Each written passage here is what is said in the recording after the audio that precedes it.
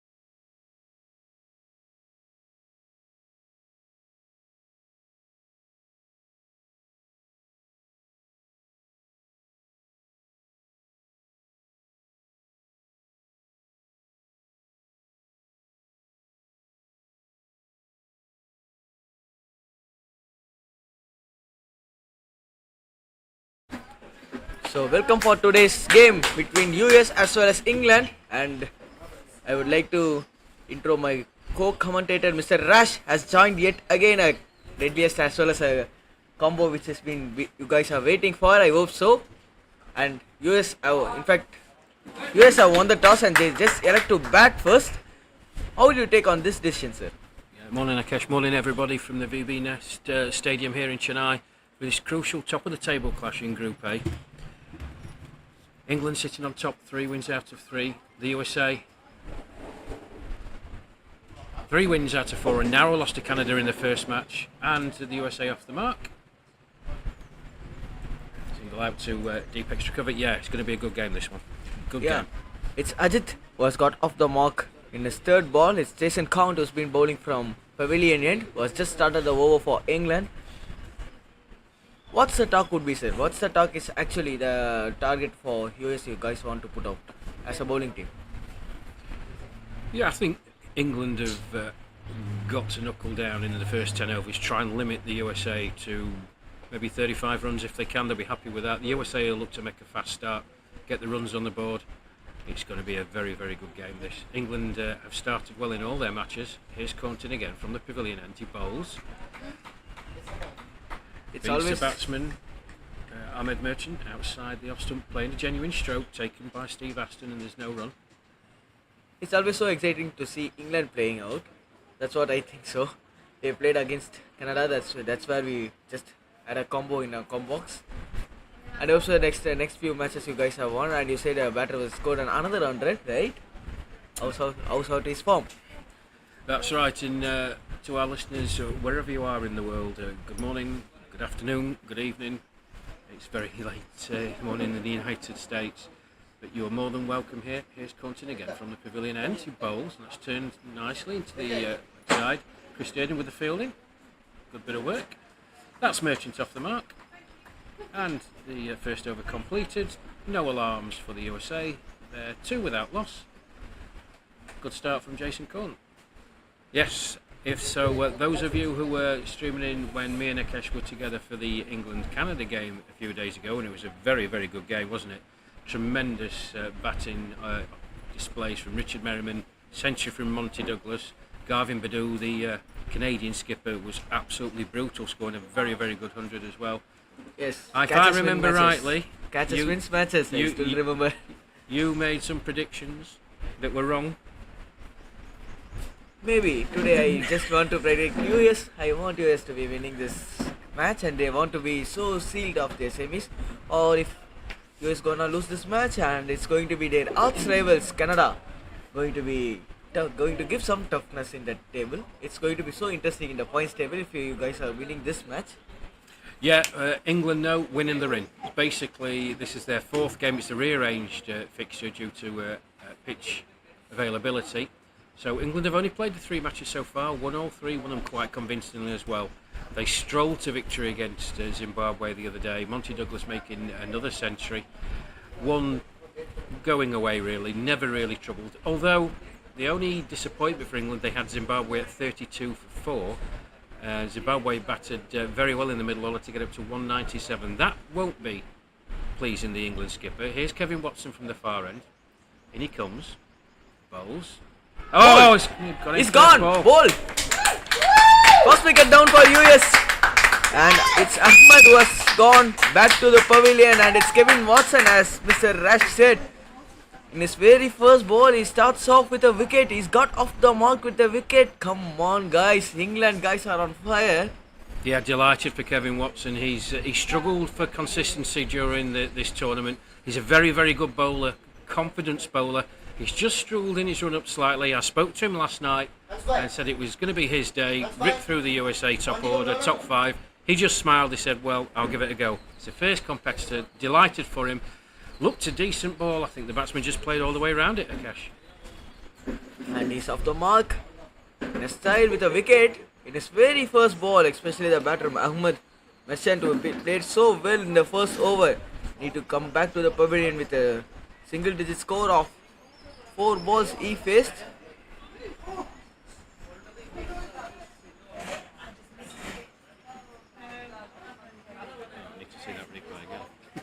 How do you do that?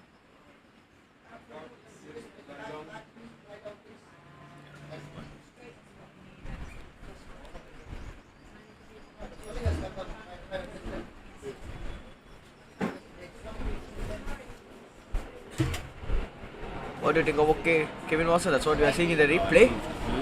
It came back in, right? You miss a hit from Kevin Watson. Yeah, just looking on the replay, apologies if there's a couple of technical issues here, but that was a beautiful delivery. Started just on middle stump, nipped back, and it was through the batsman, hit between middle and leg stump. Beautiful delivery, yeah, definitely moved. Just you can see that. In fact, got something in his pads too, I hope so. A flick of his pads and that just hits the sticks. That deflected the ball still more. And somehow US has lost their first, and it's first one drawn. The first blood drawn for US by England team. It's Kevin Watson, the one who has got the first wicket of his first ball. Here comes Kevin Watson for second, beautifully defended out by the new batter who just came in, Chandrakant. The one who just came in at the one down. Yeah, it's always a precarious position to bat number 3. CK Barlingay. We've been sitting in the pavilion thinking his colleagues were going to get him off to a good start. Not so. Here's Watson in again. That's another good delivery. Genuine play there. I would say a genuine face, sir. A genuine face, right? I repeat, these guys are over 60, so still they could be able to provide some quality around.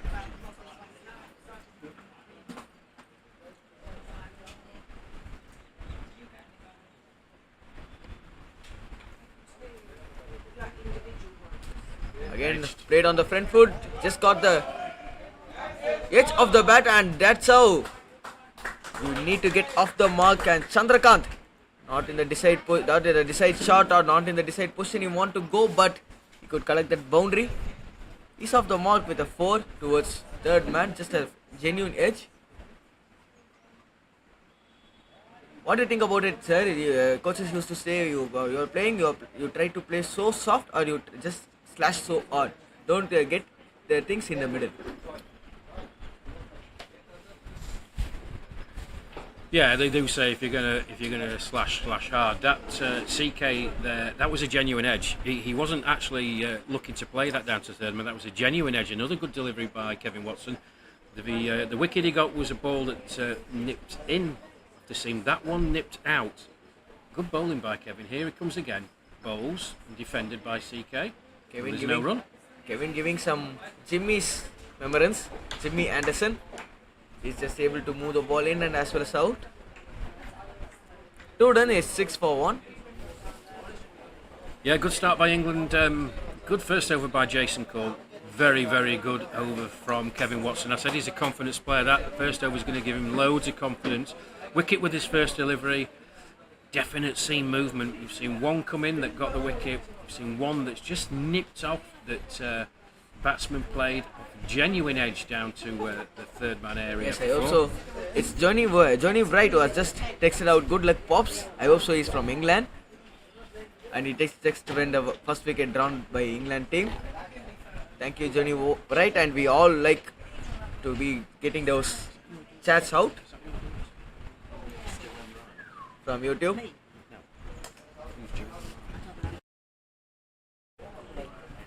I also from US as well as from England, even from overall from India, they just watch this match because only match we are for today we have only match going to be happening here in the ground. Try to flick the ball out straight away on the pads for a dot ball.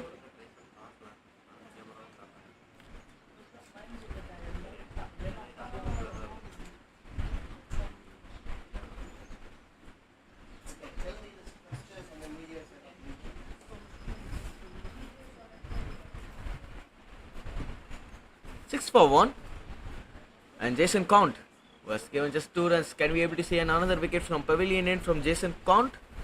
A good facey bowler, a good skiddy bowler. Yeah, he's bowled very well this tournament, Jason. Exemplified by a superb spell against Zimbabwe. He got 2 wickets, could have got a lot more, but his line and length was tremendous. He will have looked at Kevin Watson's first delivery, he'll be licking his lips. Jason Cohen, he's got a very, very good cutter. It's except if he's a big man, comes in. So wherever you are in the world, we'd love to have your comments. Myself and Nikesh, please tell us what you think about today's game, the score predictions. That's a ball down the leg side and it's signalled a wide by the umpire. Yes, it's been gliding to left side, looking to bowl to 6 line. I hope so he will be just controlling it, just bowling it outside out. All my comments for today's matches is going to be so good, sir. The team has just been clashing. His top two teams from the group has been clashing out, and they know they need to any one team need to win this match so that they don't want Australia in the semis, right? Well, you say that, Akesh, but Australia suffered a defeat yesterday, so it's made the group be very, very interesting indeed. It's all going to go down to the last round of matches. I think the last round for Australia, I think they're playing India. Yeah, they got all out for 2-2. India defeated Australia, what? I just haven't checked it. No. I think the last game in the group is India versus Australia. Oh, okay. You're just interesting now. Okay, I thought yesterday's match played by India against Australia. I just saw Australia got all out in the first innings for 2-2. I haven't checked yet. Yeah, shock defeat. And there has been some close games in this tournament. You can't take any game for granted. England have made a great start here. 3 overs gone, 8 for 1. Kevin Watson striking in his first What's your over. take on US? US been top 2, right? And they have been an associate nations, and they have been here at the top 2. What's your take on them? Yeah, very much like Canada, and we spoke about it the other day, didn't we, when we watched the England-Canada game. Canada have come a long way, bearing in mind that England played them in Canada last August, got them all out for 78. Canada scored 260. They've made great progress. The USA are making the same progress. I think it's helping that cricket in the USA is taking off. They're obviously hosting, along with Canada and the West Indies, the T20 World Cup later on this year. They've got such a big player pool to choose from if cricket takes off. But apart from the narrow defeat to Canada in their first match, they would be sitting top of the group. Here's Watson in again from the far end. It's going to be an important game, right? For the team, just I said minutes before, you guys are going to face Australia, or a team which is going to be getting defeated today, going to face Australia in the semis. Definitely, both US and England are the favourites are to be there in the semis. So if US have lost this match, there's a slight edge over Canada than US. Of course, they're arch rivals. Excellent keeping from the wicket keeper. Yeah, that's a good take. There comes Mr. Watson from far end. What's your take on this? If US going to lose this match, there's going to be a tough competition between their arch rivals Canada and them. Yeah, I've come to that. Here's Watson in again from the far end. CK Barlingham just played around that, hits the pad, there's no run. Yeah, it's going to be interesting. The USA will be aware that this is do or die for them, really. They really do need the victory. England need the victory for other reasons. They win, they know that nobody can catch them at the top of Group A, and they go straight to the semi-finals. Here's Watson in again from the far end. That's played. Jabbed out onto the outside. There's no run. At the cost, I just...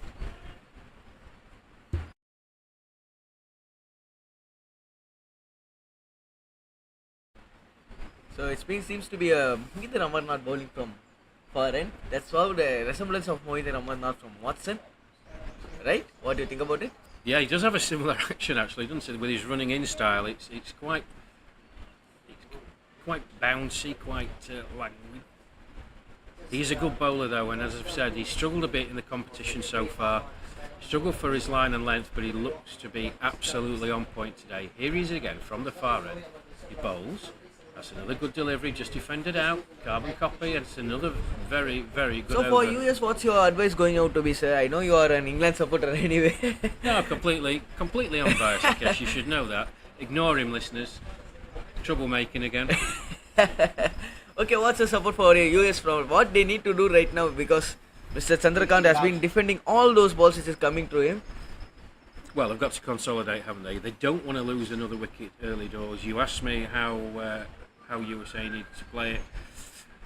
I said England would be happy if the USA were sitting on about 35 after the first 10 overs. Well, England have got the early breakthrough, 9 for 1 after 4 overs.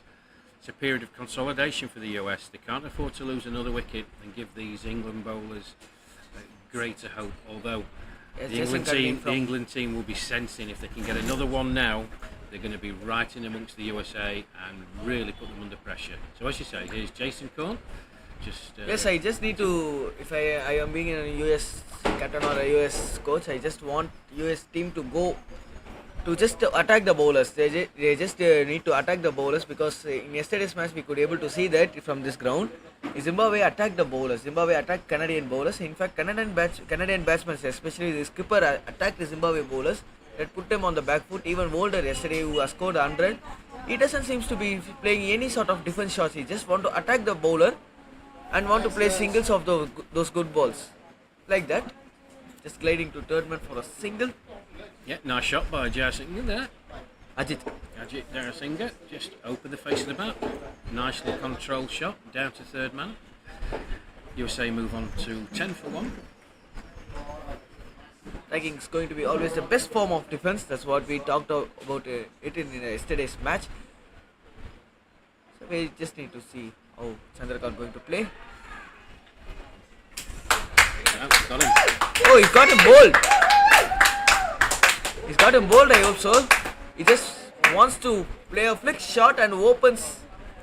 In fact, the leg stick seems to be visible. It just triggered a lot. Came outside off and just wants to flick the ball which is on the leg stick. That just clips the leg stick and he's gone. Chandrakant has lost his wicket for 4. The only boundary has got to third man, which has been glided by him, and he's going back to the pavilion. It's 10 for 2.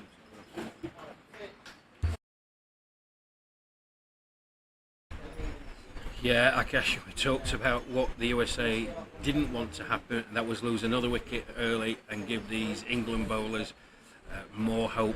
Well, Jason Korn strikes. Batsman, we're just looking on the replay, looking to play it down the leg side. He's actually bowled him round his legs and it's hit leg stump. Did you over triggered? Yeah, he just moved across the touch, but I thought the ball was on the leg stump. He was just looking to work its way towards square leg. He just played right across it. The ball's carried on its line. It hasn't moved. Again, and there you go. Leg stump gone. Again, you miss a hit, right? From a bowler. Correct. Yeah, absolutely. I think, in fairness to the batsman, he thought that ball was going to drift a bit further down the leg side, which is why he moved across to just open up his body. But having said that, the ball just held its line. He played across it. Leg stump gone. USA in trouble. 10 for 2. 4.2 overs gone. England will be absolutely delighted with this start. England are just continuing their form in the tournament.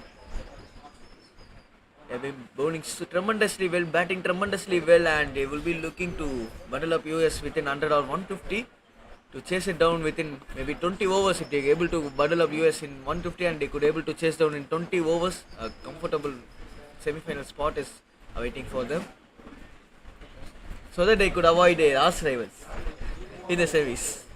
Well, it's not cut and dried. Obviously, we've said before, if England win, they go top of the group. Nobody can catch them. They have basically a free hit against South Africa on Monday. Not that that's going to be an easy game. I think England would like to go through the group stages undefeated. Nothing is better than going through the tournament group stages undefeated. It gives a lot of confidence. So the new batsman in, Javika Weerasinghe. Jiva, the one who just came back in. Jiva Weerasinghe.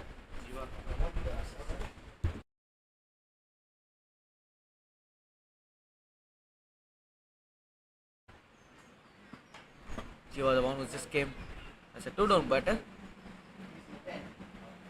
And now I repeat the same question. As a US team, as a US coach, what your advice? Still, I would say just attack those loose balls. Even if you can see the previous ball, if the ball was just driving down the legs, if you just try to attack and if he loses his wicket, it's been okay. He just tried to play a defensive shot that made him cost his wicket. Yeah, it's okay saying attack, but we're only just over the halfway point to the 4th over and the USA are 2 down. You know, attack is the best form of defence. I get what you're saying, but they aren't getting many bad balls to hit. The England bowlers have been absolutely spot on. Cornton again, an example of that. Nothing that Weerasinghe could do, but play a lovely forward defensive shot. End of 5, it's 10 for 2. And I would like to ask this. this is actually what Rishabh Pant used to do, right? This is what Brendan McCullum used to do. Even the wickets are down, they just come down the track and they just simply play out the shots. So that's what I am just asking about. Rishabh Pant used to be a middle order batter and he used to be coming. And you guys definitely remember this, right? In 2018, he just reverse lapped the great bowler Jimmy Anderson in a second new ball.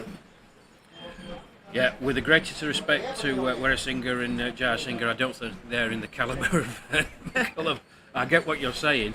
I think it's a period of consolidation now. You know, there's a long way to go. England were in this position the other day against Zimbabwe. They had Zimbabwe at 32 for 4, thinking they were going to just roll through the lower middle order. Here's Kevin Watson from the far end. In he comes, he bowls. That's another good delivery. Again, down the leg, trying to flick it out. Just caught him on the pads. A down ball to start for Watson. Yeah, England were mindful. They didn't take their opportunities when they had Zimbabwe on the ropes the other day. They'll be looking to absolutely rip through this top order of the USA and put them under immense pressure. Here's Watson in again. I think Zimbabwe has a plan. In fact, yes, Zimbabwe has a plan. Like they do have a strong middle order as well as a good top order. Just I could able to see in the last match, which I was commenting. They just doesn't have that lower middle order was not so good, but so that's how they just got that 197. I hope so. Right, here's Watson in again. Bowls. It's outside the off stump. This pitch start to be skidding off. What's your thinking on this? Yeah, he's got a skiddy action. His action is skiddy, but he's been on point. And I said he's a confidence player. You can just see on the replay here, he's just rolling his fingers across the ball. A resemblance of Mohindra Amarnath action. I repeat. A type of Kapil Dev as well as a Mohindra Amarnath, both of them. This time a bit of shot, a width has been given, an excellent shot towards point. Good fielding.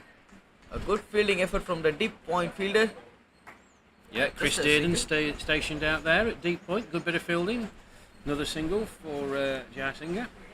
USA move on to 11 for the loss of 2 wickets. With 2 more balls to go in the 6th. And also Mr. Rashid as well as Mr. England, overall England team will be trying to bundle up US within 150 as I said, and they just try to chase it as quick as possible. They do have good batters. And I just want US somehow to win this match to make this tournament still interesting. Not a bias, but just always a good competition between the commentators would be so good, just like in the tournament.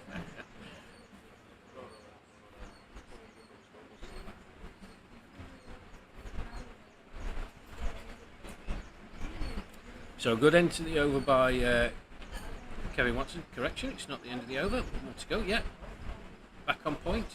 No, it's been it is the end of the over. What am I talking about? Get a new commentator. Yeah, good over from Watson again. He's been very, very good. 6 done, it's 11 for 2. Yeah, the England bowlers giving absolutely nothing away. Line and length. Just the odd delivery that was a bit wide, but excellent field placings again by the England skipper, Richard Merriman. We've talked about that in the Canada game, Akash, didn't we? How good the England fielding was. The Canadians, although they were crashing the ball to the boundary, they played a lot of shots that went straight to the fielders. Very interesting field. We talked about it, didn't we? It was a 6-3 field. We were wondering why that was, but it's obviously the bowlers have been told to bowl a certain line and length and bowl to the field. We questioned it, but what do we know? That's why we're here, and that's why they're out on the field representing their country in a World Cup. Yes. Of course, captain has his plan, and it's been an excellent bowling effort from the England against Canadians.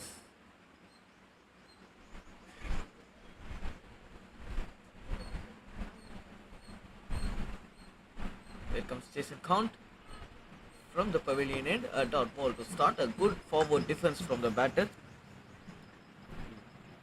Ajit Jayasinghe. So it's going to be so much interesting this match. How it's between England as well as US. Top 2 clash of the tournament. That's an excellent fielding effort. This is what Mr. Rashid has been talking about. England do have excellent fielders out there. Especially I remember the catch which has been taken by both the fielders. One is at a deep in wicket as well as one by the bowler himself, a leggy.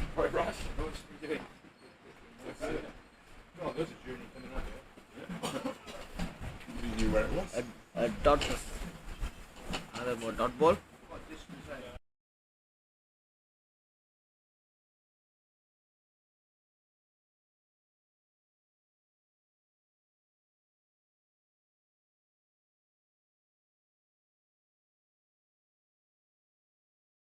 An excellent shot again. An excellent fielding effort from the wicket fielder. I hope so. Rashid will be so much happier than anyone else. He just talked about this fielders just a few minutes ago, just before the start of the over. You could able to see in the replay. An excellent stop again. One in the point, now one in the deep, one in the mid wicket. Yeah, brilliant bit of fielding. The ball by the previous ball, by JB John Butterworth. He's a very, very good fielder, very sprightly. Wearing number 3 on his back, stationed at mid wicket. Another good over so far from Jason Cody. He's giving absolutely nothing away. The last ball, and he hasn't given any runs still yet. Finish off with a maiden, I hope so. 12 for 2 after 7.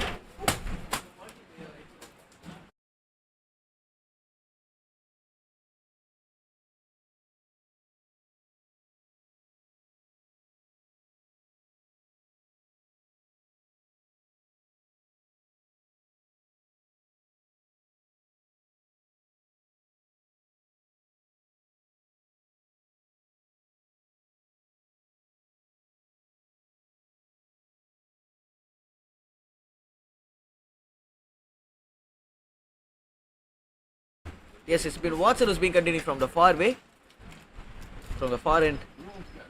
And Jiva who just didn't get off the mark. He has played 9 balls, 9 dot balls for him. And on the other end, Ajit is just holding up his wicket too. It's 7 done, 12 for 2.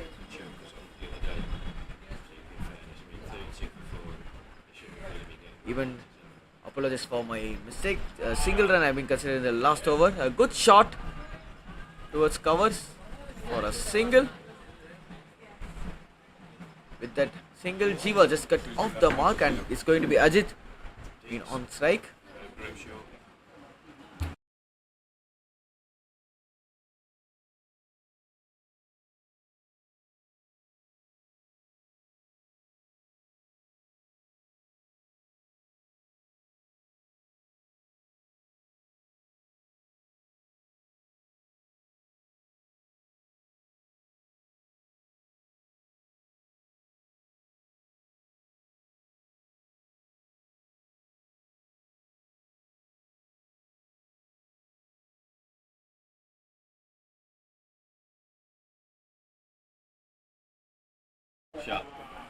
Flick through square leg.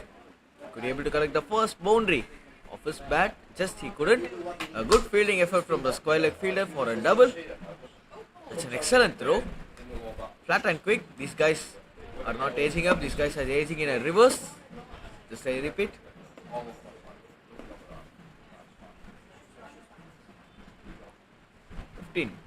Fifteen for 2 in 7.3. We are in the midway of the 8th over. US just start to get their bat up. They just want to play out some good balls. No runs being offered, right, sir?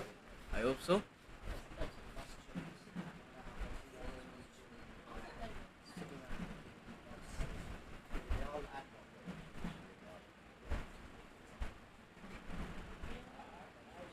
A rare loose ball from Watson, just striving on off. Called a wide by the umpire, and a run being taken in a base.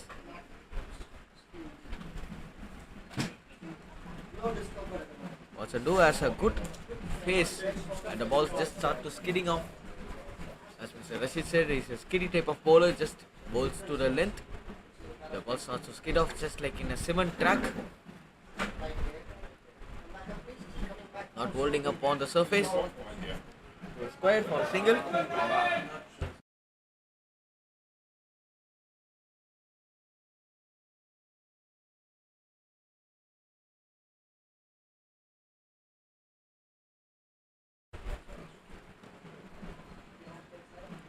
Last ball of the 8th. US are at 18 for 2 in the 7.5, the last ball of the 8th. A dot ball to finish off the 8th one. It's 18 for 2, and Watson and Jason has been bowling so well, right? In the 4 overs, Watson has given 12 runs, which is in the 12 runs, 2 runs being costed because of a wide, and Jason just given 6 runs for a wicket, both of them. Yep. Miserly from the England opening duo, Jason Corn, steady bowler, very dependable. His skipper will be delighted.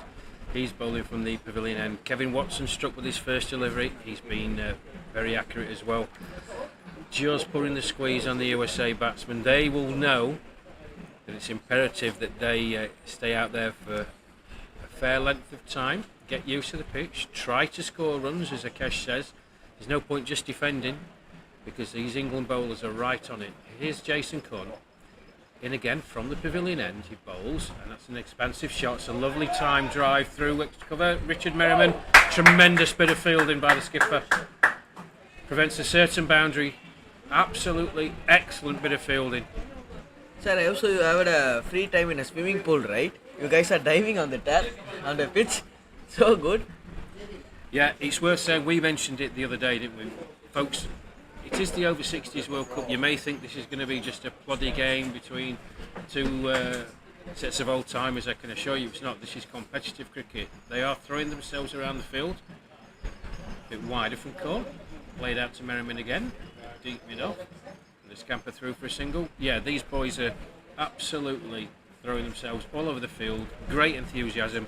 And as we said the other day, great example to people half their age about what you can do when you've got the right mindset, when you love the game of cricket and you want to perform at a high level. And these boys are certainly performing at a high level. Yes, as Mr. Rashid said, you guys need to have a good mindset. That is what all important. You cannot say in a 20 years age, in a 30 years age, you cannot dive, you cannot just reflect off your bodies. Any youngsters have been watching this all around the world, just learn from these guys. Learn from the folks. That's a definite boundary. That's been an excellent save. To be true again towards covers this time around.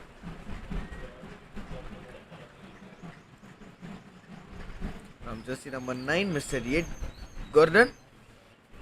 Yeah, Ed Gordon-Lennox. He's already had 2 run-outs in the tournament so far. Tremendous fielder. Really does put himself about. Here's Cornton again. Bowls full of delivery. That's expansive shot. That's gone down. Finally, one aggressive shot from the US batter. He could able to get a boundary through mid-on. A big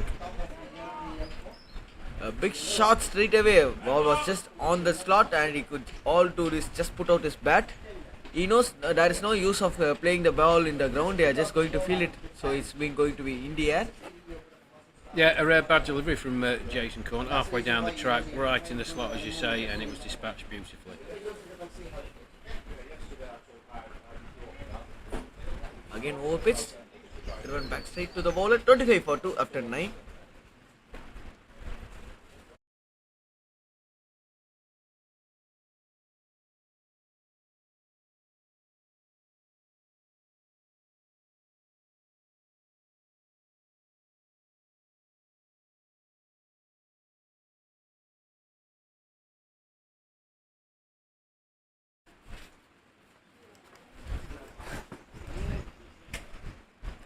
So 9 overs gone.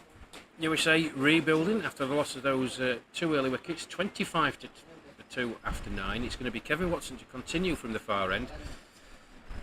4 overs, 1 for 12 so far for Kevin.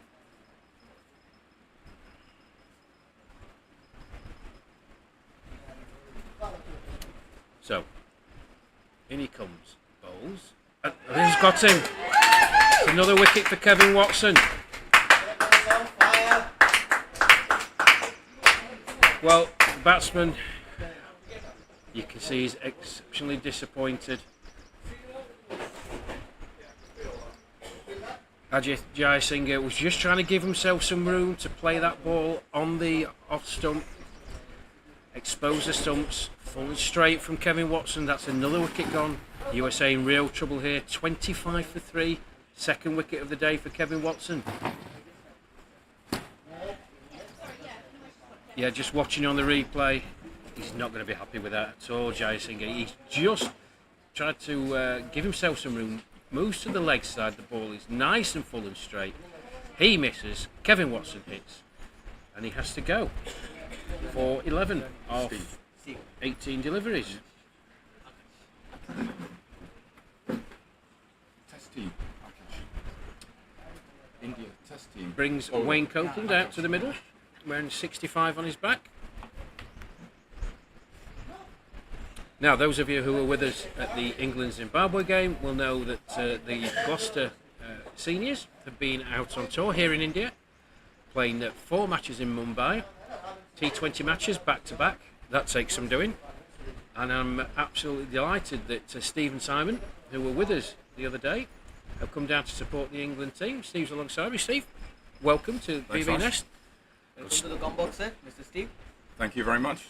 Pleasure to be here. Great start by England. Yeah, we missed the first few overs. Long rickshaw ride down from central Chennai and a number of stops along the way. But so got here eventually. So yeah, nice ground, lovely to be here. Great start from England.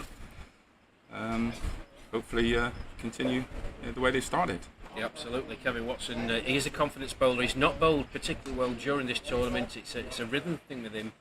He just hasn't sort of found his rhythm. I mentioned earlier in the commentary, I spoke to him at length last night when I found out that he was going to be in the team, and I said, it's going to be your day, Kev. Rip through the top 5 and you'll be right as rain.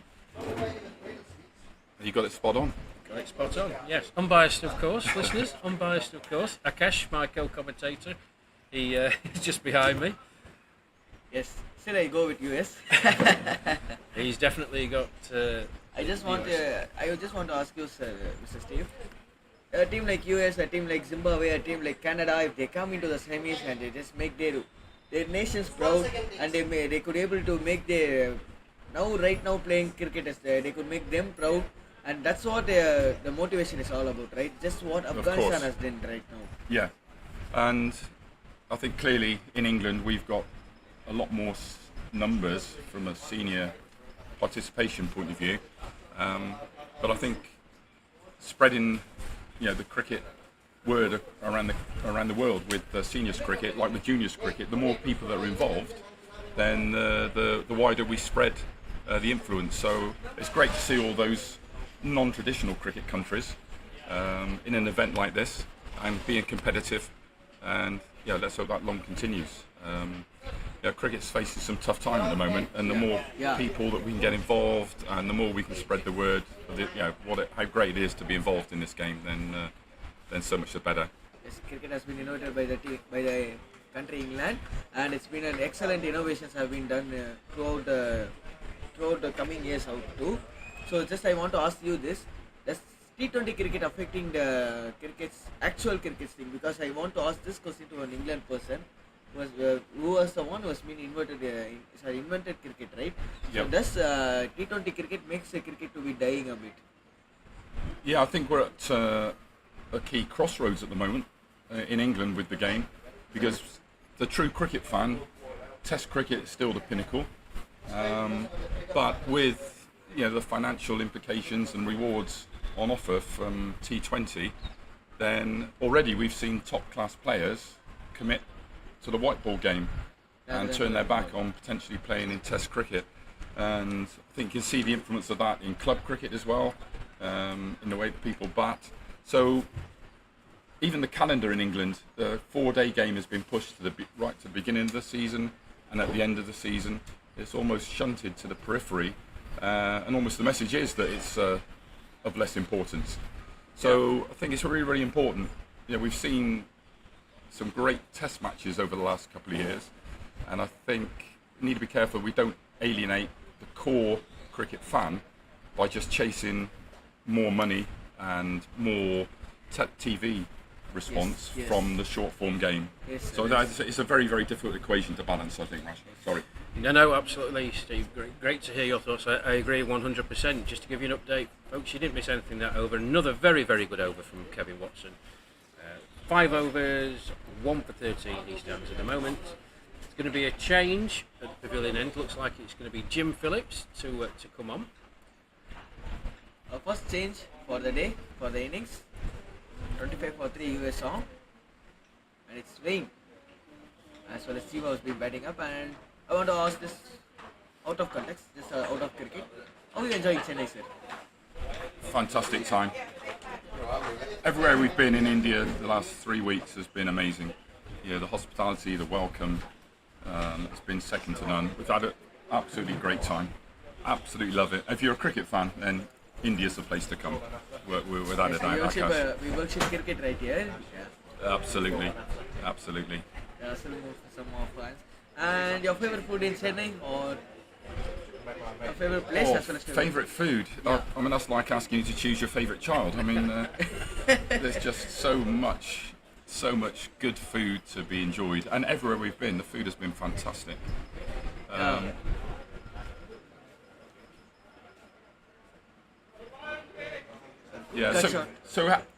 Asking you the question in reverse, then, Akash, how is the IPL affecting the view of youngsters to cricket in India? Yeah, I will be saying IPL actually affecting the things which has been done in cricket because guys will just want the IPL contract, but they just don't want some Ranjis. They just don't want to play out those Ranjis. So it just start to affect the things, and we even have some excellent good players who are not actually played IPL much. You even in offline combox, you just.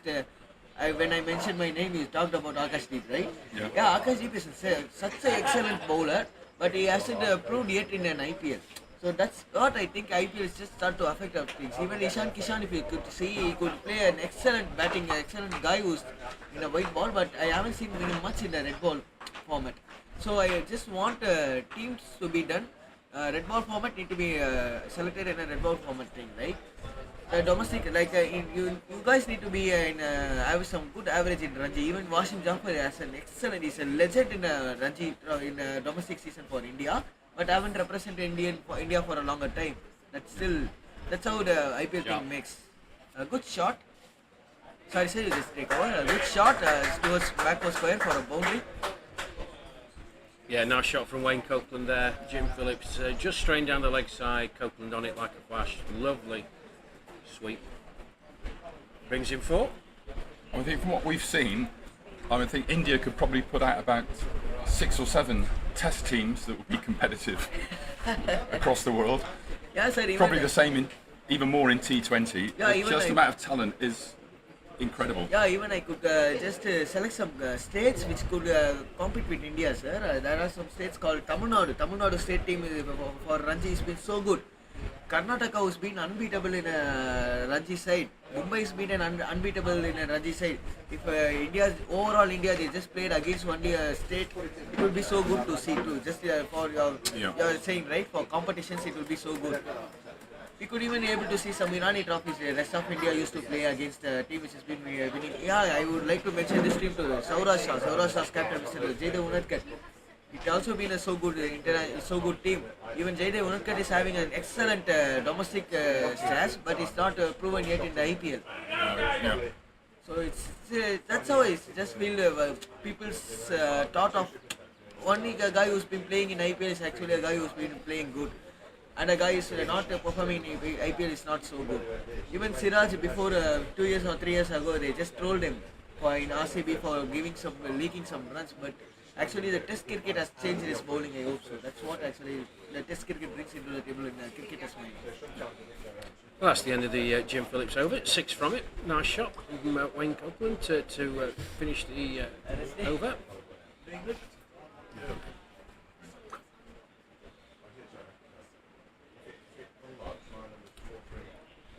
I will be coming back to this tournament and this match. How's your tournament still for now? Sorry, say again? How's your tournament been going? Yeah, well, we've toured round, we've seen some of the sites. We're only in Chennai we leave again today, so we just came down to watch the 2 England games. But we've had a fantastic time. A shame we can't stay. It looks as though England are going to progress and go deep into the tournament. But unfortunately, we've got to go home at some point. So I would like to ask this question as a final one. Whom do you want in the semis? Your arch rivals? Oh, Aussies? I don't think you can take any pick. Just whoever turns up. I think England have got to be confident of winning the game with the side they've got. They've got strength in depth. Simon went to watch a little bit of the West Indies Australia yesterday, and he was impressed with the Australian fielding. Not so much the West Indies fielding, but he said they had one very, very good batsman that won the game for them. So, yeah, there's a couple of strong sides there. And I think we all know, don't we? At cricket on the day, one person can win a game for you. Somebody gets a big 100, somebody takes 5 wickets, then that makes a massive difference. So I'm just hoping England have got enough big time players that one of them comes off and wins the game. Yeah, Rash, what are your views on that? Yeah, well said. I think it's spot on. Yeah, England will be confident. Okay, hopefully they're on track to win this game. Finished off the group. They know that they win the group into the semi-finals with a game to spare. That will have been the objective right from the start.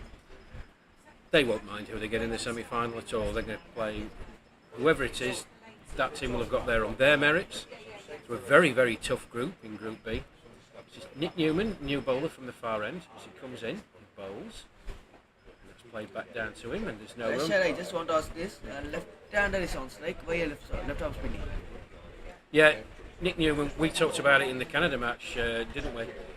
He's a very, very good bowler. Varies his flight, varies his pace. I don't think he'll mind bowling to the left-hander at all. As I say, that he drops it a bit short.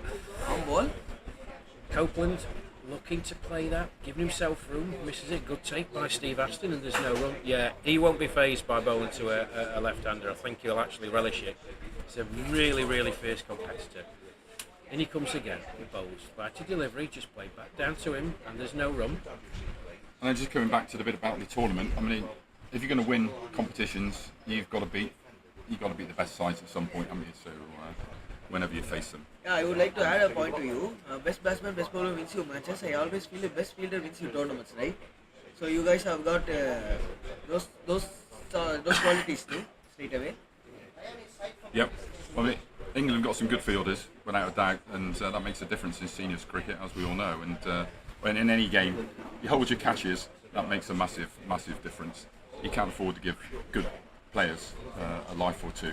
And having said that, Akesh, myself and we were at the Canada game the other day commentating. We saw 2 absolutely blinding catches. The first, caught and bowl from Marcus Young, nearly 70 years old, going the wrong way after delivering the ball, stopping, sticking his hand out, and the ball stuck as we just break off for Phillips.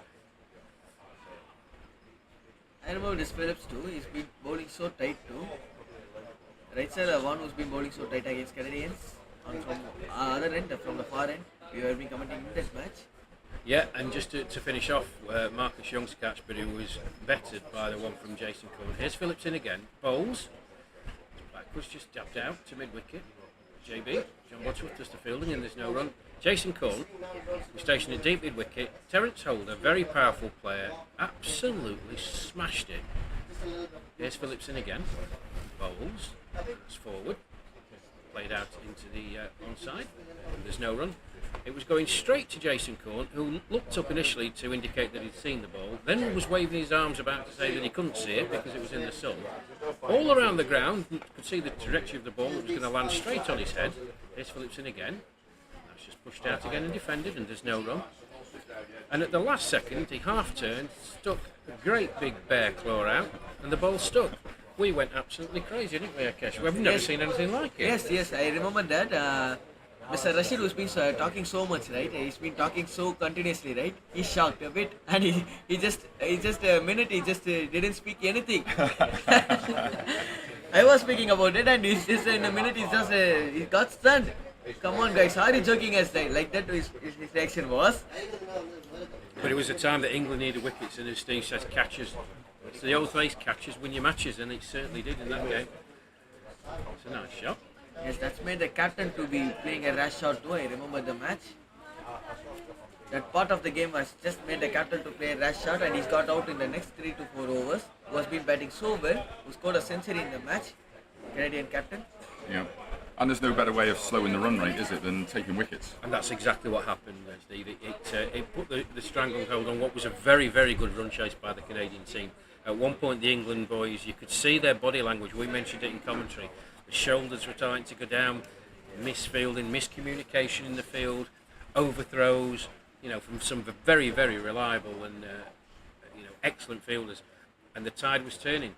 Those 2 catches just changed the whole frame of the match, the whole momentum. The Canadian team, valiant run chase, chasing 319 to get up to 260, having been bowled out for 78 the last time the 2 teams met over in Canada. So they're improving. We mentioned the growth of cricket around the world. The USA have been fantastic in this tournament, narrowly losing their first game to Canada by 1 wicket, winning their remaining 3. So, you know, you've got to go out there and do it. And as you said, Steve, all it takes is for this USA pair to get settled, start scoring freely, put the pressure back on England.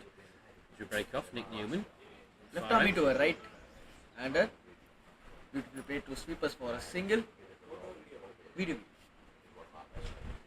And sir, Mr. Steve, I just want to ask you this. How do you feel about I will come back to this. County or an 100? The county.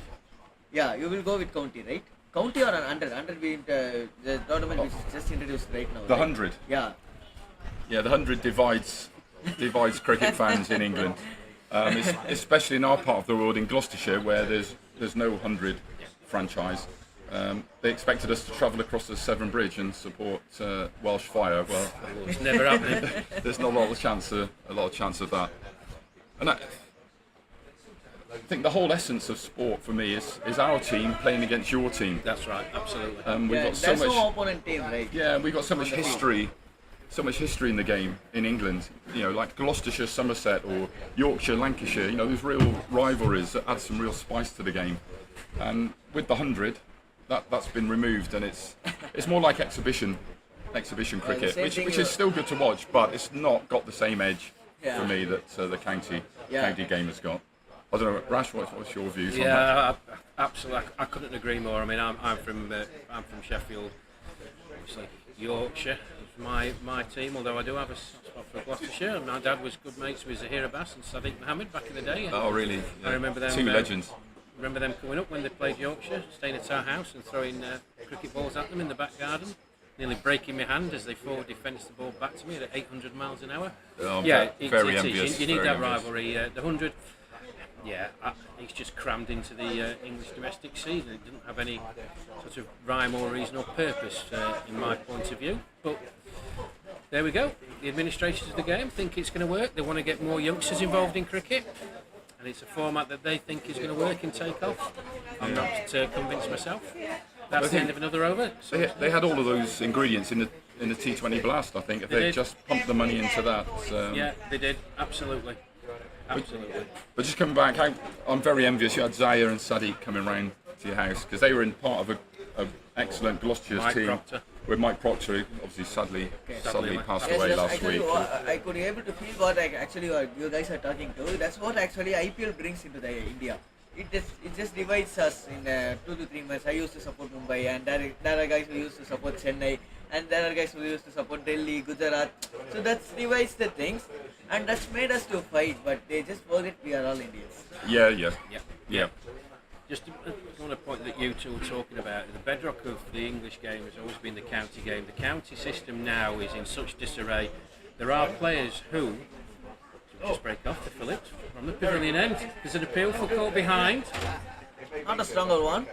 This bowler appealed for it. Not a stronger one from the keeper. Umpire turned down the decision. Confident appeal. We're one away here in the pavilion area. Couldn't really hear a sound. Steve Aston, the keeper, he was convinced, as was the bowler Jim Phillips, but the umpire, unmoved. Yeah, the county system in England, they tinker with it all the time, but there's many county players who now, because of the advent of franchise cricket around the globe, they're not going to be playing for their county, but they're talented people. They're getting contracts to play all around the world. The Pakistani league is on at the moment. Jason Roy, I saw, was playing the other day. You know, talented cricketers can now, rather than have their careers based 4 or 5 months in the English summer, which is hit and miss at the best of times, can now play all year round if they want to and get paid handsomely for it. I see personally no problem with them doing that, but it's at the risk of the purest form of the game, i.e. Test cricket, players not wanting to do it. The purest form for me is Test. That's what it is. It's a 5-day test. Yeah, agreed. T20. A test cricket is a test cricket, right? It used to test the patience of the batters as well as bowlers as well as fielders. But also 4-day county cricket now, none of the top players are playing. As we were talking about, the era of Zaya, Proctor, Sadiq at Gloucestershire, every county team had two or three world-class players that the English county players were playing against week in, week out. Correct. You know, that was a big test for them and a great grounding. But county cricket now is second rate, really. This may be controversial. This is my own opinion, folks. So please comment and let me know. But I think, as a fan of a county, obviously Steve, you're Gloucestershire, I'm Yorkshire, I would be. So we just break up as Phillips continues from the pavilion end. That's another good delivery. Appeal from Steve Aston behind the stumps. The umpire shakes his head, nothing doing, and there's no run.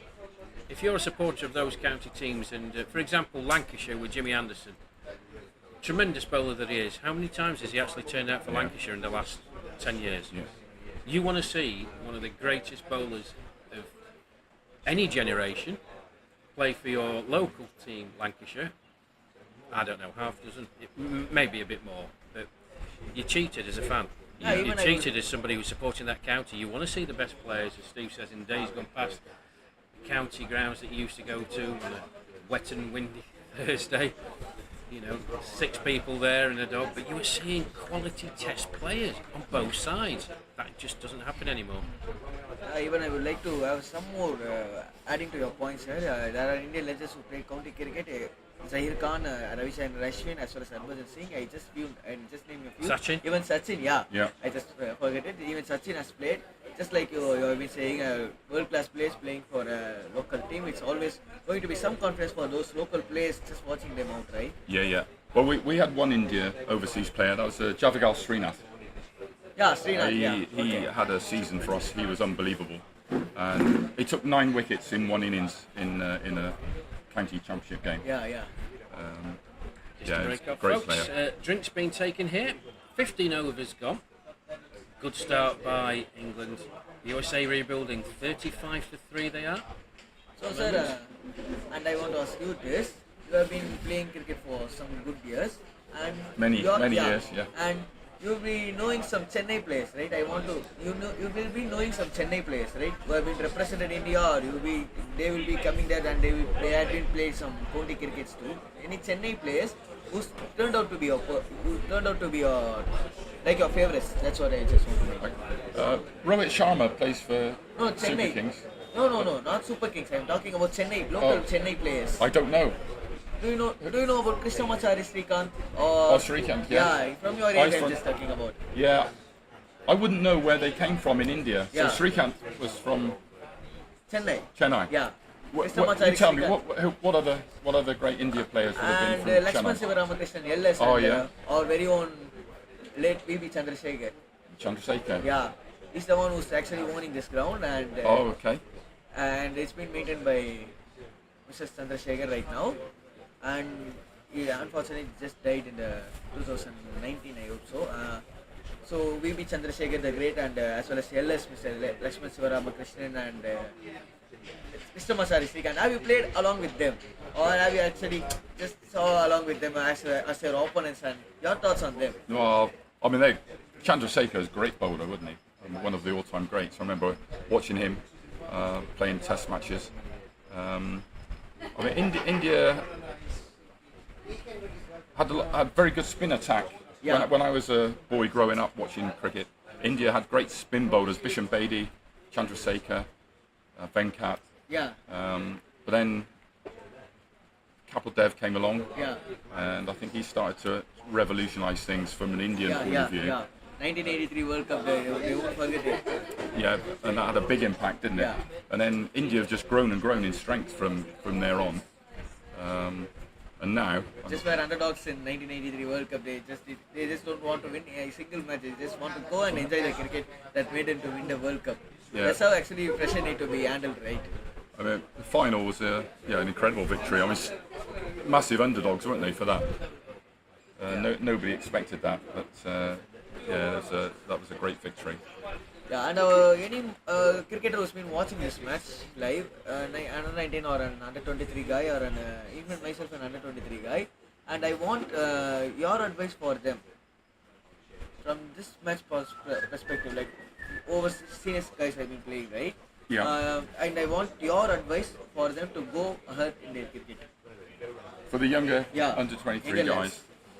Well, I think if you look across all the formats, the players who do really, really well have got a very, very solid technique. Yeah, they've got the basics right, and I think that's fundamentally what any youngster should concentrate on. I mean, apart from Bumrah, who's a bit of a freak, everybody else, the top bowlers have got great action, and the batsmen play correct shots. They hit the ball hard, but they play correct shots. Yeah. And I think that from a batting point of view, Ed, our Gloucestershire teammate who's playing for England, Ed Gordon-Lennox, his batting advice is watch, wait, whack. Play till the ball comes to on your Yeah. back. Yeah, it's good. Yeah. Direct to the ball. Yeah. Watch, wait, whack. Yeah. And I think again that's it. Watch the ball, wait, play late, and then when it's there to hit, then Any young lads who have been watching this, just don't go hard to the ball. Just make the ball to come and hit the bat. That's what he's talking about, Mr. Yeah. And you see all the top players, they just seem to have so much more time, don't they? Yes. They have so much more time to play the ball because they're Even well balanced, watching the ball. Yeah, even I would like to name a modern day great. Rohit Sharma used to play so late. He just make the ball to come on the bat and he just play the shots. That makes him so great too, right? Yeah. And you watched Joe Root yesterday. Yeah, Joe Root. Again, back to how Joe Root should have been playing in every single Test match. You know, I don't think any of us are sure why he was messing about. That was what why Joe Root was a great player. Yeah, even Steven Smith used to make the ball to come on the bat and he used to play. That's why he's been such a great player in Test format as well as in ODI format. I'm Yeah. not talking about definitely the shorter formats of the game. And I think the other thing is playing every ball on its merits. Yeah. Yeah, Don't I'm go playing. for I'm loose playing the shots. situation. What's required at that particular time, and not that's the way I play sort of attitude because the Yeah. team might need something different from you. Yeah. Thank you, sir. Thank you. Steve, Okay. Thank you ever Yeah. so Thank- much for your Akash. time. Yes. Nice Thank- meeting you. Great sir. to chat. Yeah. Always a pleasure, Ash. Yeah. Thanks. Hopefully Simon, we'll Thanks be for safe having me. journey home meeting and later in the day. best wishes to everyone back home listening to Steve and Simon. We wish them a safe journey. Thank you. And we'll hopefully catch up with you in the summer sometime. Yes, when you're around. absolutely. Akash, pleasure. Good study. Thank you. Right, great insights there, great comments from Steve from the Gloucester over 50s who've been touring India. They've played 4 T20 matches against younger opposition, back to back in Mumbai, and they've very graciously come down here to Chennai to support the England boys. So, drinks have been taken. USA 35 for 3 after 15 overs. Great start by England. Jason Cole and Kevin Watson right on point. Currently operating from the pavilion end is Jim Phillips. It's both 3 overs, 1 maiden, no wicket for 7. Ably supported by his partner at the other end, Nick Newman. 3 overs, 1 maiden, no wicket for 3. England will look to push on after this drinks interval, try and get another couple of wickets, ramp the pressure up on the USA team who are in rebuilding mode. A couple of shots by the USA batsmen that they'll probably look back on and reflect they could have possibly done a bit better. But let's take nothing away from the England attack. It's been miserly right from the start. The 2 opening bowlers, Jason Corns and Kevin Watson.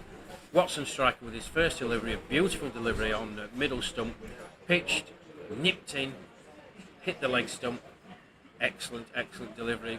And the pitch looks a good one, offering a bit of assistance to the bowlers, but it also looks a very true pitch.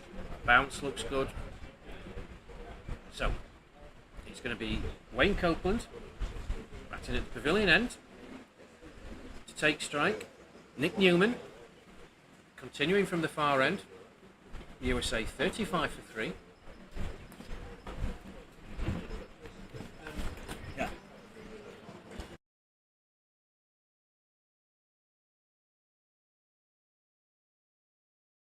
Yeah. Lefty is back into the attack. Left arm spinny. Nick Newman. 35 for 3. What's your take on this, sir? In the first innings break completely to England. I would say it's 75-25 right now towards England. Ooh, I would put it a bit higher. I'd probably say No, I 80, just said 80-20 in England's favour. I mentioned at the start England would have been delighted to restrict USA to the score of 35 after 10 overs. Well, that single has just brought them to 36 off 15.2. So I think it's heavily weighted in England's favour at this moment in time. That ball keeps a bit The low. pass through batter as well as the keeper. I hope so. It just got a nick or what? Let's wait and check the umpire's signal. And a double has been run. An excellent running between the wickets. Well, again, happened to me again. Commentator's curse. I was just saying how true this pitch was playing, and that one didn't bounce at all. No, sir, I won't say the pitch has been playing through because for the past 2 days, straight away we are playing on this pitch, right? So it's going to be a low bounce, and I hope so. This is going to be the overall match for the overall match. It's been skidding out so well. That's what I talked about when Watson has been bowling. No, the ball just start to skid out a lot. Going to offer some turns too when the ball is going to go old.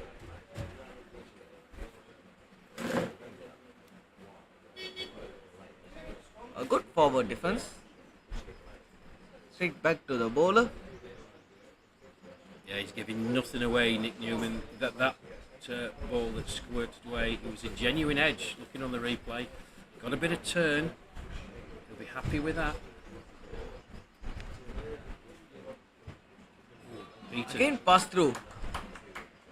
The Nick Newman finished the over with a dot. It's 38 for 3 after 16. Yeah, good final delivery that by Nick Newman. We're just watching it here on the replay. Pitched. Yeah, nicely done. That'll give him some confidence. He's finished his fourth over. Bowling well in tandem with Jim Phillips. Putting the squeeze on the USA batsman. These two spinners have brought the control back to the England team. What do you think about it, sir? Because faces, we know that this is not a new mid conditions. Definitely faces for them bowling 3 to 4 overs on the trot. It's not going to be easy. So spinners need to be on their line and length, and they need to continue out. Yeah, we could able to see that replay. A bit of turn out there, and I like to compare this new man with along with Rachin Ravindra's bowling action a bit. So, Jim Phillips to continue from the pavilion end. Wayne Copeland. Can on the strike. drinks bring out one more wicket? What's your thought? A good shot. Swept it towards deep square for a single. Yeah, Kevin Watson, number 18 out there for England. He's a tremendous boundary fielder. Will never give anything up. Enthusiastic player. Always encouraging his teammates. Always runs hard after the ball. Remember what, guys, who are watching this match live from any part of the world, all the 11 fielders out there are excellent fielders. That's why they make them to be the table topper. A crucial time, a good fielding can affect the whole game. Even if it is a 50 overs, it is a longer format, it is a shorter format, that doesn't matter. A smart and as well as a sharp catch at the important time can change the match. That's what Mr. Rashid used to say. You just said a couple of overs, a triple of overs before. What happened in the previous match against England against Canada? Lighted. A good flight. Try to flick it out. Just got him on the patch, straight to mid wicket. Yeah, Jim Phillips is very, very good at that. He looks like there's nothing going on, but he varies his flight, he varies his pace. That one, flighted delivery, tempting the batsman forward. In he comes again, he bowls flatter delivery this time, and it's played out into the offside. Nice defensive shot, and there's no run. Yeah, he's very, very good bowler, Jim Phillips. Pressure on both the ends being created by both the bowlers, Jimmy as well as from Newman. A sweep shot against a leggy, and he could be able to connect it towards backward square, and he collects his first boundary for Jiva off his bat. Score moves on to 43, the last ball of the 17th. In fact, it's the end of 17, 43 for 3.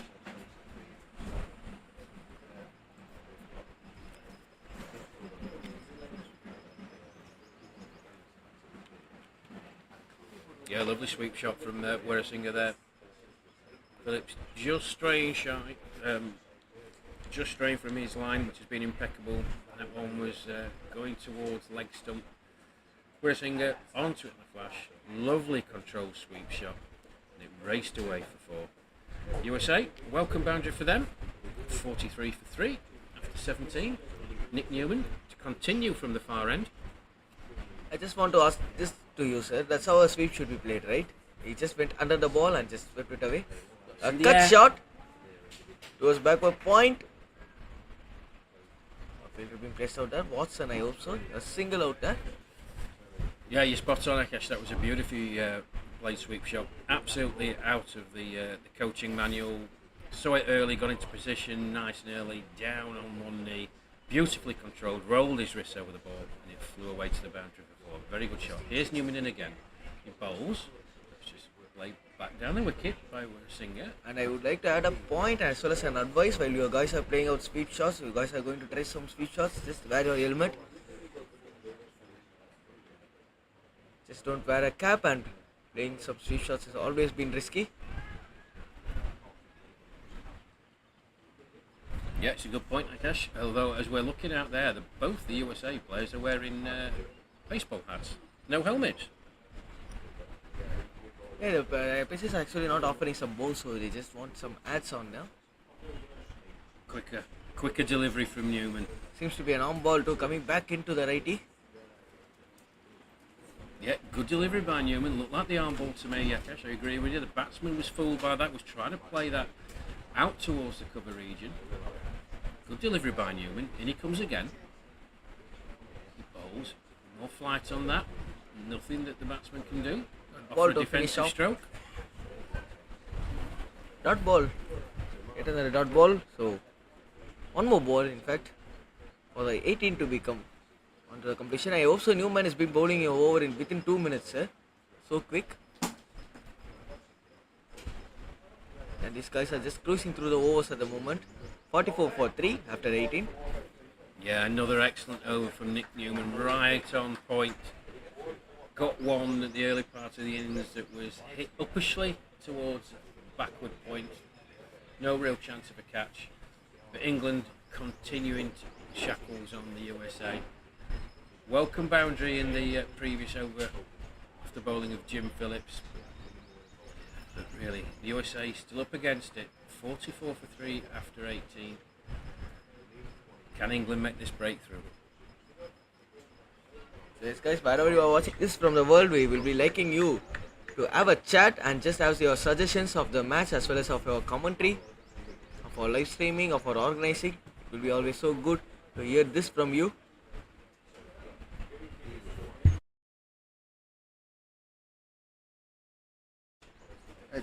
So here's Phillips, continuing from the pavilion end, fly to delivery, down the leg side, signalled the wide by the umpire. I mentioned in my previous commentaries, the umpires very, very consistent with anything that passes outside the leg side of the batsman. Duly signalled. Here's Phillips in again, bowls. That's outside the off stump. That's out. Great bit of work by Steve Aston again. He has been magnificent behind the stumps all tournament. I think that's something like his 7th stumping. Wide outside the off stump, drew a shot from the batsman.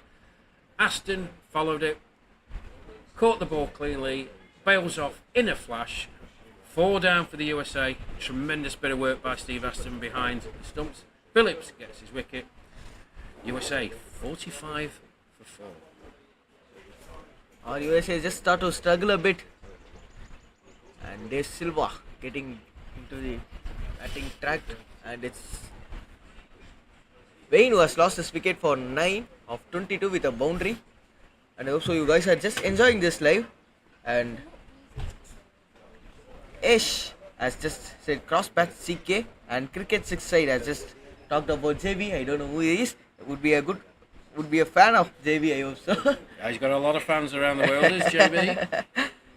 He just sent an art, a cricket emoji as well as a cup emoji. And James Fry has said, "Licorice all sorts yearly dose." I don't know what's it seems to be a proverb. Well, just going back to that last delivery, Akash, that was tremendous.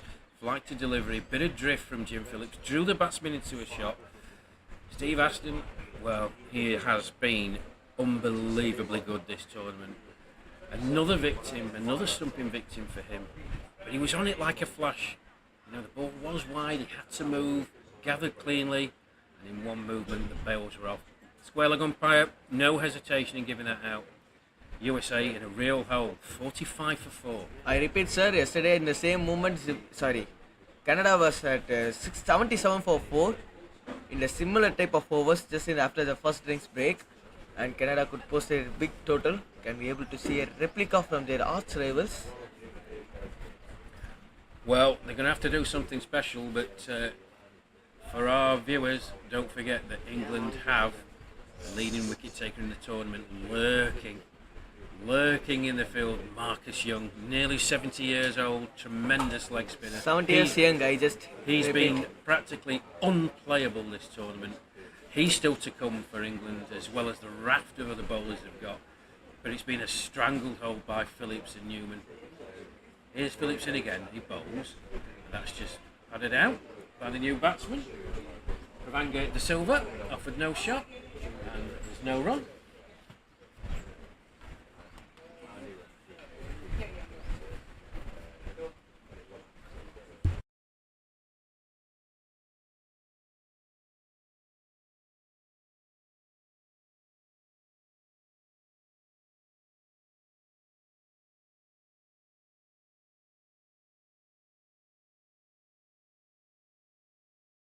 Mrs. Rashid just helping us to be getting dehydrated. So in fact rehydrated in 2 to 3 overs, just giving us some drives. A good shot, a back foot drive, a back foot punch towards long off region, and a boundary to start off for De Silva. Yeah, beautiful punch shot through the offside by Pravangate De Silva there. Richard Merriman, valiant chase by the England skipper. Couldn't get there in the end. Lovely way to get off the mark. So batter need to get off the mark, right? Absolutely, yeah, beautiful shot. Timing, just punched it, no force in it. The timing was excellent, off the back foot. This time straight on the pads. A defensive shot, that is a yank. We place at short mid. We will be receiving him soon with the ball in hand. So here's Phillips in again. He bowls fly to delivery. De Silva, watchful, plays an orthodox defensive shot. JB, John Butterworth, does the fielding, and then another good over from Jim Phillips. USA 49 for 4. 19 overs gone. Need to rebuild from here, Rakesh. They really can't afford to lose another wicket. So what's actually going to be their plan according to you, sir? They need to attack or they need to defend? I repeat this question. I have been repeating this question since the first ball of the match. They lost their wickets in the second over, or first ball of the second over. I have been repeating this question with you. Are they going to defensive? I don't think they've got any choice. The England boys are giving them absolutely nothing to hit, notwithstanding the shot from De Silva in Phillips' last over, which was a beautiful punch shot. Here's Newman in from the far end, he bowls. Wicketkeeper Steve Aston runs out to short mid to do the fielding, and there's no run. Yeah, I mean, the situation they're in, there is still plenty of overs to go. If these two get set and start playing sensible cricket and look to rotate the strike, then the USA have got a chance of posting a defendable target. As it is, here's Newman again. He bowls. That's just played back down the pitch, and there's no run. As it is, these England boys are giving them absolutely nothing. The more that the batsmen are in dot balls, the more frustration they'll get. They'll be looking at the scoreboard and knowing that they have to push on at some point. When do they do it? That's the answer. Oh, sorry, that's the question. I do have an answer for your question. It's an excellent effort. Still, he couldn't able to stop it. A single that puts the 50 runs mark for USA. 50 up for USA.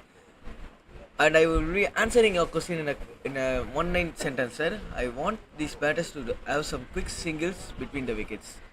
Can that make the difference so that the fielders could be still placed still closer, and in that time they could attack the balls which has been put away?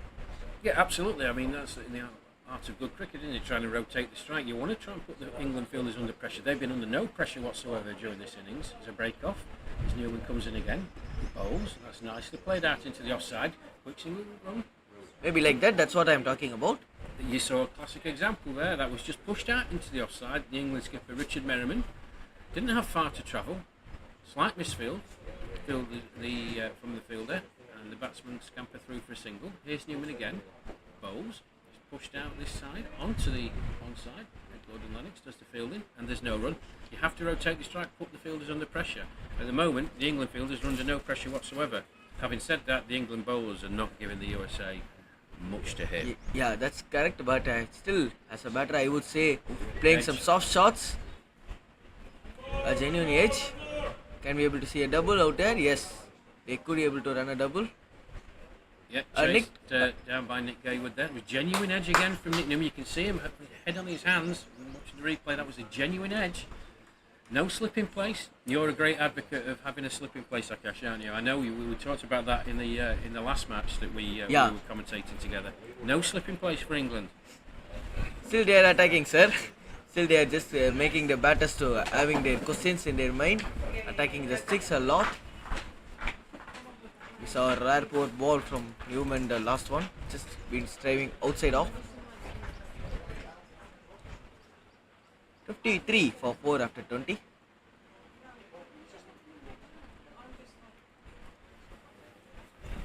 Yeah, Werasinger, he's been there for an awful long time. 55 deliveries he's faced. 19 runs he's accumulated with a couple of boundaries. Privanga Silva, recently out into the middle. He's 5 from 6 deliveries. Got off the mark with a beautiful punch drive through the offside. And it's going to be Phillips to continue from the pavilion end.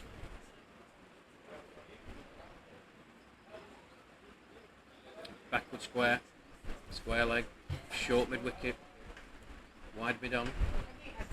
In he comes, bowls, flighty delivery, and that's turned into the leg side. Chris Dearden out there patrolling the deep mid wicket boundary, trots round, does the fielding, keeps it to 1. USA move on to 54 for 4.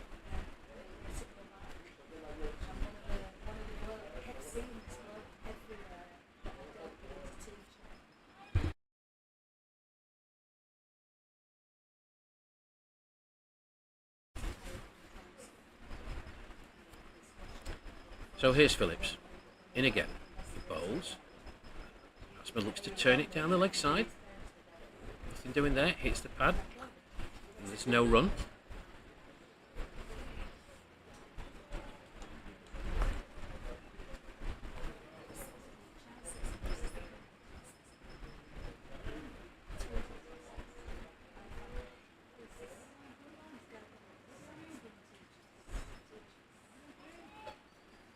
Werasinger turns that round the corner to backward square.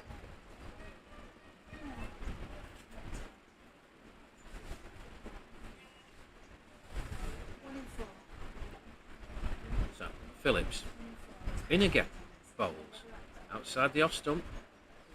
Nicely played shot. Kev Watson comes in from the extra cover region.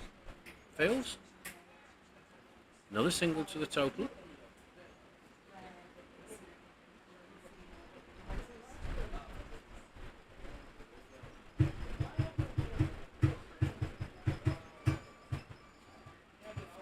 Here comes Phillips. He's in. He bowls.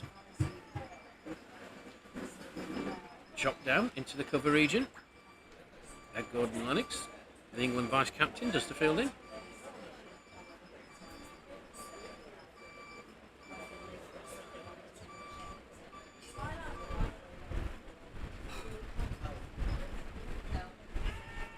Appeal for OBW.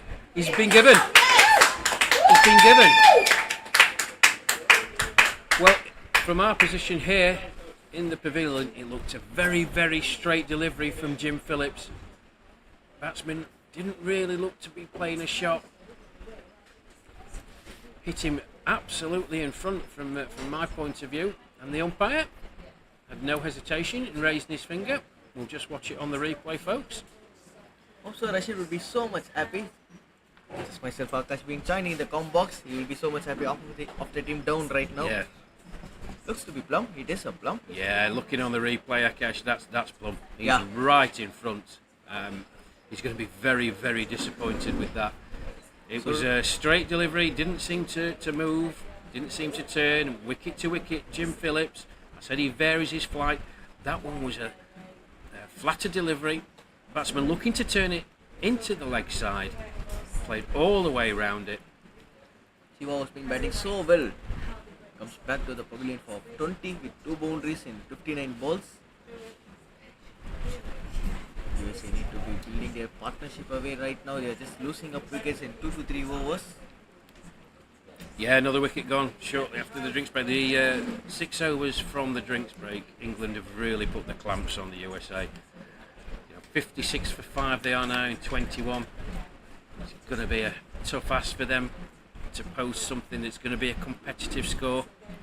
England players will be delighted. The England skipper Richard Merriman will be delighted with the effort from all his bowlers and his fielders. It's been a team effort, and it has to be if you're going to be winning games in this tournament. USA under the cosh, 56 for 5.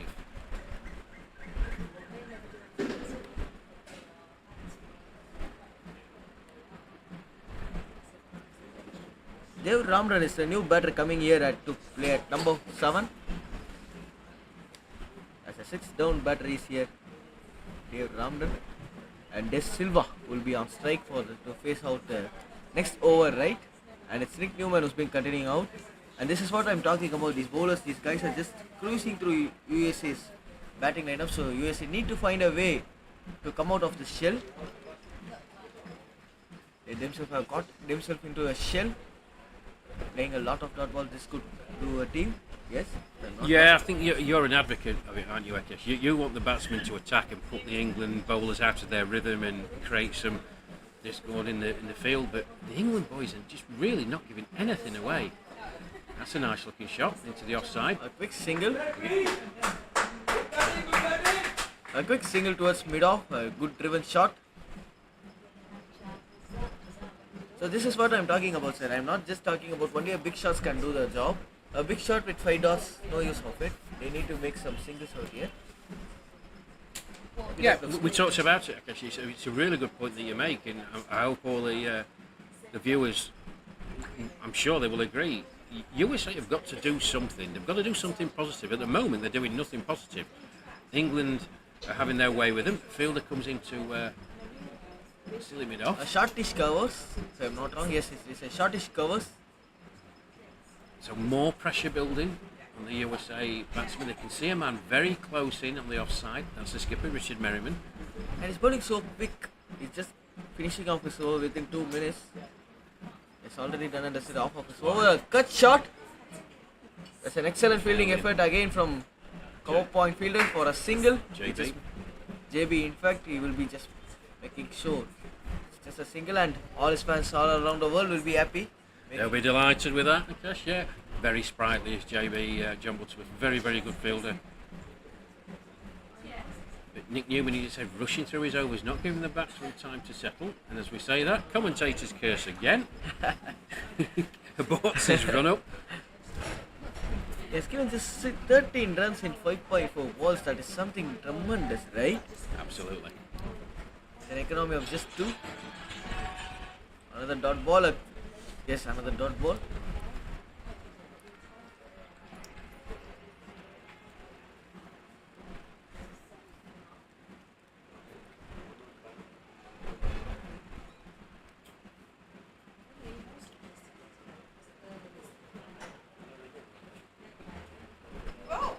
Beautifully played again. Tried a quick single, a dot ball to finish off. So nothing happened for the batters. A bit of confusion, but made it into the crease. 22 done, 58 for 5. Yeah, we talked about the England ground fielding, exemplified there by Nick Newman. Hit powerfully back by the batsman. have angered the silver. Nick Newman stuck his hand out, had the presence of mind to throw it back to Steve Aston at the wicket-keeper's end. He was alert, it gathered cleanly. Good cricket by England. USA, as you say, Rakesh, 58 for 5 after 22, approaching the halfway mark. Yes, we are just going to be seeing just in halfway mark, sir. 22nd over, they have lost off their side too. So typically a lower order batsmen as well as a tail enders. Just them away. Yeah, Nick Newman's been bowling from the far end, a tremendous spell so far. 6 overs, 1 maiden, no wicket for 13. Been supported by his partner at the other end, Jim Phillips. 6 overs, 1 maiden, 2 for 20. Really putting the squeeze on this USA batsman. And here's Phillips in. Pavilion end, flight to delivery. Batsman comes down the pitch, jabs the ball down into the offside. Ed Gordon Lennox does the fielding. There's another signal onto the total. 59 for 5 USA. England haven't used their spearhead and their spinning department, right? Yeah, they're keeping Marcus Young in reserve. And the USA players will know all about Marcus Young. Here's Phillips in again. Bowls. It's another flight to delivery. Nicely played on the offside. Kevin Watson going to chase that. In he comes. It's a good throw as well. A beautifully driven shot, right? He just played it front foot, just played a leggy, just how a leggy need to be played out. Yeah, it was a nice shot. Nice cover drive. I hope so the same field set for Newman will be implemented for this bowler too, for Phillips. A shortish cover.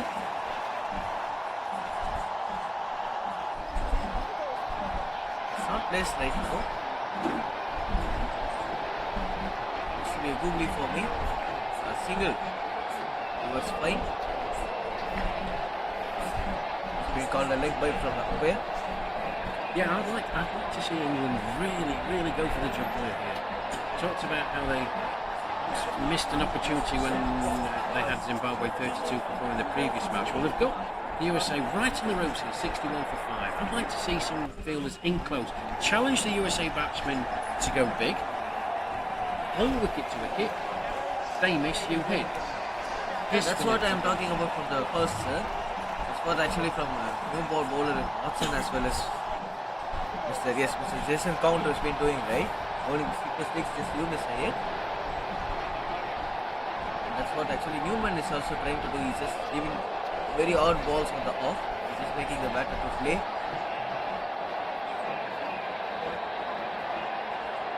Well tossed up ball, just driving down the legs.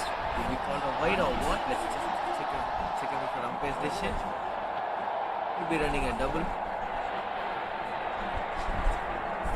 Wide been called by the umpire, so 3 runs been added to the total. Yeah, a rare poor ball from Jim Phillips there. Line down the leg side. Gave the keeper gave Steve Aston absolutely no chance behind this front. One chase for Jason Corn. He's back on the field. Here's Phillips in again from the pavilion end. He's flight to delivery. The batsman looks to turn it inside. Plays an awfully good defensive shot. Out to Ed Gordon Lennox. Short cover. And there's no run. 65 for 5 for the USA. Score of 23rd, and I have a question for you, sir. Why the batsman is not actually coming on, just not committing himself on the front foot, especially on the pitch like this? And I'm talking about that, a back foot punch towards covers, and he collected his first boundary. Excellent shot from Dave, who just came in and got the first boundary. This is how the intent should be, but he's relying a lot on his back foot. That could cost his wicket. It could be just 8 and 6. Yeah, short of a length there from Jim Phillips. Batsman onto it like a flash. Beautiful shot through the foot. He's normally reliable there. Ed Gordon Lennox unable to field cleanly, and it raced away to the boundary for a very welcome for the USA team. Past the halfway point, 23 overs gone. 69 for 5 in 23. And also Newman is going to continue out there.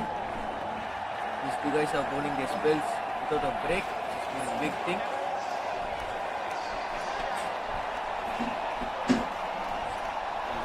Newman going to continue out his 8th over. He's 2 for 13. It's 7 with a maiden.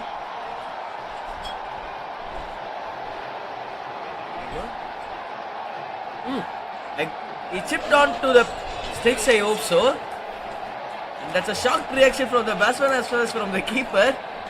He just chipped on into his pads. He chipped on into his sticks. He just tried to glide the ball towards third man using the face of the bowler. This is what Mr. Rashid as well as myself have been talking about. Just bowl 6 to 6. If you miss, I will let. Yeah, bit unlucky for the batsman there. That ball was onto him a bit quicker than he anticipated. I said Nick Newman was a very, very wily character, very good bowler. There is his flight, there is his pace. That one came onto the batsman a lot quicker. You can see there, he's actually hit the bottom of the bat. He was trying to take the bat away. Cricket ball can do many things once it hits the bat. Cannon into the stumps. 6 down for the USA. In real trouble here. Just reward for Nick Newman. He's bowled exceptionally well. And as Akash said, he's himself and Jim Phillips have really put the stranglehold on the USA team. It's another wicket. Sprinter Silva has been coming back to the pavilion of 10 of 15 with a boundary. And here comes the new batter. Mark Pride, the wicket keeper, they just hold this wicket, sir. What is your thinking? They just try to hold this wicket or what? Because he's a wicket keeper, he's just batting at number 8. Well, the USA team are in a real hole now. 69 for 6, 23 overs gone. You're an advocate of them being aggressive, going out to play. I think they've got nothing to lose at this point. I mean, looking at it now, you can take the singles, but it's really not going to get you up to a competitive score. England will hope to rattle through the lower middle order of the USA and chase a total somewhere below 100. I think if that happens, England will be, with their batting lineup and the way they've batted in this tournament, heavy favourites to win this very comfortably and very quickly. USA, well, they need somebody to play a standout innings. Will it be the wicketkeeper Mark Wright? We shall see. 69 for 6, just reward for Nick Newman. For me, if you want to survive in this sort of Indian pitches, you need to use your feet well, sir. You need to use your feet just like that, what actually Mark Wright did. Laying on a back foot doesn't helping you to play out all those balls. The ball's not going to come onto the bat, especially these pitches are just getting tired, it seems to be. A direct third day play for today's match. Yeah, that's a very good point, Akash. And I think the Silva, looking back, he was beaten by the pace of the delivery more than anything else. He was actually trying to pull his bat away. The ball was outside the off stump, but in doing so, because the ball got to him before he believed it was going to, it's just cannoned off and hit the stumps. And guess what? This is what actually Mr. Steve has been talking about. Play late, right? He just committed a shot earlier. He just want to go, and at the last moment he just tried to leave. So just have a motivation. You play or you lead. That's not the thing. You just play late. Just make the ball to come and hit the bat, because you need to face some bowlers like Nick Newman. You need to play him late. Try to use the square of the wicket too. Not only using the front foot. I'm just talking about try to use the square of the wicket. Try to use the third man's region. Just try to nick the ball and get some singles. Don't forget, Nick Newman will know that that's what the batsman wants to do. He's giving absolutely nothing away. Right on cue. Fine delivery. Another fine over by Nick Newman. 24 done. It's 69 for 6. Sorry, sir. No, just reward for some tremendous bowler from that far end.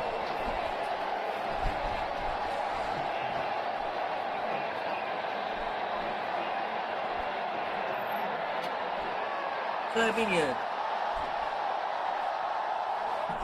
here, right, sir? This is your 4th match, you said. You have been here. In your 3 matches, your take on these pitches, your take on live streaming. I hope so you will be seeing your live streaming once you get those free times. Your take on our live streaming, your take on our organizers, your take on our pitches. Well, I mentioned the other day when we were at the other ground, we were at Pebble City, I think. The stream has been excellent. The technical staff, our colleague to the right, do a wonderful job. Yes, there are some issues. I think some of the comments we've had are the artificial crowd noise that is introduced that is maybe affecting some of our viewers' enjoyment. So just break off is Jim Phillips, continuing from the pavilion end, he bowls. And that's an appeal for LVW. A bit of height, I hope so. Look to be sliding a bit down, like maybe a touch high as a cash, you rightly say. no rules offered by the batsman there. He went back into his crease. That's what I'm talking about. He's not using his feet. What we do on this Indian pitches, you need to be relay, you need to survive, you need to use your feet. You need to use your feet, maybe like that. That's so good. Well, he did exactly what you wanted him to do. However, technique maybe needs a bit of work. Came down the pitch, yet no problem with the intent shown there, but he got his feet in the middle. He's bounced off his pad, and there's no run. That's good. That's another point I just made. Try to play late, try to chip towards third man. Yeah, just following on from about the technical stuff on the streams. The streams have been excellent. We've got cameras at both ends and square leg. There have been some technical difficulties. We don't have Wi-Fi here, folks. We have to cobble something together. So mix and match. I hope it hasn't spoiled and isn't spoiling your enjoyment of the coverage of this game on the VB Nest between England and the USA. Direct. So close, from so Richard close. Merriman. It was very close. Thank you, sir. Thank you for your kind words. That will just make us to be happy. Amen.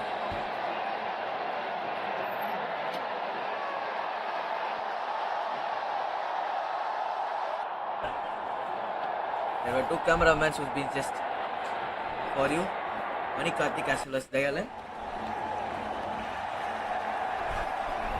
and a live streamer Sabik. Thank you for your valuable work too, sir.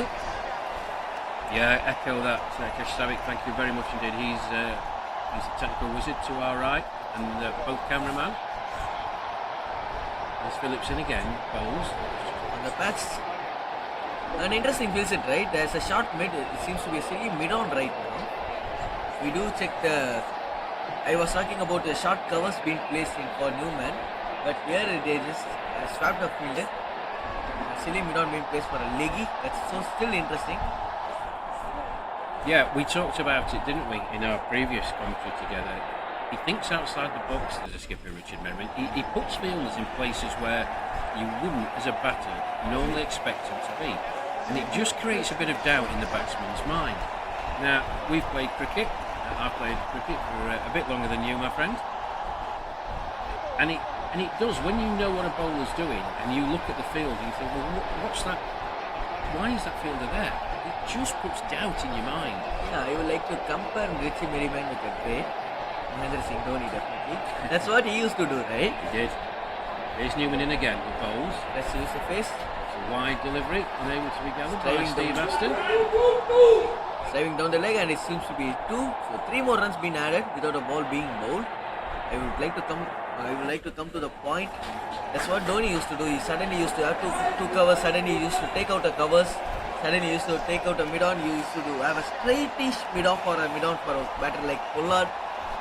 That's something, Chris. I remember I was trying to recall the match. 2010 finals. Yeah. 2010 IPL finals. CSK versus MI.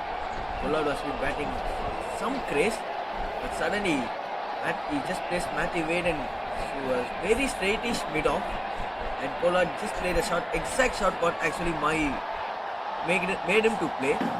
LB was the bowler, and that's been taken so well by Matthew Wade to make the match Yeah, win. that's a great point. Anybody will go back and look at that. The man that straight mid off was literally next to the pitch. He's Newman in again. Bowls. Orthodox shot played into the offside. Does the fielding and there's no run. Yeah, he was literally next to the pitch. Such an extent that the bowler was in danger of running into him in his follow through. But added to that was the man that he put short cover to break off. Newman in again, flighty delivery, nice looking shot. Dot ball again. Newman seems to be in a quick to finish off his spell. He's here to bowl his 8. He still have one more over. It's all about creating confusion for the batter, isn't it? Putting pressure on them. Here's Newman in again. Yes, he bowled 2 maidens in 7 overs. So another maiden is on the cards. That's why he scored already 4 runs. As it stands here, you see that we've got nobody in close now. I would like somebody in that Shorter short covers. cover Yeah. region. I agree with you 100%. Shorter covers being placed, and Newman suddenly bowled a quicker arm ball. So that could make a batter think as well as the fielders think what actually not been happened. Took a ball straight on the pass that cost us wicket. The other thing as well, if you're bringing the fielders in close, England in position there in USA 74 for 6, they know the USA are going to have to play some shots. They're not going to be bothered about giving away boundaries, but put the squeeze on so they can't rotate the strike, but give the batsman something to think of. Here's Newman, in again, goes flighted delivery, it's pushed out. Excellent variation, change in variation from Newman. He's been bowled 3 flatter balls and suddenly a flighter one. Yes, I will be liking you to just come back to the point, sir. You were talking about a shortish cover being placed in the IPL 2000 finals too. Yeah, it was just one of the most bizarre field placings I think I've seen. And if I remember right, the commentators were trying to work out what was going through the skipper's mind. And I think all that was meant to be done was for the batsman. He's got to concentrate on the bowler, but as he's doing so, he's looking at the man. Yeah. Who's in his eye. I mean, it wasn't against the rules. He's perfectly allowed to be fielded there, but it was one of the most bizarre field placings I've ever seen. Yeah, and it worked, if you remember. It worked. Even Here's in Phillips 2000. again. It's Phillips again. It's a great shot. An excellent shot towards back foot. He just punched the ball towards covers region for another boundary. That's the first one for Mark Wright. He gets off the mark with a 4. Yes, even if you are just following the cricket right now, I would like to recall this moment. Hardik Pandya was playing so well for GT in the 2023 qualifier 1, and suddenly for Jadeja he had a point as well as a shortish, in fact it covers a point. The fielders were being placed with a 10-meter difference, and Hardik tried to cut the ball. The same ball being cut by Hardik, previous ball will go for a boundary. Jadeja bowled the same ball, the ball will be cut by Hardik straight to the fielder. Now sorry, in fact it's not Jadeja, the bowler is Ikshana and fielder is actually Jadeja. So that's the type of desired field we used to be giving our very own grade. Don't forget, Rohit Sharma used to place a field set. I just remember this match. He just placed a fielder for Steven Smith against Mitchell Johnson being bowling to Steven Smith, and he had a covers at Ambati Raidu, a sweeper covers being placed at a deep extras. Being in straight 2017 finals. Coming back to this match, an excellent over again from Young.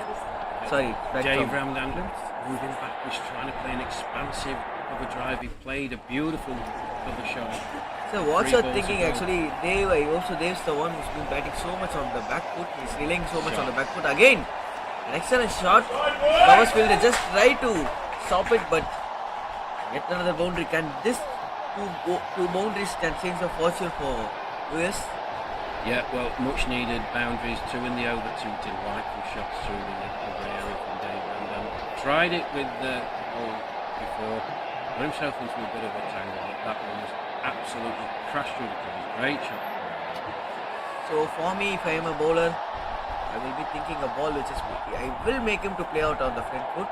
What's your thinking on that, sir? He's been drilling too much on back foot, and the bowler is just start giving to his strength.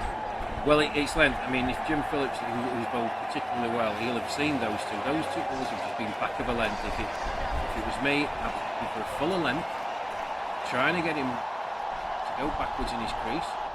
Hoik. Wide slog goes mid-wicket for a single. Not particularly elegant there from Ramdan, but it gets him a single. 2 deep mid-wicket. Chris Jaden does the fielding, keeps it down to a single.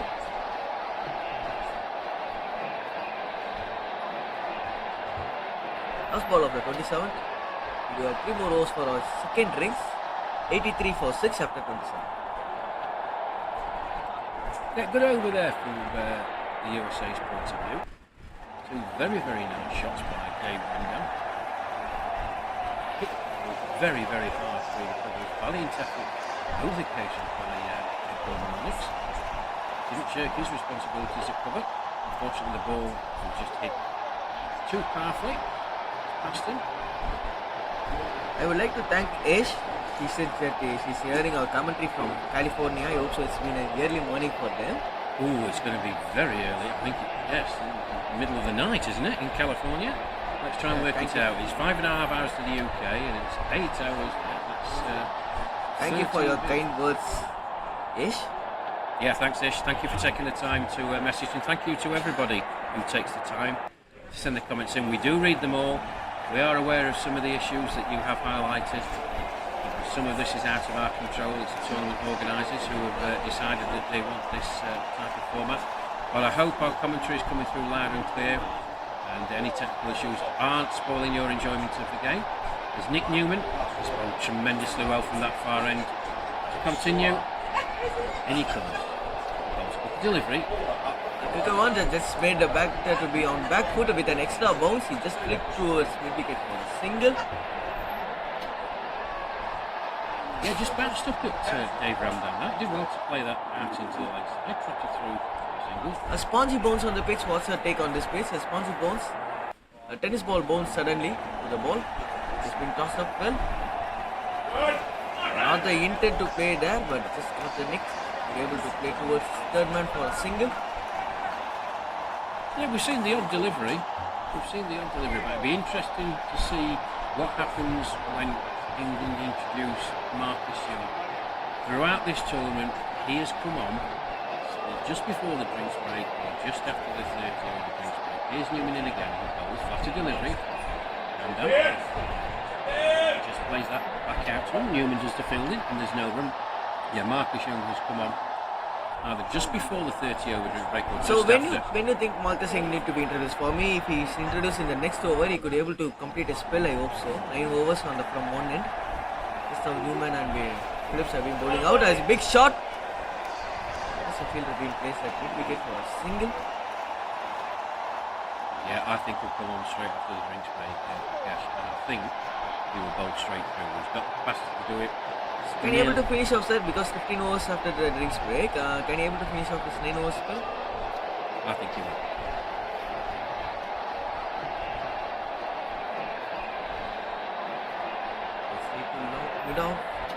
Mid-on. Another dot ball. I know mathematics says that I think he'll bowl well as many overs as he can from that far. No, that's why I'm saying it for mathematical it's actually impossible. So I want Marcus Young to be bowling the next over. That's what the captain thinks too. I hope so. 86 for 6 after 28.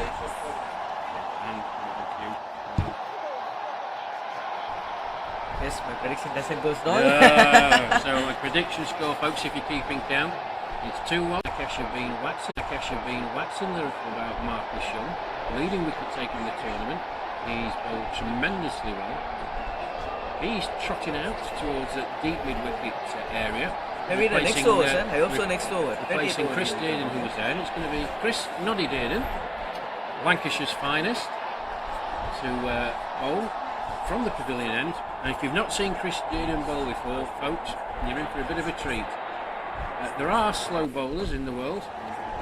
You'd be hard pushed to call Chris Dearden a slow bowler. If there's a category that's slower than slow, it's Chris Dearden. He gives it a tremendous amount of flight, but gets a number of wickets because he has the batsman in about 6 minds by the time the ball leaves his hand, by the time it gets to them at the crease. So here we go. On the pavilion end, he bowls, flight to delivery. Been beautifully played too. Oh, mix up by a good run, I would say. Yeah, mix up by the batsman. A bit of yes, no after you, Claude.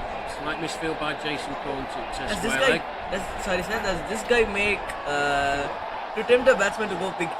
What's your thinking on this? Because straight away you could see a shortish mid-wicket. And paddle scoop beautifully fielded out there. Towards square leg. Well, he's one of those type of bowlers. If you play cricket, you see that ball in there, you've got so much time, you're actually picking your spot before the ball's got to you, and that's how Dearden gets his wicket. Here he's again, flight to delivery, just prodded out onto the offside. So you're thinking on his bowling as a batter, what will you go for a shot against him? Will you come down the track or you just use the grease and wait for the ball to come and play? I'd personally come down the track. Shot? I think it makes it easier for you. You make your mind up early, you commit to the shot, and you play it. The problem you've got, and why Chris Dearden takes so many wickets, is it takes so long for the ball to get there. You've changed your mind 3 times. So, and I'm not doing him a disservice. He's a tremendous cricketer, tremendous servant. And he comes.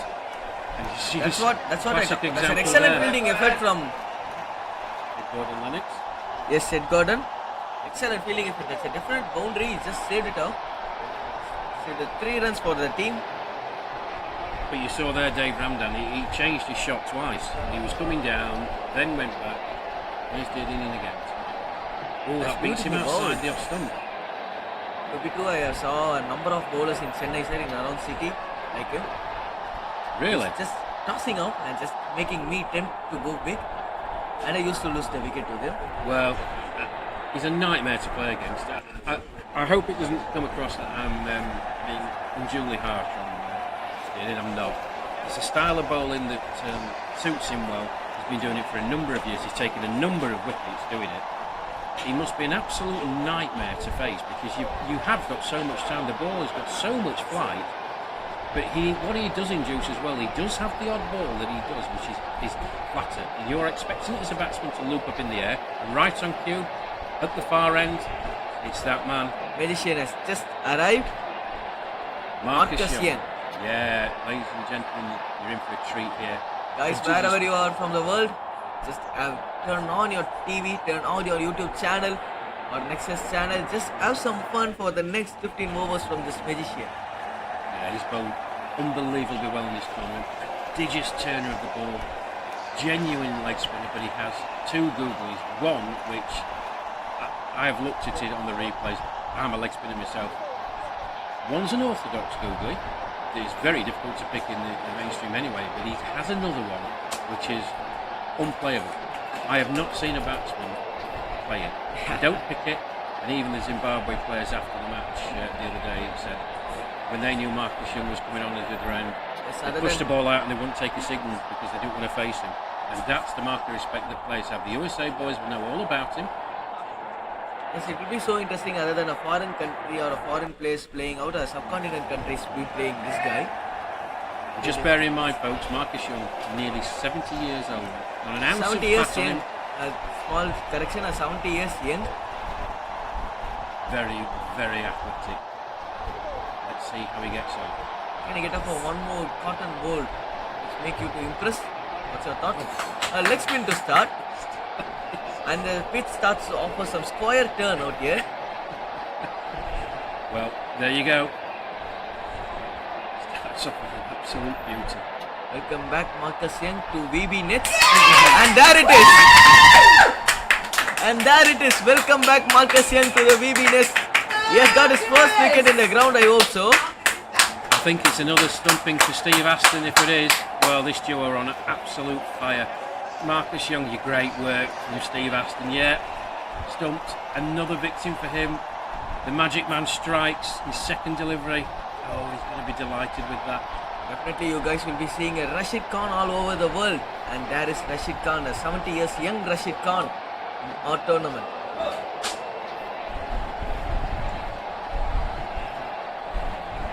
Therein walks Hanup. It's Ramdan who's been batting so well, just as Mr. Rashid said. He's been batting, he's been using the feet as well as he's been using a back footer well, but this time he cannot do anything for a magic man. Yeah, and loud applause for Marcus Young as he just trots off to visit the facilities. The loud cheering you can hear from the left of us, from the tour party supporters, the wives who are here supporting their fellas. And a big thank you to you ladies for being tremendous support. They're here in the numbers today, supporting the team. Well, that wasn't a commentator's curse. You're still leading 2-1. Brilliant bit of bowling. I had no idea where that was going. He was done the ball before the first ball, and he saw it how much it turned. That was an excellent delivery again. That's what I'm talking about, sir. That's what I'm talking about again. Will it be, I just want to put this point, if US bowlers are having a quality spinners, will it be easy for you guys to come and play? Even the target would be low, it will be, whether it will be so easy, because the pitch starts to offer some square turn. Yes, good point. I think, I said about 15-20 minutes ago, England will be looking at the state of the game that it was to get the USA team out for under 100 runs. Notwithstanding that there's definite turn of this pitch, we've seen it from Jim Phillips, we've seen it from Nick Newman, we've just seen it from Marcus Young. Yeah, the USA have got quality spinners in their side. The problem they've got is they haven't got a big total to defend. The England batting lineup is formidable. They have made changes today. No Monty Douglas in the side. He's had back-to-back centuries. Richard Merriman, the skipper, leads by example. He's had 50 in the game against Zimbabwe, 75 against Canada. He's in sparkling form at the top of the order. Nick Gayward back into the team today. He got a fantastic 47, I think, of 41 balls in the first game against New Zealand. He was out playing an exotic reverse sweep, which he's still annoyed at. I just want to extend my question. Could be able to see some baseball in the power play straight away? Attacking the bowlers, attacking the US bowlers? I think the England boys, whatever total they're chasing, they'll just play each ball on its merit, but they have the ability to score very, very quickly. This outfield is lightning fast. If the USA bowlers aren't on point, they are going to smack it straight to the boundary, and the game can be over exceptionally quickly. Here's Young in again. He bowls for delivery. Turned into the leg side. So you said as you have been a batsman as well as you have been a bowler, right? Yes. So how actually you actually need to play this Marcus Young? You need to make him for the ball to come to you, or what? A big shot attempt straight to backward point. Yeah, good fielding by Christian, flighted by Marcus Young, just tempting the batsman to go outside off stump. In the air, just drop short to Christian. Here he comes again. He's in wide delivery this time. Batsman looking to play on the offside. Misses the ball. Well collected by Steve Aston. And there's no run. USA 89 for 7. Here's Young to finish off. And he comes. Lighted again. That's in the air. And went over him. I got it just stunned by the sunlight, I hope so. Miscue by the batsman. Luke Desai. John Butterworth, we've been singing his praises, excellent England fielder. He's stationed at the 30-metre circle, sort of an extra cover region. Ball goes into his direction. Yes, I know he's only 3'6", but it looked to be coming straight towards him. He's then just lost the ball completely. That's the ball because of sunlight, I hope so. That's what we could see in the Yeah, replay. I can only presume that it's going to be the sun that's got in his eyes, because he was going straight down his throat. I do him injustice, he's not 3'6", he's 4'2". Yeah, and also he didn't expect it. I'd like to ask this question, as a batter, what you need to do?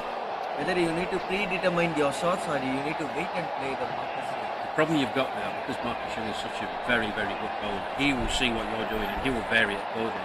So just when you think you've got a handle on him, he'll chuck his orthodox googly in, or he'll do that other googly that he has that turns, grips and bounces. He's a nightmare to play against. So only a predetermined way we could be done, right? Yeah, I just think with Marcus Young, you just take your chances. If you manage to hit him, good luck to you. Here's Dearden, and again from Julian, and that's down the leg side. That'll be caller wide. Actually, he's had some pad on it, or what? Jason Court, good chase by the big fella. Yes, he had a pad on it. He clicked on the pad. A leg bites to start off. So you said 100, right? I did, yes. You're gonna ram this down my throat again, aren't you? Well, 6 more runs. ever the optimist. Here's Chris Dearden, in again from the pavilion end. Well tossed. Possibly played by the batter towards our point region. That's great fielding by Ed Gordon. Gordon. This is out. Oh, tremendous work. Tremendous work. It's Ed Gordon Lennox.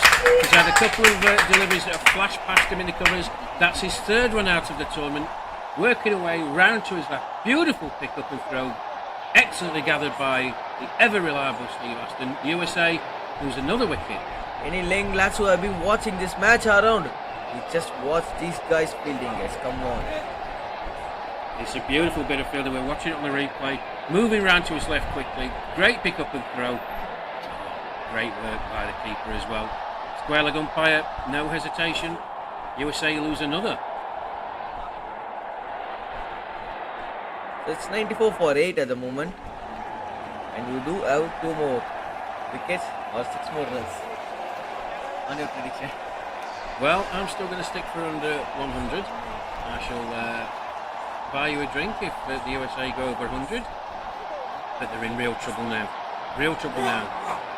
This match, I hope so. If England could able to lose early wickets, it's still going to be so much interesting, right? Hey, it's not over yet. You know, England have still got a job to do. 8 wickets down. They still need to get rid of the next 2 batsmen. Hopefully, without too many runs being scored.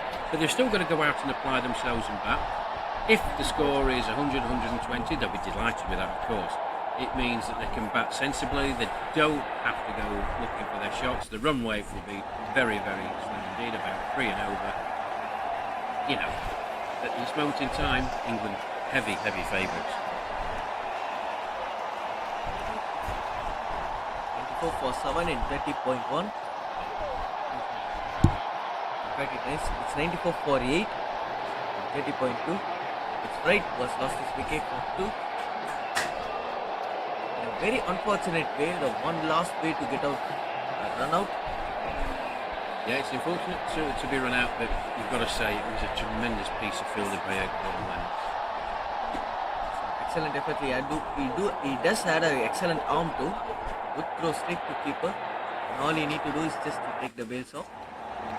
Yeah, he's been involved in 3 run-outs. Gordon Lennox, the first match against New Zealand in the cover area. Flatter delivery. That's the one I was talking about. Yes. The flatter delivery. Chopped down by the batsman. Kev Watson, enthusiastic. Great pick-up. And a great throw. Good throw Well again. run. Good running by the USA pair. 2 to the total. Valuable runs for them. But that just typifies the England fielding effort throughout this tournament. Kev Watson never gives anything up. Yeah, Gordon Lennox, he was off 1 knee in the New Zealand game. 1 knee, direct throw to stump, stayed in again. With a bit of extra bounce, I hope so the ball just got on the turf with seam. A bit of extra bounce, now with a good turn. It's 97 for 8 at the moment for US.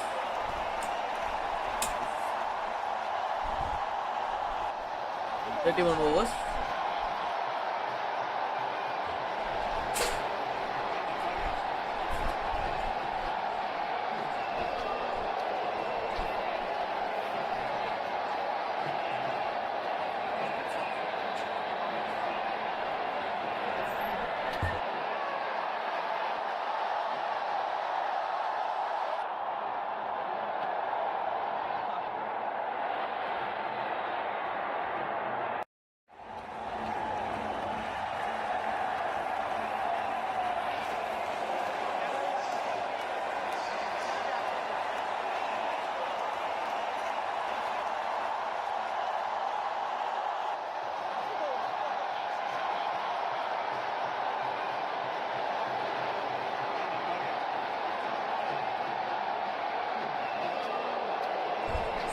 Go. The magician is out here. Bowler is second. I hope so a direct spell for him. A 9 overs direct spell from that end, from the far end. Yeah, Marcus Young from the far end. There's one shake. Plays that into the offside. Tony Burbick. And there's a substitute fielder. Does the fielding. And there's no run. We'll be looking for those 2 quick wickets, right? Just 2 more wickets to go out. Of shorter in length, and you don't even run a single because of your excellent fielding effort. Yeah, good effort by the skipper Richard Merrin, leading by example. Chance of a run there actually, but the fielding was good. So again, I repeat, that's what a fielding kind of effort. Any young lads who have been watching this match will give you a 100% effort on the field.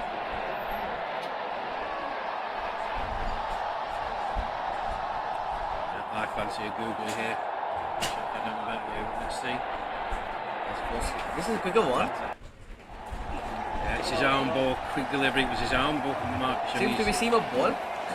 Yeah, very, very good. Just when you think you're seeing big turning leggies. This is a seam of ball. He just bowled like a medium pacey and leggy to finish off. It's 97 for 8 after 32.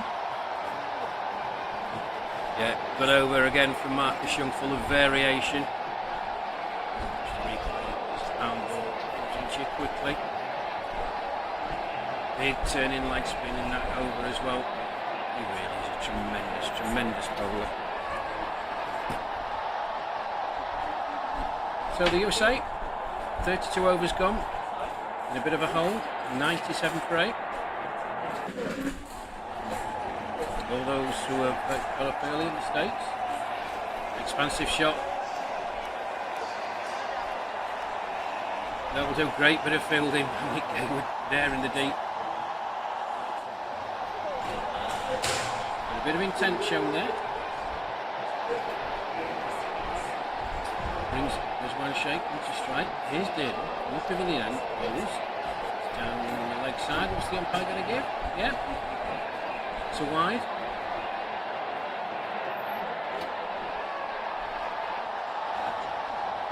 Here's David. In he comes. Bowls fly to delivery.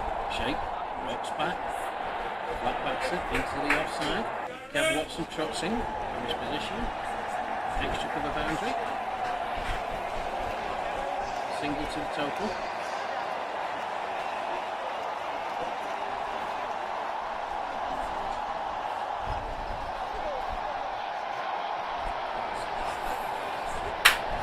Well, there's another wicket, another one for Chris Dearden. Oh my goodness me. And at the side.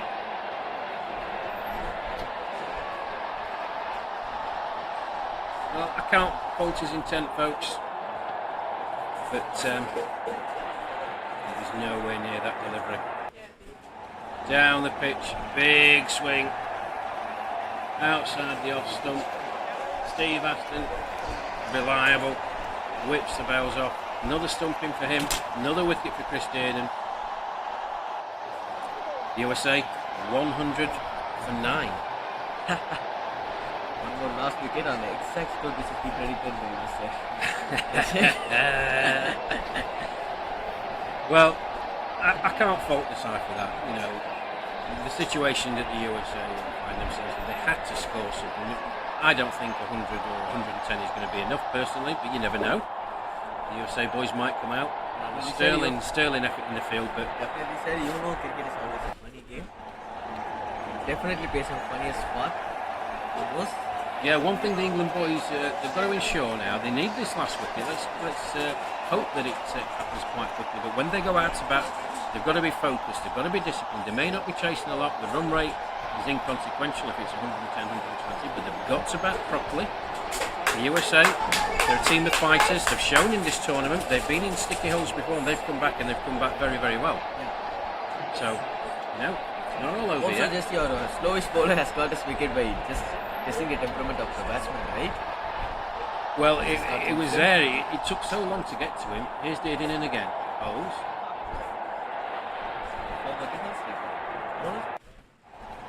Chandrasekhar is the new batter which just came in. A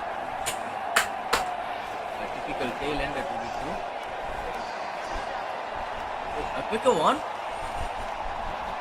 Yeah, quicker and flatter. Chandrasekhar to Ramirti. On strike. Here's Dearden again. And he comes. Oh, it's got so much height on it. I also, if this England team being tested with India's test team, it will be still so much good for them. These guys are testing us. Well, Chris Dearden takes his hat. He'll be delighted to get that wicket. As I said, he's a very difficult bowler to get away. You know, Ayub Desai, he came down the wicket. I can't fault his commitment or his effort, but he was so far down as the ball went past him. Easy take for Steve Aston. He's not going to miss that. Another stumping victory for him. Second one for today also. First team. I think it might actually be 3. Let's just double check.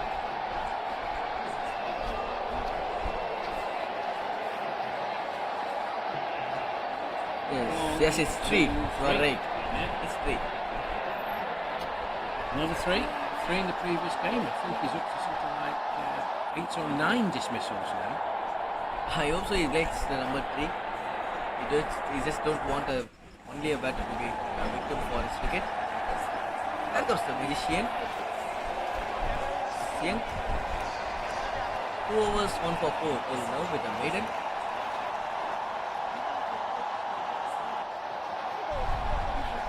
A catching gully or a slip? A slip or a There leg you spinner? go, Akash. 9 wickets down. I hope so. Googly towards his bat. Just making the bowler to just making the batter to confuse.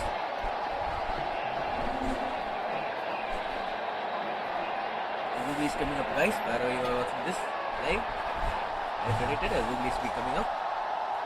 Towards his bat, a quick Googly.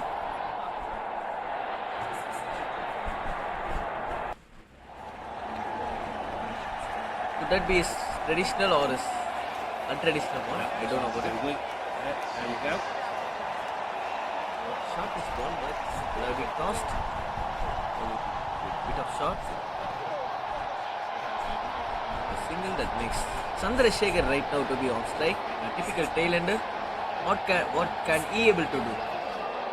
Can he able to defend his 3 more balls from this magician? Well, I really think that the USA batsmen have got to go for it now. They can't back out because they need to get a total that they can defend. 101 for 9 at the moment I don't think is enough. Though, as I said, stranger things have happened, but they really need to be looking to score.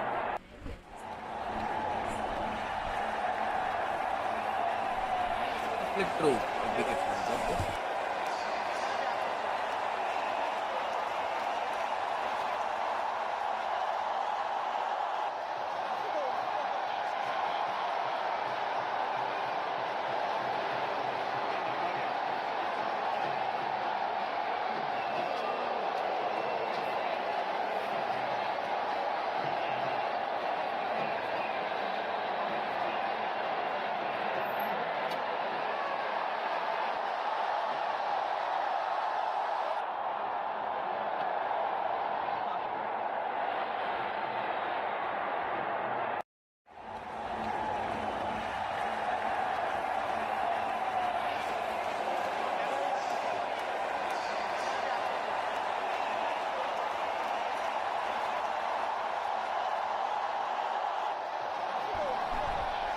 Last ball of the 34th, and he could be able to find a gap towards fine leg.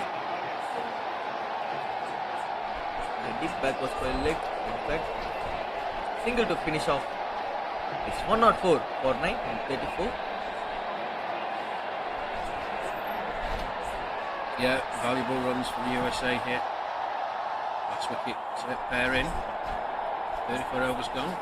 Just out of context cricket, sir, how do you enjoy your day off? I hope so. After today, you have to borrow a day off, and you had a day off on Wednesday. After the day which both of us we did on box. Yeah, unfortunately, we didn't do much on our day off. We were rest and recovery because we had the game against Zimbabwe. So we played Monday, Tuesday, Wednesday's Thursday, been a day off, yeah. Friday. We were hosted. Here's Dearden. Looking at.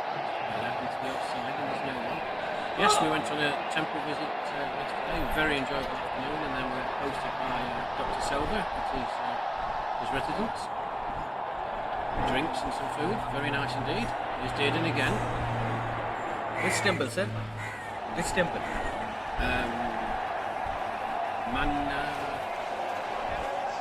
Forgive me, I'll tell you what the temple complex is. Mamalapuram, huh? That's the one. Yeah, okay.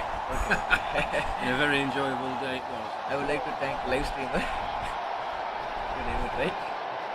Apologies to anybody watching my pronunciation there. It meant no Yeah, offence. no problem. Yeah. But it was a great day. We all enjoyed it. It was a long day, Yeah. long evening. We got back. It's been 20 years. It's been 20 kilometers from here. Around 20 to 30 kilometers from here. That's right. Yeah. But we were up early this morning. I was got up at about 6 o'clock this morning. Down for breakfast at 6:30. And I think what I've got to say, folks, who I'm viewing this, we have had some long transits here. Up early, playing back-to-back games. It's a tough ask for anybody in the 20s or 30s, but these boys in the 60s. And all teams here, we've said it in the previous commentary, haven't we? It's just a tremendous, it's a great inspiration. It's not great inspiration for your generation only, sir. Even that makes us to play cricket. Whenever I used to play cricket, I used to just don't go to field when I batted all around 50 overs. But these guys are making to do that. This makes so good. Yeah, I mean, we've talked about it before, haven't we? We've said it earlier in this country, it's for the love of the game. If you don't love the game, you're not going to do it. But these guys are showing you that if if you do reach a certain age, you may have played cricket 25 to 30 years and decide to hang your spikes up, there's still an opportunity for you. This age group in England, the over 60s, is the fastest growing age group, cricket-wise, in England. You know, I think 38 counties have got teams, not just over 50s, over 60s, over 70s. So, just because you get it later on in life, doesn't mean that your enjoyment of cricket stops, doesn't mean that your competitive nature stops. It still means you can carry on, play cricket at a very high level. This is a high level, folks. International one. Yes, and over. Definitely just go and just play on. That's what the beautiful sport gives us, right? Absolutely. There's Young, in again. Googling with a bit of extra bounce. That's why he had a. Sorry, in fact, it's a leg spin. Leg spinner. Yeah, Yeah, genuine leg spin that one. But it turned and gripped and bounced. There's Young, in again. The seam just get off on the turf, I hope so, with an extra bounce. I fancy an arm ball here. He's had two Yes, big hooping leggies. Another one. Tossed up again. This is testing up the patience of batter. I hope so. And we didn't see these two batters are using their feet or they are going too much back. They're just playing on their grease. Nice field set. Straight to back foot point. Nick Newman doing the fielder there at back foot point. He bowled very, very well, didn't he? Very, Yes. very good spell from So the far tight end. from him. Very, very economical. He got his just desserts. Got a wicket with 2 maidens.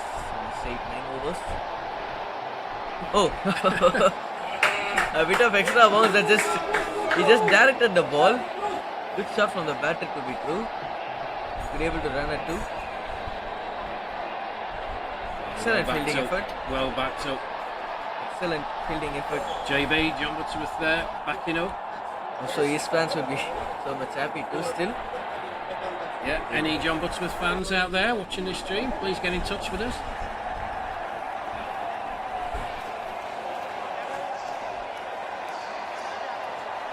So 5 genuine leg spins. In fact, that's the over or what? Let's just wait and check.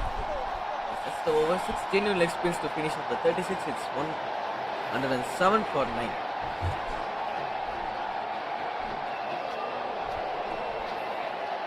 Another good over there from Marcus Young.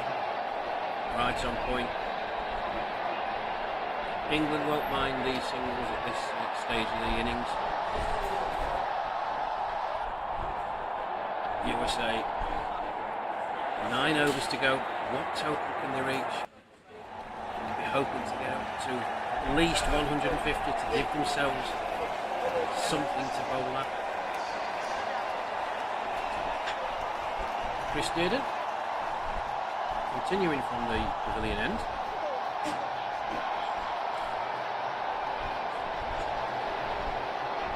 In he comes. Delivery, just play back down the pitch and there's no run. Very awesome, and these guys are batting like this. They're just draining out England fielders or what? They can take 9 more overs. Maybe trying to play out complete 9 overs. No form of a big hit right now from both the batters. This one as well as Chandrasekhar. Yeah, I mean, if the USA could get up to 150, it does give them something to defend. Here's the end, in again, shot delivery. Excellent shot. That's an excellent shot. And also no fielders have been moved around. And that's how the power of the shot just I could describe. No fielders moved around the ground to field the ball. Yeah, lovely shot by Rizwan Sheikh. Just rocks onto the back foot. It was shorter from Chris Dearden. Absolutely hammered through the offside. No chance for it. Can Nelson break up? Can Nelson break up? I hope so it won't. Another big shot. A typical tail-ender shot we could say. Just staying on the back foot and just swung that one away towards deep backward square for another boundary. Yeah, that was short down the leg side by Chris Dearden. Deserved to get the treatment, it certainly did. Shake onto it very, very quickly. Nice shot. Back to square, back-to-back boundaries. Welcome runs for the USA. They move on to 115 for the moment. That's why I just saw the shot and I used to remember this. This is how actually tennis players used to play. Sorry, tennis ball players used to play. They just go back a lot and they used to use the deep midfielder. And that's how I used to see local players around Chennai used to play. The bowlers were just bowling like him. Either they will use the feet completely or they will go back. Beautiful play now. Good forward defense. 2 boundaries in that over. It's 115 for 9, 27. Yeah, welcome boundaries. Back-to-back boundaries by shaking that over. The first one, an absolutely classic drive through the covers. Really did time the ball, came right off the middle of the bat. Down the next ball, Jaden dropping short, on and around leg stump. Shake onto it, wasn't going to miss out. Nice shot.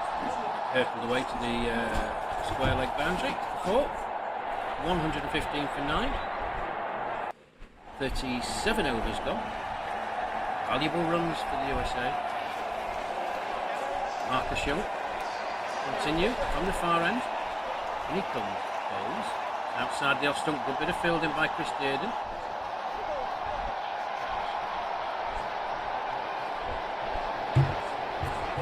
Murty, just open the face of the bat, trying to guide it down.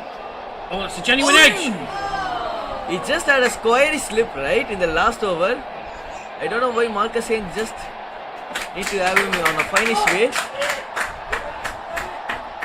There was a squirey slip, but I hope so he just changed this in this over and that went on to the squarish area. Well, a good effort by Christian, a genuine edge there. Just front of him, good effort though. Here's Young again, in he comes, holds, right, outside the off stump, well left by the batsman. A quick prediction, a wicket in this over or what? Let's go for this. Still 2 more balls to go. Watchful, nice shot. Take it out into the offside. Of course, the longer these two bat out there, the more frustration the England bowlers and the England fielders will feel. Oh, still in a very strong position. Here comes Young, flight of delivery. That's a genuine edge as well. Newman, position, back with Gully. Yes, that's what I'm talking about. Already the sun has been so bright, right? So it will be not easy for the England to have a break to make a last batter to bat till 45 overs. Oh, big spin leggy that was wide and off stump and went even wider. Even wide by the umpire at the far end. Googly around his patch and last ball to finish off. Beautifully defended out. 118 for 9 in 38 overs. Good rearguard action by the final pair for the USA. Taking the score up to 118 for 9. England just got to pull away. They'll be quite happy with the score as it is. Well within their reach with the batting line play back. Just got to keep concentrating, keep doing the fundamentals, keep doing the basics right. They've got them into this position. Credit to the USA pair. They're not giving up. I would say they need to play out 7 more overs. It will be so good. If they even they would be able to get okay. What a bowling change. Watson to the attack. Yeah, Kevin Watson back into the attack from the pavilion end. He started from the far end. His first delivery, excellent delivery that pitched on middle stump, seamed in the outside. The inside of leg stump. Tremendous delivery first stump. Bowled very well. The ball to go both ways off the seam. Can he wrap up this USA innings? Taking a wicket. His figures so far: 5 overs, 1 maiden, 2 for 12. Absolutely magnificent from the far end. Backed up his partner during that time, Jason Cole. Really put the strangle on the USA team.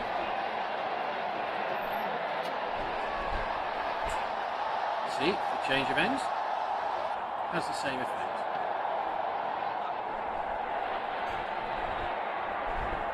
So, there's one shape, just surveying the field. on strike at the far end. Here comes Watson. He's in, bowls. It's nicely turned off his legs. Down towards Marcus Young at fine leg. Good bit of fielding. They trot through for a single. 119 for 9. So I would like to hear some words from the captain. What will we call to Watson? A straight ball, a Yorking length straight on the 6th, or a ball need to be bowling on the 4th stick length? I think Kev will just continue as how he bowled from the far end. Actually, a change of ends. It's a full toss. It's played. And also Watson has given the answer for that. A Yorking length. Oh. Out in the assist. Tony Burbett Bad fielding extra it square balls. leg. A bit of a wild throw, but well back to Chris Dearling. I think the change of ends sometimes just. Well, it needs to take a few balls to get used to it. He was operating from the far end first off. Here he comes in again from the pavilion end he bowls, and that's nice. Beautiful And flick. took round his out to Marcus Young at fine leg. This is another run. Slowly USA has touched on 20. They do add 20 more runs after their last wicket.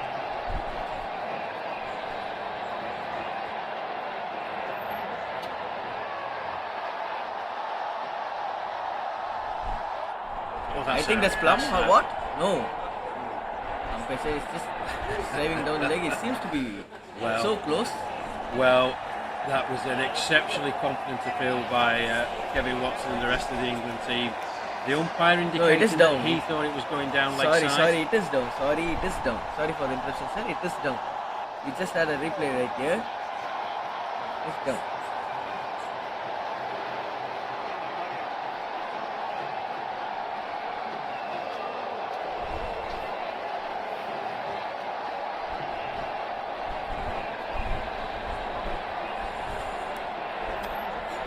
He just had I think he had a guard on his maybe 4th leg stick, 4th stick on the leg stick from leg stick side, and it sits on his front foot.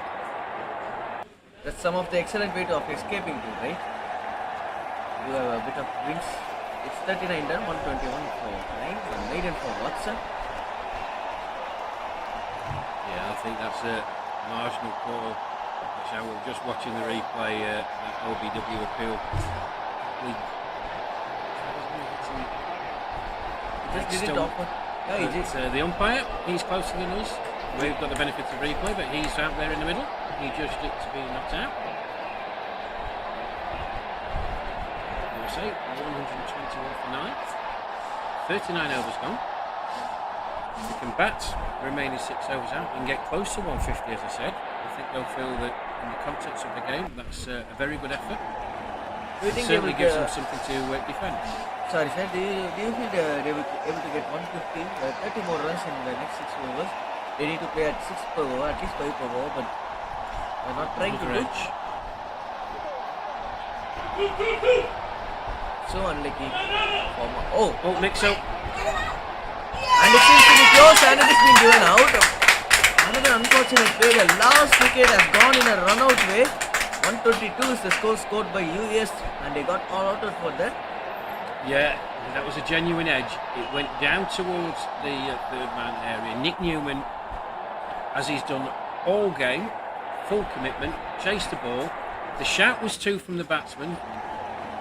If they'd set off, there probably was 2. But Newman, presence of mind, chased, good throw back into Steve Aston. He wasn't going to make any mistake. Well out of his ground. And that brings an end to the USA innings. 122 all out, 39.1 overs. Well, it's been a stellar performance by the England bowling. Started right at the start with Jason Cornt and Kevin Watson. It's continued all the way through, contributions all the way down. Special mention to the tandem of Jim Phillips and Nick Newman, who bowled continuously from their respective ends, really put a stranglehold on the USA effort. Just to run through, great reading for those of you supporting the USA. Singer, top of the innings, 11. The only other people to get into double figures were Singer with 20, 2 boundaries. De Silva 10. Dave Ramdan played well, didn't he, Dave? He played very well. What is 21 21 of 23 balls. And Rizwan Sheikh at the end played some delightful shots, particularly a spanking drive through the cover area that whistled to the boundary for 16. 14 extras in the total, 122 all outs. The USA, 39 overs. The bowling figures for England, who were absolutely excellent, typified by the opening two bowlers, Jason Corn, operating from the pavilion end. 5 overs, no maidens, 1 for 13. Kevin Watson struck with his first delivery from the far end. 6 overs, 1 maiden, 2 for 15.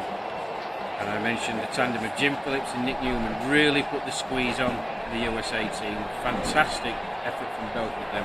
Nick Newman is allotted 9 overs, 1 maiden, 2 for 40. Correction, that's Jim Phillips. Nick Newman, 9 overs, 2 maidens, 1 for 20. And then Marcus Young held in reserve, 5.1 overs, 1 maiden, 1 for 14. And Chris Dearden, 5 overs, no maidens, 1 for 18. So, that's just a recap of the first innings. The USA, well, not quite 150, but considering the context of the game and how they were losing wickets, they'll be pleased to get into triple figures. 122 all out of 39.1 overs. The England team will be absolutely delighted with their effort, Cash. I'm going to take a break and get a bite to eat. Join us after the lunch interval when we'll see how the England team get on in this run chase. 123 required. Join us after lunch. Yes, guys, thank you for joining us in the first innings, and we will be taking a short 45 minutes break. We do have a bit of bite, and wherever you all guys are in the world, after a 45 minutes break, you just join us and just be waiting to chase a 1, 2, 3 for the target for England to be chasing it down. And yes, we will be meeting up in the second innings. And until then, leaving from you is commentator Akash, as well as along with me commentator Mr. Rashid. Thank you, guys.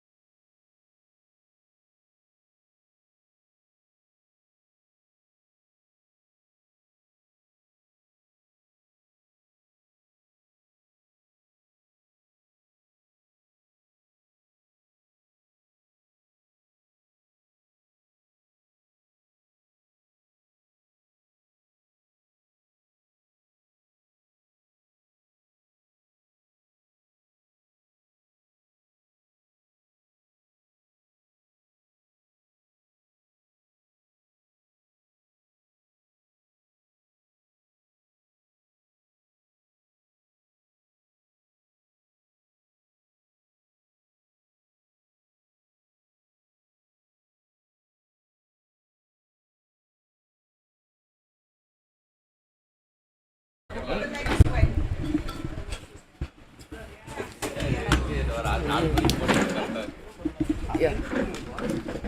Yeah.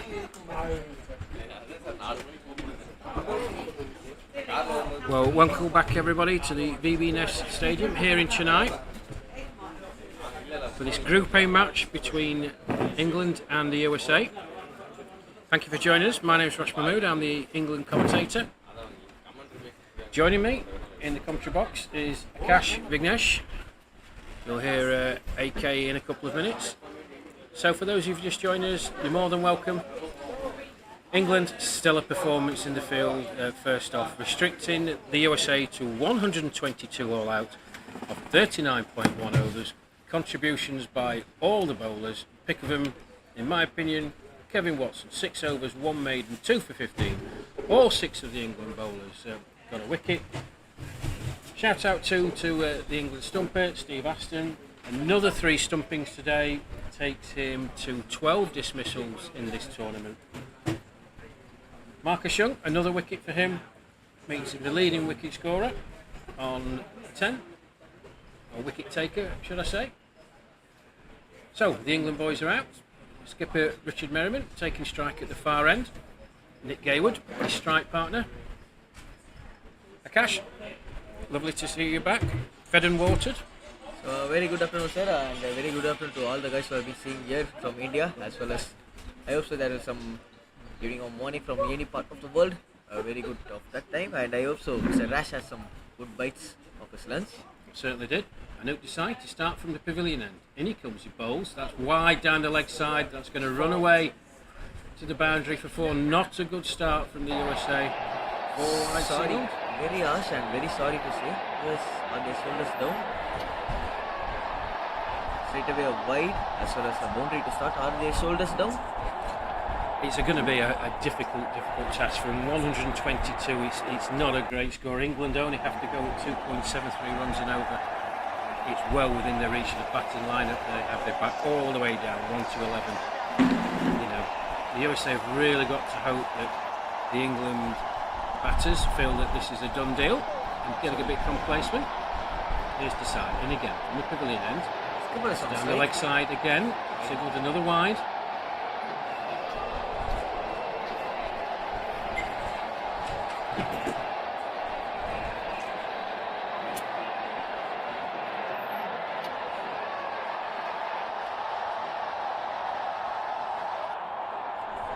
Here comes Desai, in again. Bowls. It's a better delivery on the stumps. Laid back orthodoxly by Richard Merriman, the England skipper. There's no run. Sorry for interrupting you. The wind is actually with the batsman. The wind is actually on leg side, right? The ball is going to swing in. Why a slip? Yeah. Strange is all I would say. And that's what we saw in the first 2 balls. The ball got getting into the batter. It's been staying down the leg. That's why called it 2 wide straight away from the US. Yeah, the breeze is definitely coming across, so Desai bowling from the pavilion end, from left to right on the screen, folks. It's going to take the ball into the batsman. Here's Desai again. Bowls, and it's a fuller delivery, beautifully tucked away by Richard Merriman. Do not bother running for that. Beautiful clip off his legs through mid-wicket before he's in sparkling form. Great shot. Yes, whatever touches for Richard Merriman is turning out to be a goal. A boundary to start. First ones on the ball from the bat of Richard Merriwood, and first ones for England off the bat.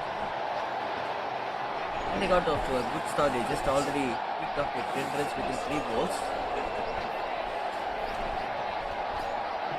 So it's calm and steady yet Richard Merriwood, right? I just saw him the other day against Canada. He's so calm and steady. He's not just playing all those lamp shots. He's just playing a vintage England cricket. He's just playing like them.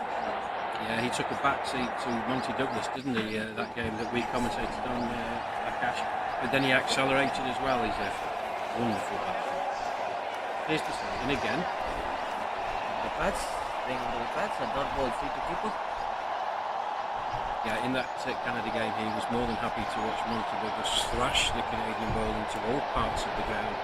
But then, when he got his opportunity, he took it, followed suit. A wonderful 70. Partnership of 164. Himself and Monty Douglas put on that game. So, and again, the goal is Merriman. Stop shot into the covers, well fielded there. Even I compared Merriman's. So I said even I compared Merriman's cover drive along with Ian Bell's cover drive, right? I remember that. Yes, we did talk about that at great length, didn't we? Ian Bell was the one I pumped for. And he's such a good forward defense as well as forward drives, Merriman. He's just a very complete player, and when you have somebody of that talent and ability, particularly opening the innings, it gives a lot of confidence to the batters coming in at 3, 4, 5, 6. He very rarely misses out. He can score runs very, very quickly on all sides of the wicket, but particularly anything short, wide and off stump, he's on it like a flash and it disappears to the boundary. We witnessed it the other day, didn't we? He's a tremendous player. And I'm delighted to see Nick Gaywood back opening the batting. He's been having a few problems with his Achilles, Nick. Nice to see him out there, batted superbly in his first innings. He played in this game to get New Zealand, the opening match, last Monday. 47 off 41. Absolutely faultless display of batting until he had a rush of blood to the head and tried to play a reverse sweep off the very, very capable Andrew Nuttall and was from LB. So, he'll be hoping to cash in, to give the skipper some selection problems. England after 1 over, 10 for none. Into the attack, David Martin into the attack. To bowl the second and to bowl from orthodox. Again, I just want to repeat the same question. It's left arm orthodox. I know it's a new ball is going to be coming in now, but it's again for a left hand it's going to be with him right from this end. It's going to come in. And if he could be able to slog on leg side, he could be able to score some big overs, big runs in the over. Yeah, the USA in a very difficult position here. They're defending 122. It's high risk, high reward. Does he bring the fielders in? Obviously, with the fielders in place to try and squeeze England batsmen, challenge them to go over the top. Or we do what they do now. Lots of gaps in the field. Quite an off cuts with us. Nicely flighted delivery. Straight back to the bowler. That's going to hurt. Pings off his foot. Out to the fielder. One off. A chocolate from the single. 11 for 1, England.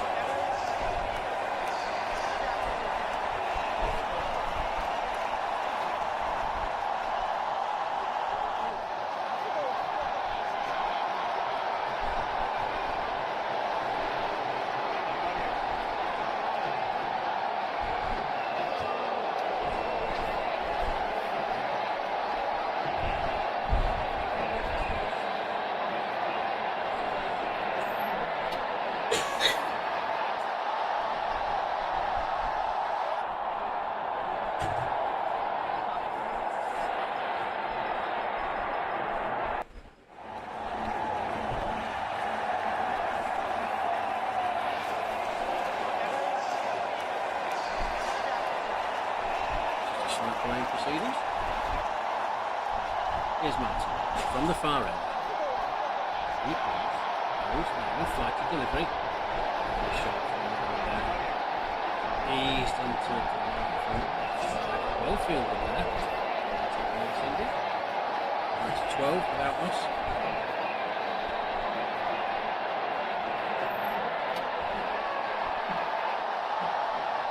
What's the plan, sir? Can I know what's the plan from captain to finish off in 40 overs or 24 overs?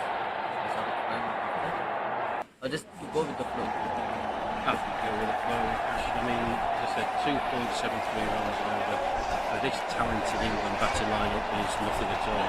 We're already 12 runs being 12. We're just coming to the end of the second over, so we've got 5 overs worth of runs already. Gaywood pushes that into the onside. Nicely played. And trots in from the deep mid-wicket boundary.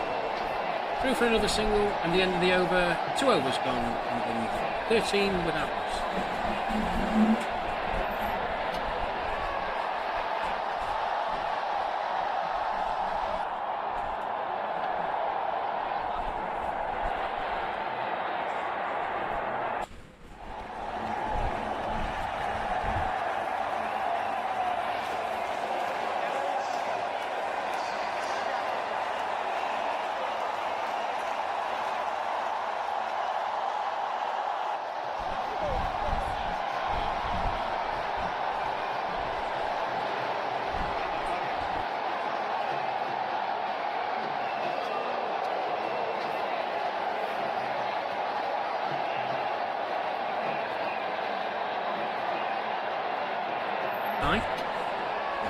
To continue from the pavilion end, Nick Gaywood, left-hander,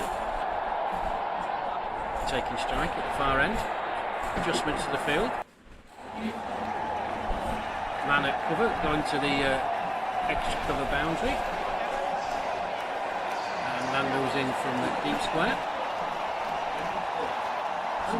Third man, point, deep extra cover, man at covers,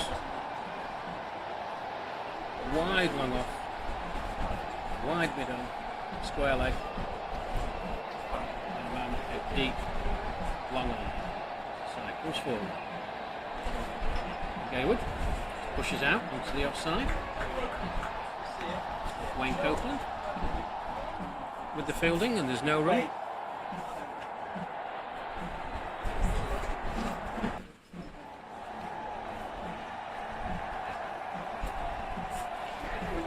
This side, in again. Bowles, Gaywood, orthodox shot. A bit of fielding by Copeland, and recovers that.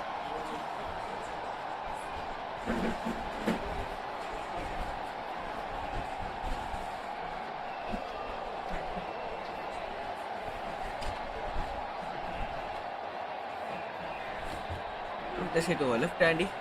Then I'm going to slip out for a left handy.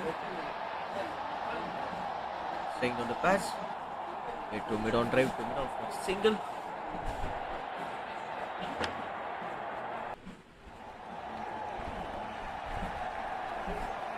Yeah.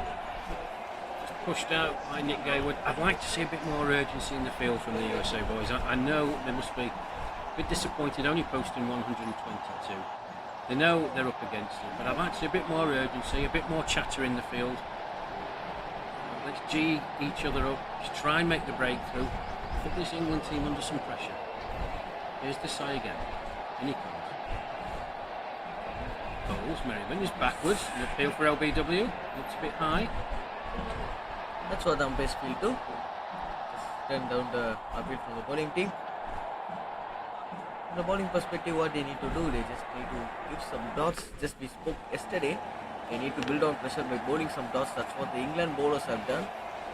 Well, it's wicket to wicket, it's wicket to wicket. That's what the England bowlers did particularly well. They didn't give the USA batsmen any width really. Well, wicket to wicket, if the batsman misses, you hit. Here's the sign again, Merriman pushes out towards cover, and there's no run. And I would say this type of defense, this type of forward defense doesn't go in air at any cost, right? Yeah. You cannot have any sort of fielder out there, and it's not going to go at any cost. It's going to be in air.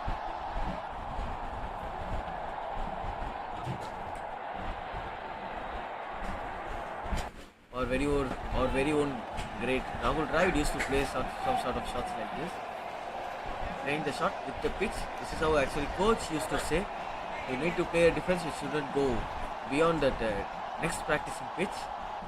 That's how it need to be played. That's absolutely right.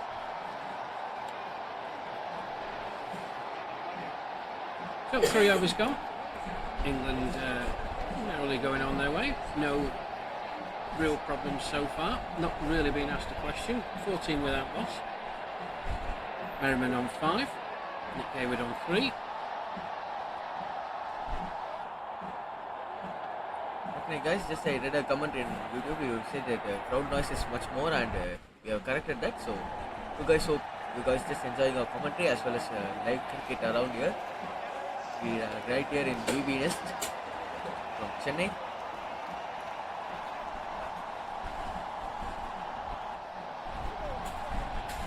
we go for the second over for the spinning. Right down the ground and an easy single chip to mid off for a single.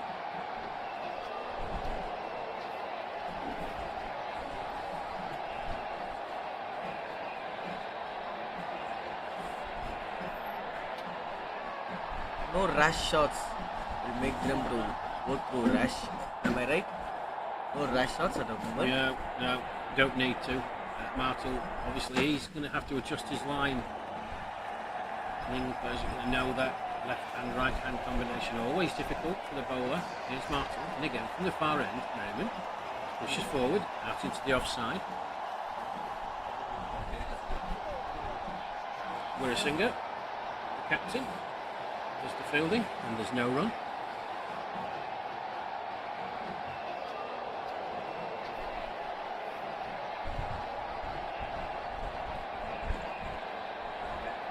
Beautifully bowled.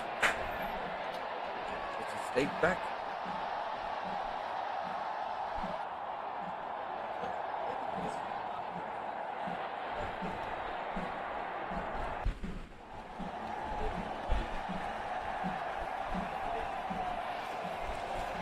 Wide ball.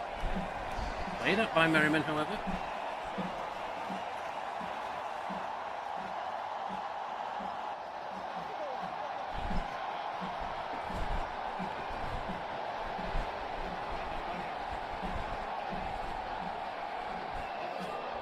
Here's Martin. And again, Merriman just pushes forward. Squirts out. It's a backward point. Dave Ramdan does the fielding. And there's no run.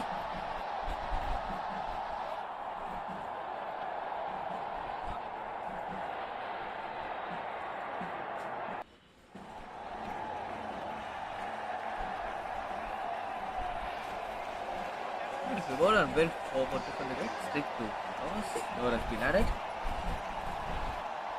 We haven't seen as a lot of sixes in this match yet. Just 12 boundaries.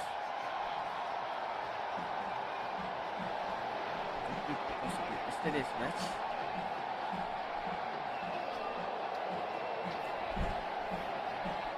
Good shorter. Straight to sweepers for a single. Bowler just bowling to his field. That completes the over. It's 17. So no loss after 4.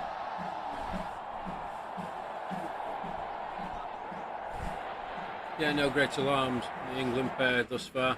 4 overs gone. Kazaka says 17 for no wicket. Run required 2.73 and over. Just going over a shade of 4 and over. No alarms.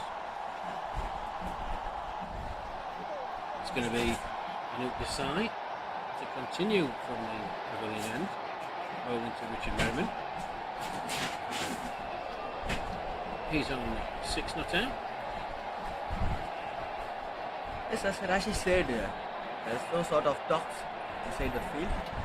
Seems to be US shoulders have been down at the moment. They don't have any idea how to be able to get 1 or 2 right now. There's no encouragement. We were fortunate here to have the England boundary fielders near us, and always encouraging. The US team quiet at the moment. Decides in again. Merriman backward. Punched up into the cover region. There's no run. Merriman looks very solid, right? Yeah, very solid. It's not going to give us wicket easy. That's what Mr. Nash has said in my convo in the last match against Canada. Shot is coverage being placed straight to him. Yeah, Merriman won't mind that at all. Orthodox, defensive stroke into the cover area. He won't mind that at all. Anything with a bit of width, they'll be on it like a flash and it will disappear. It's good bowling. As I said, wicket to wicket. Marshall did it in the previous over. So here's Desai in again. Bowls. Merriman. Puts forward again. Works out into the offside and there's no run. Maybe a loose ball from the bowler. Can he overtry the things right now? 3 defense, 3 balls, 3 defense. Yeah, 3 good deliveries. Just what his skipper would have wanted. Make the batsman play. And right on cue. A bit of extra bounce. Bounce and a fuller length. Merriman likes to try and play that cut shot, guide it towards the third man area. Just came on him a bit quicker than he thought, but the bounce was the key for that one. That will give some encouragement to Desai.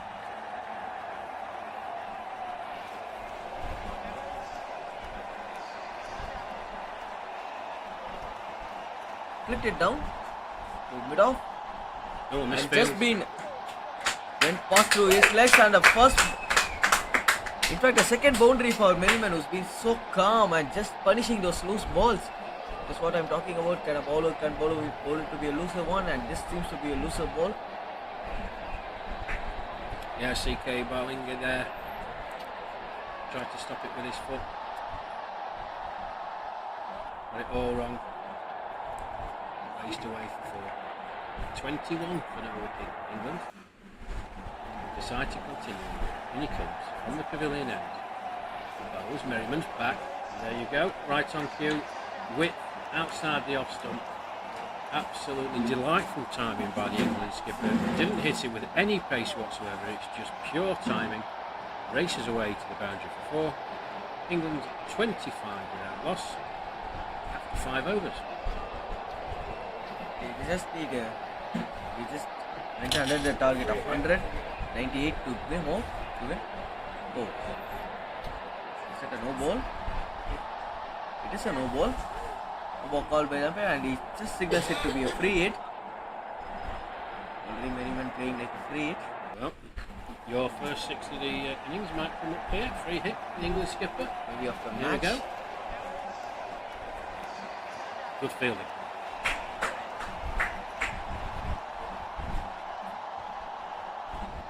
It's 26 for no loss after 5.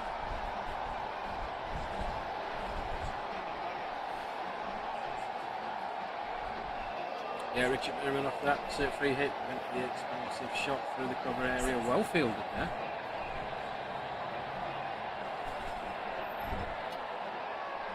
Martin, who's going to continue from the far end. It's been damn hot right here at Chennai. A very humid condition because some sort of wind running around.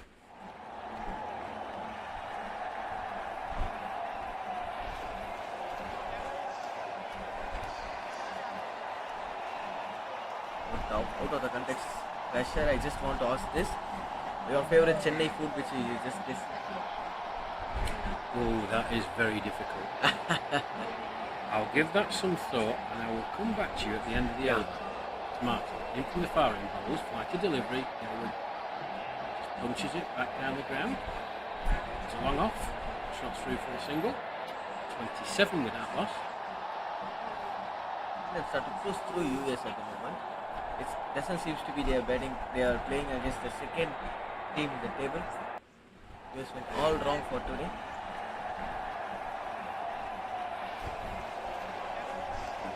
This makes Canada to be on power of US after the match.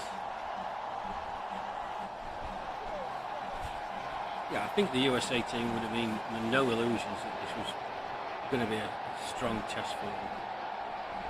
Crusoe with their batting, England bowling was very, very good. Just squeezed the life out of the USA team. Really didn't give them a chance to set any platform whatsoever. Here's Martin. In again. He bowls. Merriman just jabs it out into the offside point region. Call is yes for his partner Nick Gaywood. And they scamper through for another single. England 28 without loss.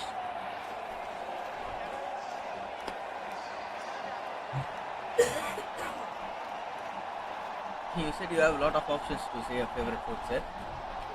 Your best. I'm still thinking.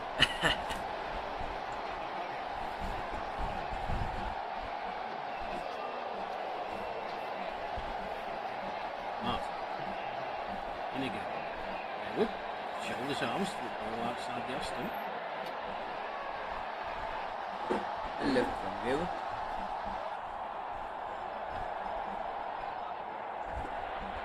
Last two of the sixth.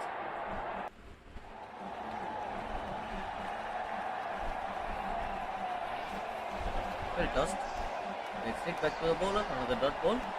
They don't mind dots at the moment. They are getting runs in boundaries. And at least two overs per 2 overs.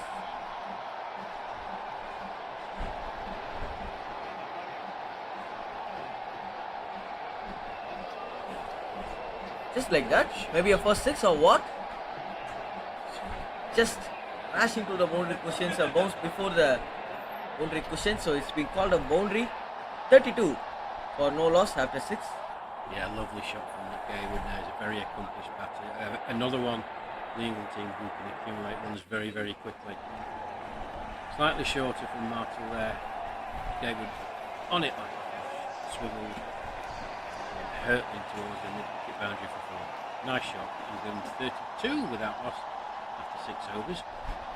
I've had a couple of things I'm used to make, but one I really do like. I don't know if it's typical for Chennai, but it's paneer paratha. Yeah. Barota. Yeah. So I had that. That was very nice, and I've had a range of dal while I've been out here. That's just been wonderful. Yeah. So, Yes, guys, any Tamil guys or any Indian guys, any Indian people are just watching this. He's just talking about sambar sadam, I hope so, and he's talking about nei barota, right? Nei barota. Yeah. Very nice indeed. Yeah. So what's going on at the pavilion end? Looks like a change already. Replacing Anil Desai at the pavilion end, it's going to be Ahmed Merchant.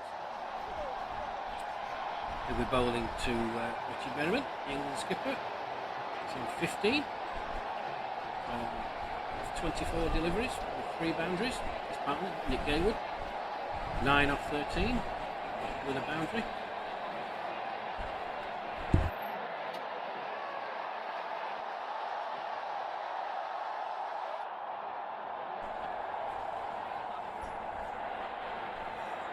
England going along very serenely, very nicely, no alarms. Here's Merchant, in he comes. Leggy. First change. Straight to sweepers for a single.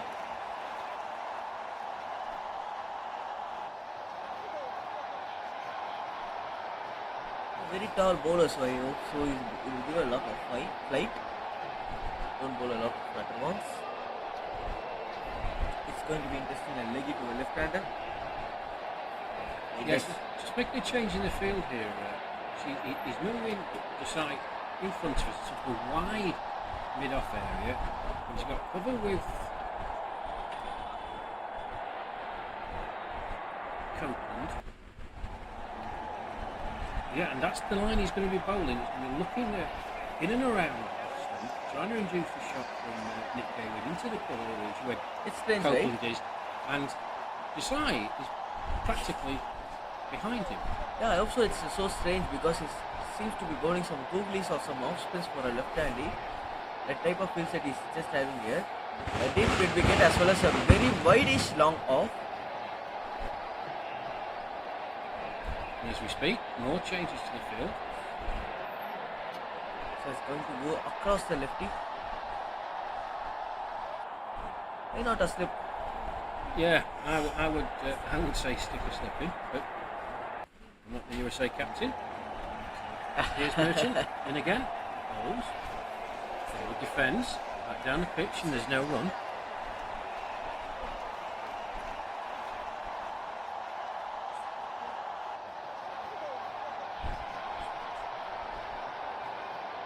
Here comes Merchant, from the pavilion end, in. Down the ball for a single towards long off.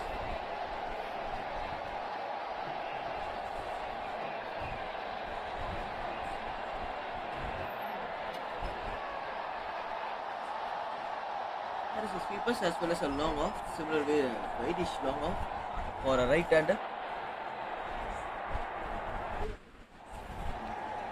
Oh, fine leg.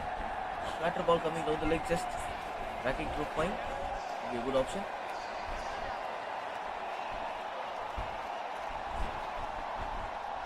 Just touching his hands, it seems to be. So the bowler cannot be so awkward to bowl straight on sticks without a fine leg. It recovers, another knock ball. Last ball of 7. Ball, it's 7 done, 34 for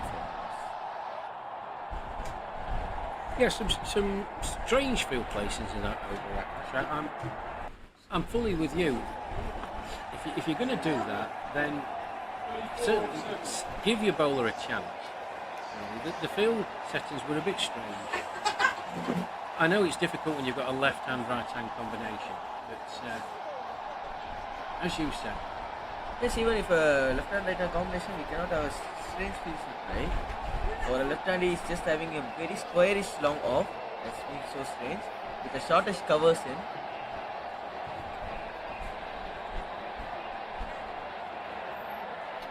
Yeah, there's obviously a plan.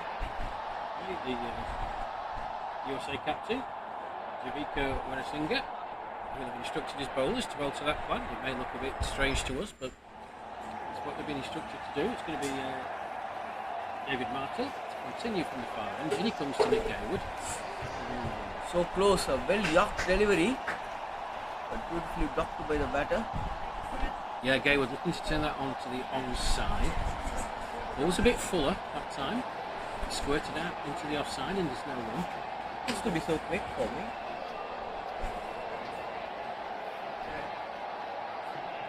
Quicker than he actually bowls. He's on his 4th over with 12 runs, haven't got a wicket yet. Staying down the pads.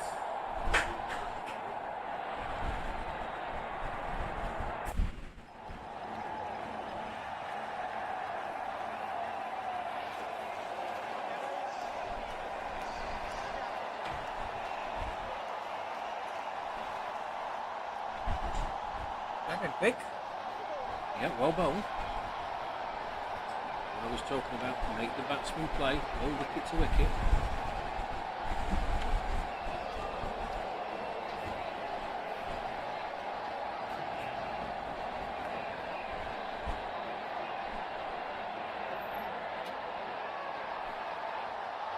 Again, forwarding with some calm air, he's been batting up. Both the batters have been batting with some calm air. They're not putting all the balls away. They're just waiting for not one loose ball. When the bowler loses his mind, the batter makes full use of it.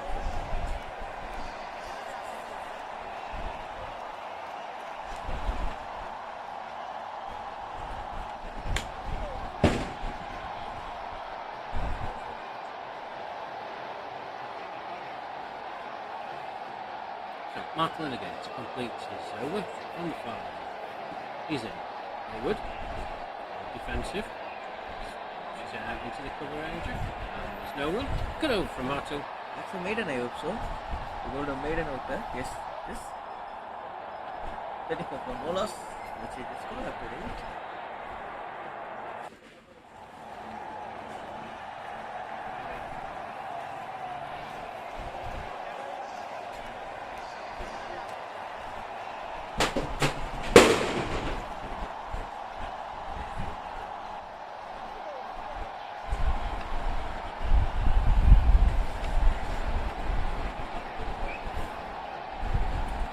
So Ahmed Merchant to continue from the pavilion end. Richard Merriman, England skipper, taking strike.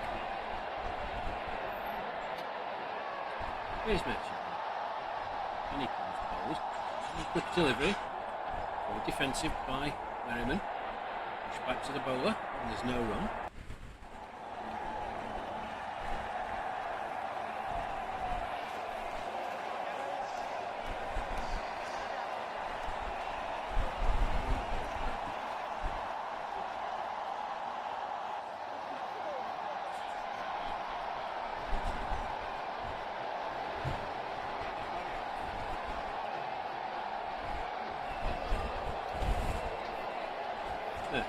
Any delivery.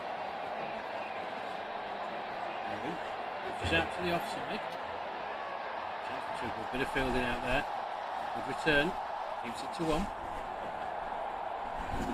35 without loss England.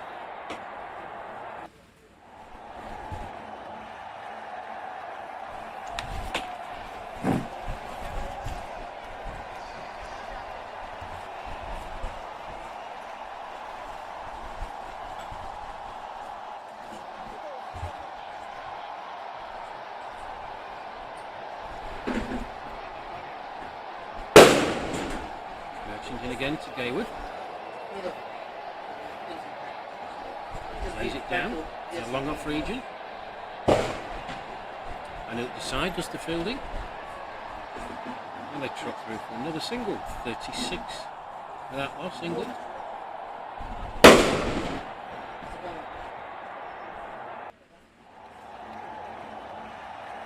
Fletcher. Here he comes. Everyone faces up, plays it back down the wicket. Just the fielding, and there's no run.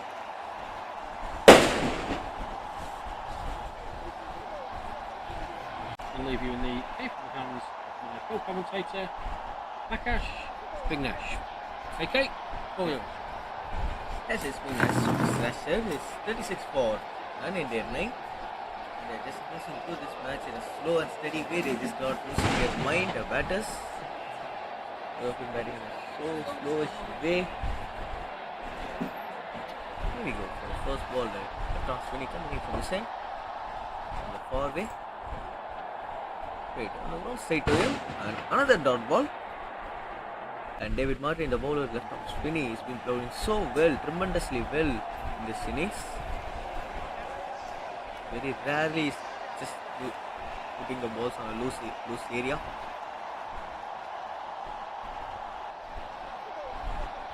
And with a forward stride.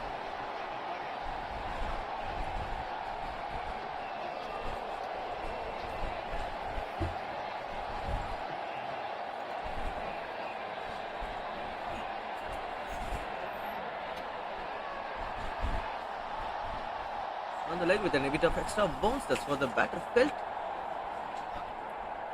Let me see another maiden from David Martin. Definitely England boys are not going to mind off balls at the moment. They just could be able to score some good runs in the first 10. They just keep their wickets in. That will make them an easier victory.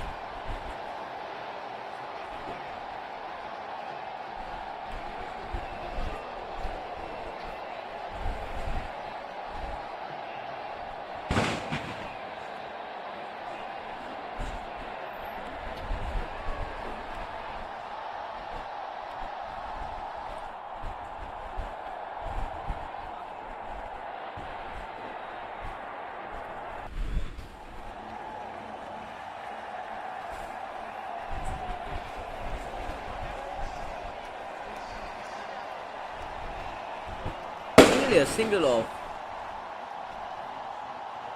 David Martin's bowling. First runs in his 11 balls. Takes straight back to him. He finished off with a run in that over. It's 37 for no loss after 10.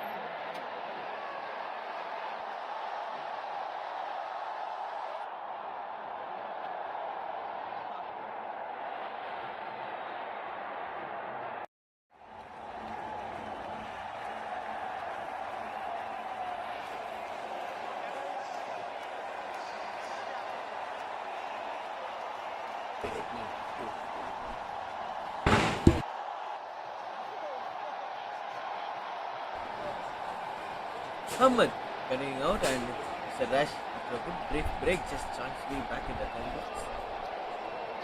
Yeah, thank you, Akash. The sounds that you're hearing, we're perfectly safe here. It's just the break off as Archer comes in, bowls. Catching, Gilly just defends, pushes it out onto the leg side. It's no run. There's a funeral taking place not far from the cricket ground. There's a loud bangs you can hear, so please don't be alarmed. We're all perfectly safe. Here's Merchant again, slightly flighted delivery. Hayward just leans into it. Nice, easy stroke down to the boundary. And up the side does the fielding. They chop through for another single.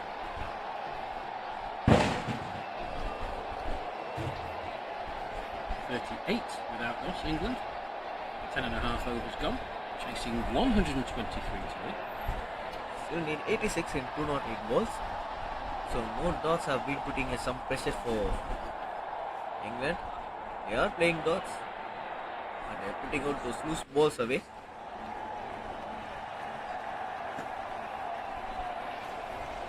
Using his feet. Very rare to see an England batter using his feet. A good fielding effort out. Even in modern day cricket, we don't see a lot of England batters using feet against spinners. Name a few. That includes Joe Root as well as Liam Livingstone. Other than that, I don't able to see a lot of England players using their feet. Even Joss used to use the feet, I also.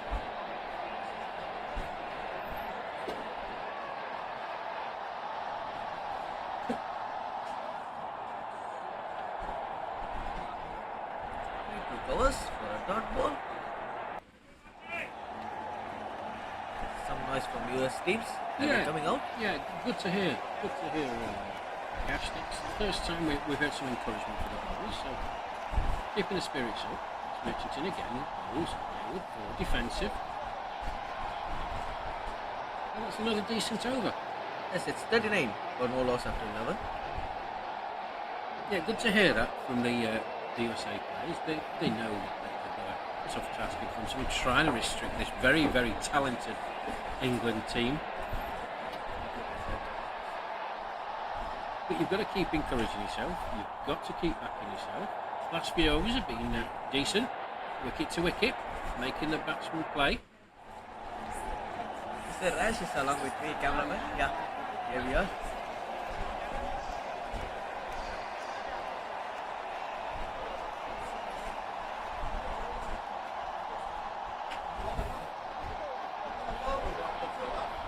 Cameraman, fans around, pavilion end where we are. Martel to continue from the far end, he bowls. Squirts off the outside edge, Merriman's back. Fielder comes in, from his gully position, there's no run. It's a bit of shock from Rash 2 overs before. What's the sound like that?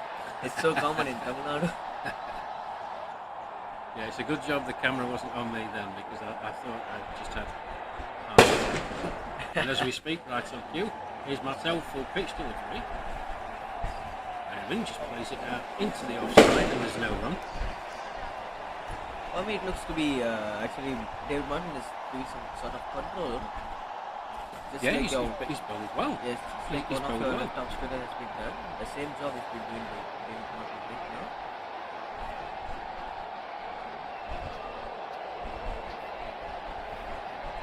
A long series of dot balls. Yeah, it was always going to be difficult for the United States bowlers. I hope the folks up early, watching back in the US of A. Your boys, well, they're fighters, they're not going to give up. They've shown in this tournament already they've been in some deep holes but managed to get themselves out of it. Can they find a way to break this opening partnership? Here's Martin, and again, Hayward just turns it into the onside. Fielder comes in, and he's deep mid-wicket position. Can't prevent the single. Another run to the total.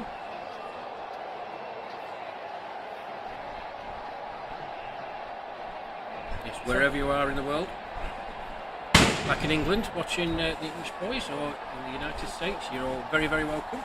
Rash Mahmood here, the England commentator, alongside me, Akash Vignesh, my co-commentator.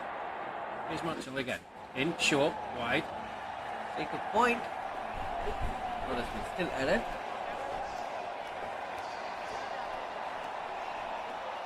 Yes, wherever you are, I hope you're enjoying this live stream. This Group A match in the men's over 60. Martin, in again, from the far end, to Merriman. That's an expansive shot. It's a great bit of fielding. Great bit of fielding on the deep cover boundary. One bounce to the fielder wasn't easy, moved around very, very quickly to prevent the boundary. Just a single from the final ball of the over.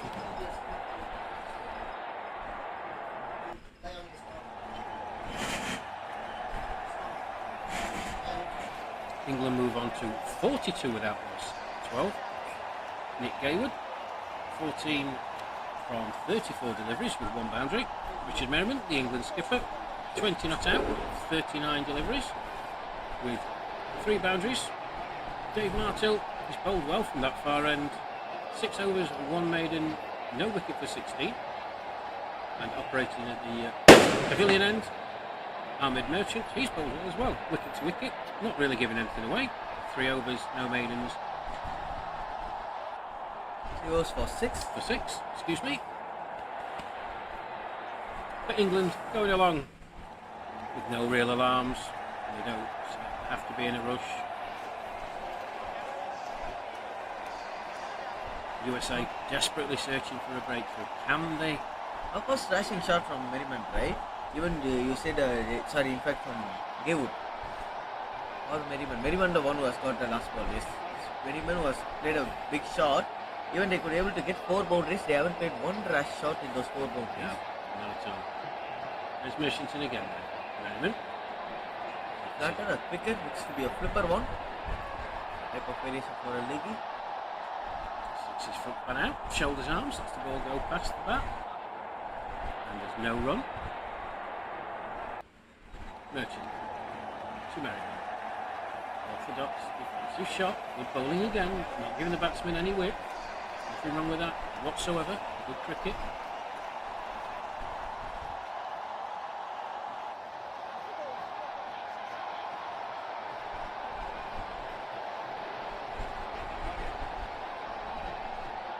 Bit and a 4 verticals again, another dot ball. Yeah, a bit more flight there from Merchant.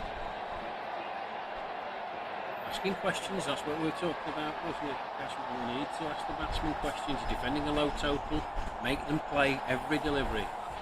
No free balls, make them play. So I'm just walking to the eye line of the England skipper. There's Merchant. In he comes. Bowls. Merriman. On the stumps again. Quite content just to play it out. Into the offside. There's no run.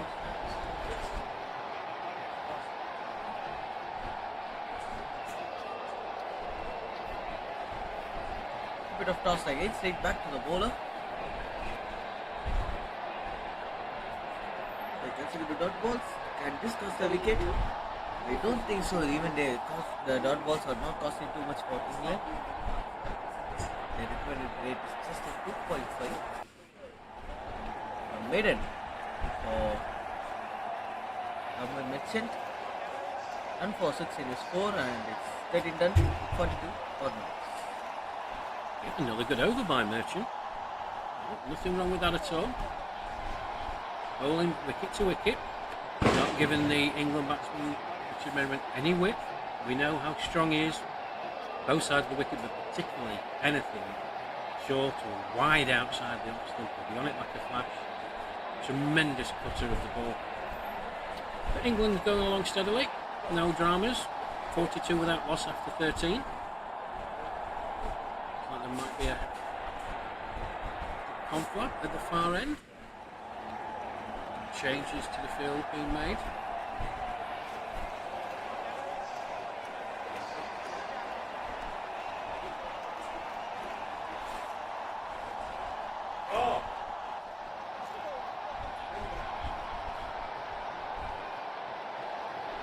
David Martin to continue from the far end. bowled well. Only 6 overs so far, as I said a few minutes ago.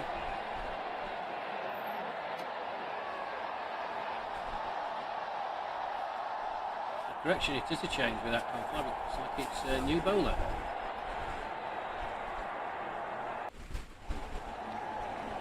This is Swain, the second change for the day. 42 for Novas in day 30.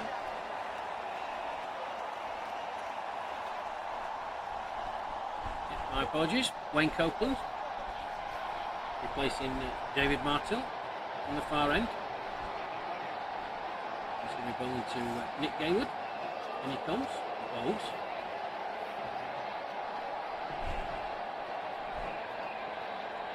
A dot ball to start right on the block, right? As I said, these bowlers are not giving any sort of width for the batters to offer.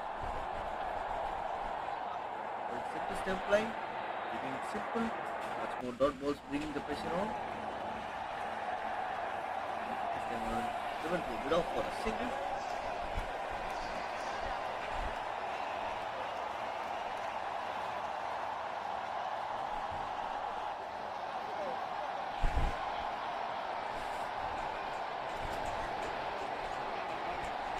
Then just did 80 more runs in their 190 balls with a required rate of 2.5 per over.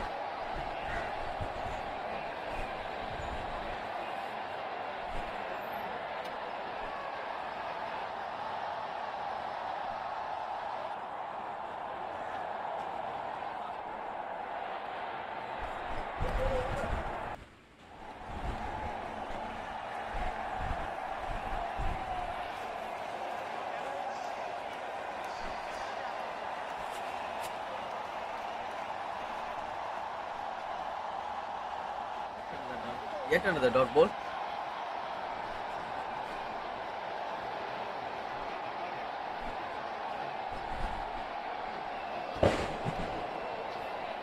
Down the leg and it's been swept away towards spine. Can the ball dash to the boundary cushions? It's a good fielding effort from the fielder out there. Just before the boundary cushions, he could be able to stop it. And England batters could add 2 more runs to the total. In the replay, that's an excellent stop.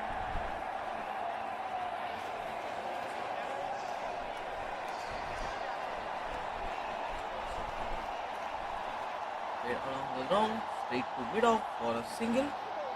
So immediately a change in bowling doesn't affecting anything for England, as well as US just trying to give some runs. They were going consecutive of dot balls.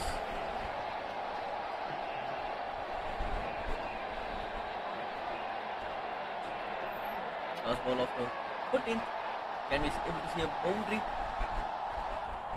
46 England. A loose ball. Punished.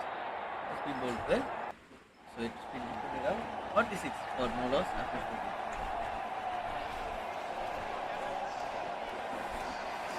14. Yeah, 4 coming from that Wayne Copeland over. Nothing really to test the England opening pair. Move along very steadily. There's no need for them to make any rash shots. 46 without loss to 14. USA got to keep plugging away. Ahmed Merchant continuing from the pavilion end. It's been steady. Just the 6 runs coming from his 4 overs so far with one maiden. He's in now from the pavilion end. Merriman comes forward, squirts off the pad to the onside, and there's no run. So bat and pad there. A shot is shot from the keeper. Yes. Even reacted to that. Or you say just has got skated down, right? No bounce. Now then, that did keep one. And it did skid, you're quite right.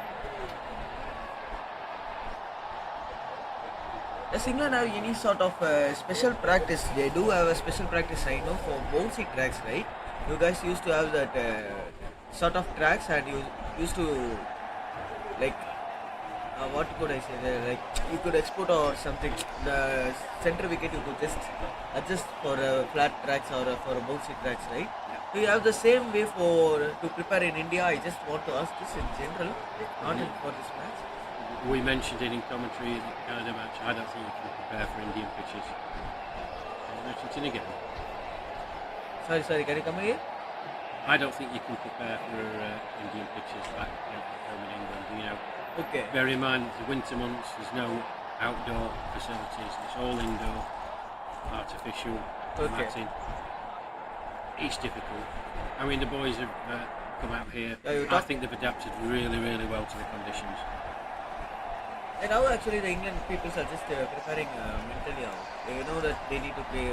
No, I'm not. Actually, I'm talking about the international standards. I'm talking about international cricket which is now being played right here in India, right? How they are just preparing for Akshar Patel or Ravindra Jadeja or Ravichandran Ashwin to be playing.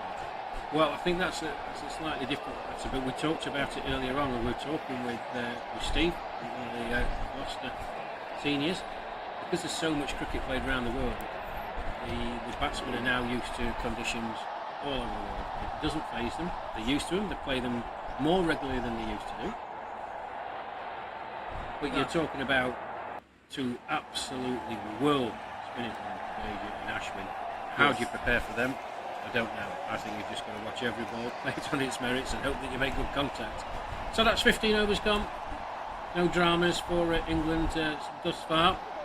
48 for no loss after 15. We do have a drinks break. Much more welcome to drinks break in this hot condition. Of course, our very own Ash is from Chennai.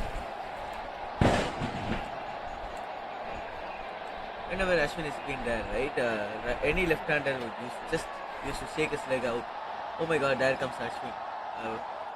Because it's just a cakewalk for him taking out a lefty out. Even greats like Alistair Cook. I could name some. Actually, even he could make right-handers dance to his tunes. I will name some few. That includes Joe Root as well as Steve Smith. Both of them are excellent. Both of them are excellent spin players, but still Ash has break down the bats of both Steven Smith as well as Joe Root, right? So he's such a sort of guy. So I just want this answer from you. Actually, you guys going to prepare Ash. Even we just saw in the World Cup, they do have a dupe of Ash, exact dupe of Ash who used to bowl in this action, but not the brain of Ash, right? Yeah, I mean, it's a genius of a brain, isn't it? He's just a world class bowler, and we're very, very lucky with the advent of so much cricket now on television and other streaming services that anywhere you are in the world you can get to watch him play. Just an absolute joy to watch. He's a tremendous bowler, but I think what sets him apart from other bowlers who are also very, very good is he challenges the batsman every single ball. You can't get set with him. He'll throw in something that you've not seen before. He'll work you out. He also communicates very, very well with his skipper. He knows exactly where he wants his fielders. 9 times out of 10 he's going to bowl to that field. He's just a tremendous bowler to watch. And again, when he's on it, he's practically unplayable.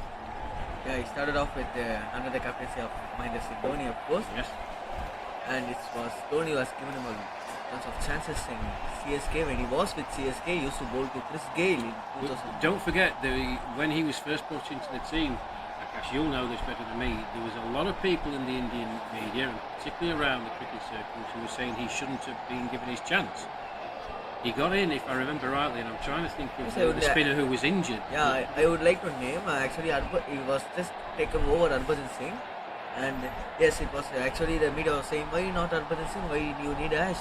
But definitely Dhoni has different plans. Well, again, we've talked about it. Well, we've talked about it off MS Dhoni, one of the true greats of not just Indian cricket but world cricket. And what set him apart as a captain, we mentioned the other day about Owen Morgan, we mentioned about Ben Stokes now for England. MS Dhoni, he was way ahead of his time. The field placings we've been talking about, but he was bold enough to stand up to the Indian board of cricket and say, this is the guy I want, This is the guy that I need to see playing. This is the guy who's going to be a mainstay of the Indian team for the next 5, 6, 7, 8 years. And he stuck to his guns, and such is the power that MS has, that the board said, okay, off you go. And to be fair, Ash hasn't looked back since, has he? Tremendous Yeah, power. he never looked back from that, and he even remember his good olden days. He used to say it in his own YouTube channel of playing under MSD. And he actually developed a lot of balls. Even a lot of Tamil Nadu cricketers, Indian cricketers used to say he has used all sort of balls and used to develop everything in each and every series. Even he now had a type of off cutter that doesn't spin much, but actually that's even straight back or single. Wayne Copeland, after the drinks break, continuing from the far end. Nick Gaywood, off drive. Half stopped by Copeland, shot through for another single. 49 without loss. Yes, we were talking about a great Indian cricket. I would like to include Ravindra Jadeja in that episode. Oh, He's been such a goodness great- me. Yes. Well, he's another Indian cricketer that polarises opinion. There's a lot of people in India who don't think he should be playing. Here's Copeland in again. Raymond just forward, drops it out into the offside, and there's no run. Remember what? When he was not not in form of his batting or bowling, this guy Ravindra Jadeja used to contribute to the team in his field. Tremendous fielder. World class. He is right up there in the top 5 of the world without it. Here's Copeland in again. Merriman down the wicket, tries to play an expansive shot. Thick inside edge onto the pad and it squirts out to mid wicket and there's no run. Yeah, he's a top 5 fielders in the world. Absolutely no doubt. Abundance of riches as this Indian team at the moment. Here's Merriman. Looks to sweep. There's an And appeal gone. for LBW and he's gone. We were talking about how England players used to play out spin, how they just try out to play out spin in an Indian track, and the spinner has got the wicket of the skipper. First one down for England on 49, and it's Merriman who has been batting for 24, well made 24. He's going back to the pavilion after 55 balls. Just made a question in the bowler's mind. The previous ball came down the track. This time around, he just tried to sweep it out. Yeah, a bit straighter that time from Copeland. Bit straighter. Merriman looking to play the sweep shot. Got timed just a touch early, maybe. Just watching it on the replay. Yeah, touch Looks to be early. He plumb. was there in front of the stumps, giving the umpire a very easy decision. I don't think there's any question that was out. LBW. Merriman makes his way back into the pavilion. Say 24. Breakthrough for the United States. And just reward for some good bowling in the last few hours. They kept it nice and tight. Bowled wicket to wicket. And in this time, I would like to have for another question. Sir, you definitely will be watching out some England young lads, right? I have watched this name, this spinner. A minute. Yes, he's the one. Shoaib Bashir. Can you say about him? Can you say about him? This is a new name. He's just got the wicket of Shubman Gill in the ongoing match. Very, very exciting spinner for England. Yeah, I just saw around nearly Young 2 man. hours of him. Yes, Just finding his way in the game. 2 hours of him. A very tall spinner who's been bowling so much of flatter balls, and suddenly twisting one ball to the toss up a little bit. Bashir. Just for the first time, I'm just coming through his name. Yeah, we'll talk about him a bit more at the end of the over. He's a very exciting player. So it's the vastly experienced Mal Hussain taking strike. Here's Copeland. In he comes. Hussain.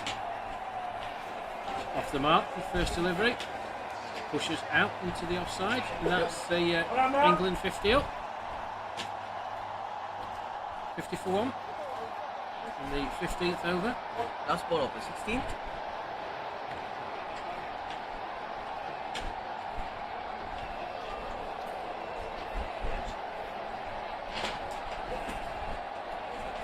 Not only India, even England are just moving to the generation after generations, and that's one of their goal. Has been playing generation after generation, just picking up a lot of. That's another appeal for LBW. Nothing doing this time. They were just half prodding forward. 50 for 1 after 16. Yeah, going back to the series, a very exciting prospect. I think it's very difficult, particularly in England with the pitches that we have, to be a standout spinner. The pitches aren't conducive That's his to it. spins because he doesn't seem to be a much bowler who bowls a lot of spin. I would like to compare him along with our very own local lad, Washington Sundar. Have you heard about him? No, I haven't, I'm afraid. No. Really? Okay, I will be saying a word of Washington Sundar. He's been such a good bowler. He's also a tallish bowler who used to bowl a lot of balls, used to skid out of things, and used to bowl at 90 to 100 kilometers per hour. And that's how he bowls.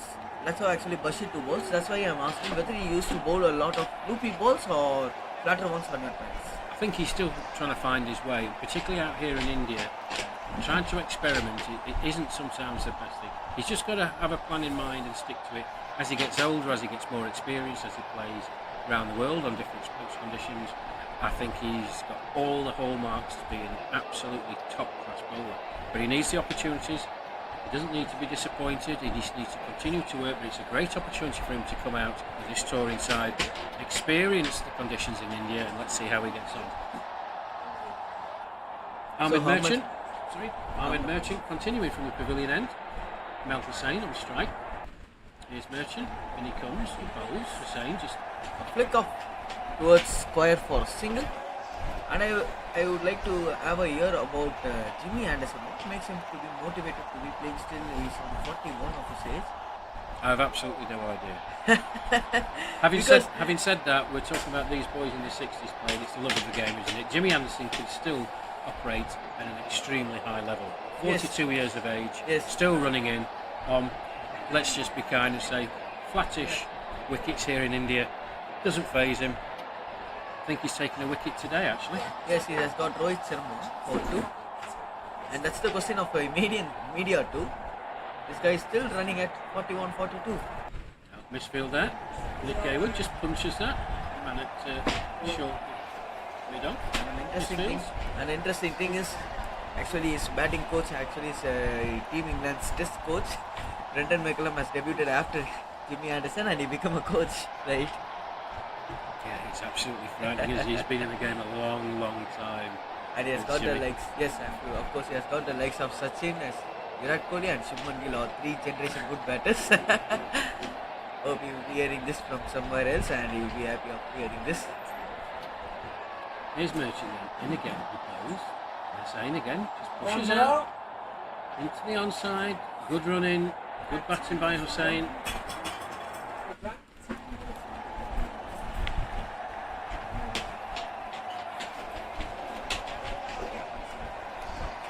That's another leggy too, right? One will be just couldn't able to remember his name. Spiral leggy. He's also a young lad from England. He to bowl well. Hayward just pushes into the offside. Wayne Copeland shots round, does the fielding, and there's no run. Last 2 balls of the 17th, 3 runs of this over till now.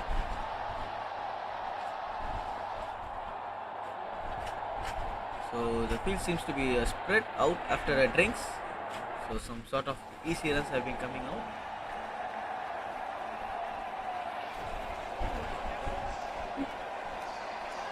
Remember what? US have used the 35 balls that could make them a big impact. They got all out before 40 overs, just a over before 40.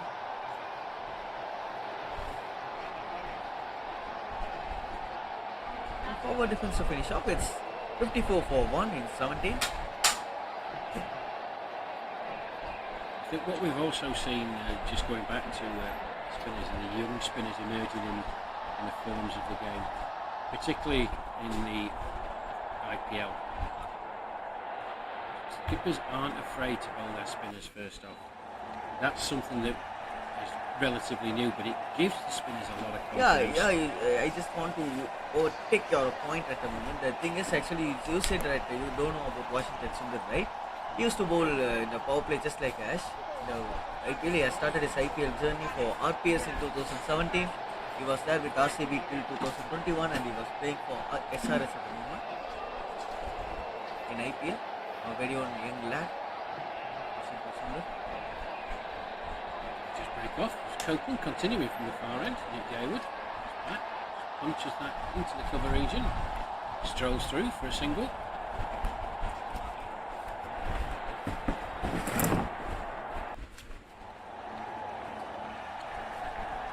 So, Akash Vignesh takes a step out of the composition. Delighted to be joined. And he's batting here of the last two innings. Monty Douglas. Monty, good to have you here, my friend. Sitting this one out. Yeah, thank you very much. Yeah, taking a rest due to knee injury. Feeling better so far. Taking some physio treatment. Yeah. Nothing too serious, I hope. No, it's not. Here's Copeland again. Touched up Hussain. Lays it down. It's a long on. Trots through again from the single.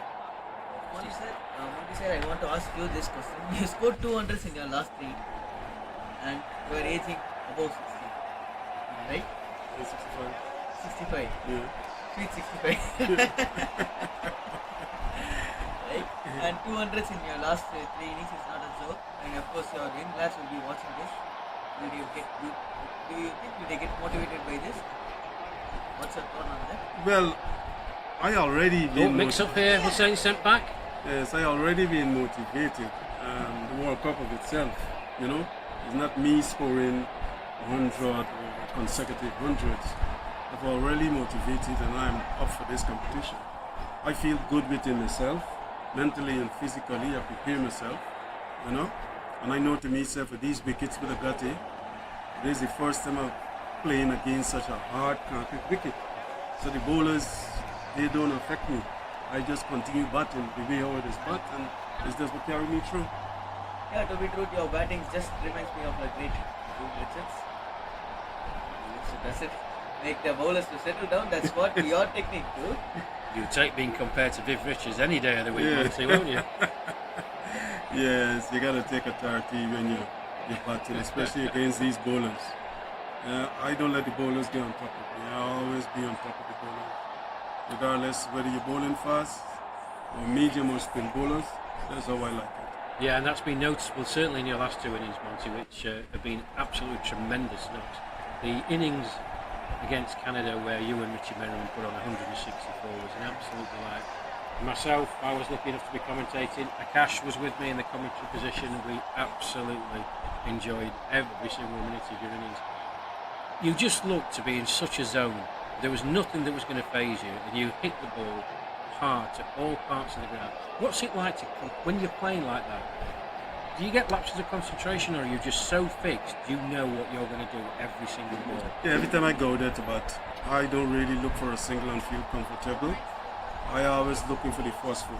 Yeah. The minute I get me first 4, is then I feel comfortable within myself. And if I continue hitting 4s and things, I know I fall in the zone. And once I see him in the zone, I could kill anything that comes. Yeah, nothing worry me. I told Richard, I said, look, the only way we could get out is if we out ourselves. Nobody can get us out. Because I seen the ball big, I could get back on the back foot and still play the ball. I could play through the line and still play the ball. Nothing could get me out. All these 2 matches that I played, I fear nobody. And I'm looking forward to the semi-final and the final. The physio give me a good rub down. I feel good. The swelling on my knee gone down, so I feel good. Also, you will be feeling good, sir. That's just break off. Wide outside the off-stump, thickest outside edge. You were saying that races away to the 3rd man boundary before. Definitely, you guys are going to face your arch rivals, Australia, either in semis or in finals. That's for sure. Well, we don't know. It's going to be an interesting last round of matches in Group B. With Australia's defeat yesterday, it really does open it up. They've got to play your boys India in their final group match, Akash.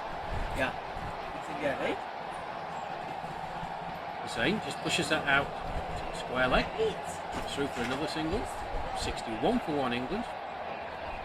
Yeah, that group is going to be very, very tight. Australia, one of the tournament favourites, suffered a shock defeat yesterday. Opens up the group. West Indies, Sri Lanka. It's going to be tight. This group, well, as it stands, it looks like England are going to go through 4 out of 4. Undefeated so far. They'll top the group, they can't be caught, which means that Monday's match against South Africa is inconsequential. If they carry on the way they're going and get to 123, they will book their place in the semi-final, where the man to my right, Monty Douglas, will be hoping that he's fit, firing and ready to go. Monty, just one question. What is it like when you've got back-to-back centuries and you're having to sit out for your injury? What is it like for you just watching? Did you take note of what's happening in the game, or are you just an idle spectator and you're here, you're supporting your teammates of course, but are you continually watching and thinking about what you would do in the situation? No. No, not at all. I just I'm glad I asked you that then. Yes, I just focus on my own game. I just focus on my game. You see, me as a man, I prepare myself mentally before this game. I think about the game before. So when I turn up on the ground, all I'm thinking about is this game. Yeah. And when I go in there to bat, when I go in there to bat, I know it's one way I could bat. Yeah? And just attack the ball. I don't look for the weak ones. But I already, in my mind, I know who to hit. Yeah?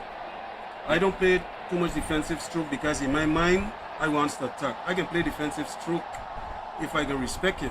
But other than that, if I could attack you, I would. Mentally and physically, I'm okay. Yes. I feel no way. It's just the tiredness from the heat, the perspiration. You do get you tired when you're running such a long time in the heat. Yes, definitely. You are just speaking like our very own Chika, Mr. Marcel, Chika, right? I go and I eat for sixes and boundaries, that's it. Yes, man. Go on, you go on. No, I'm just going to say, it's Michael talking to you. It's hoping to continue from the far end into Gayward. The goals, Gayward just defends back down towards the bowler. For England, 61 needed in day 1, 56 was, they scored 62 in day 90. So it's been dominant England batting performances so far, Monty. Really, really good scores. Just break off, open, and again, it's Fuller. Gayward strikes it, with a bit of fielding in the covers and there's no run. They've really scored very, very heavily and cashed in at all opportunities. They haven't really been tested whilst they've been batting. That's going to come at some point. Well, they can come, yes. And especially the only team we think will give us a good competitiveness is Australia. No other team. Yeah. We fear no other team because we got a very, very good squad. And most of these guys, then we see playing, not only our rounders, but they're opening batsmen as well. Yeah, and they're coming at 8, 9, and 10. And they could bat. But the thing is, with this team, the first 5, we just batting through. Because the wicket is exceptionally well. You know what I mean? And which is good. That's why you see we could afford to score 290, 300 and them thing. Lovely shot by Gayward, just rocks back onto his heels, plays that through the backward point area for 4. Delightful shot by Nick Gayward. 66. What England move on to? Yeah, that's a really good point, that one, too, because the England batting, you mention it, even people coming in at 6, 7, 8, 9, they play high up for their counties. Yeah. Like you say, some of them are opening batsmen, so England have just got an absolute talent pool to pick from. Anyone of 11, you bout 1 to 11. Yeah, that's true. Anybody. It's a very good squad. We got all the chance and the opportunity of winning this World Cup. Well, and I can't see, and even to the bowlers now, the bowlers them coming into themselves. They're bowling well. they are bowling. Yeah, because we been batting first, now we batting last, and the bowlers them taking control. Yeah, the performance is real good. Sorry for interrupting, and I could just say not only the bowling, it's great to say all the support so good. Yeah. All the 7 players just making sure not easy. It's a lovely shot again by Gayward Right? into the cover region. Still making you motivated Nice. to get this much to be done in the Easy 2 runs for him. From the bowler's strength, Yeah. still just making you England move on motivated. to Yeah, 68 they're for all- 1. I think we all rub off on each other. Yeah, that's good. That's Yes. all round cricket.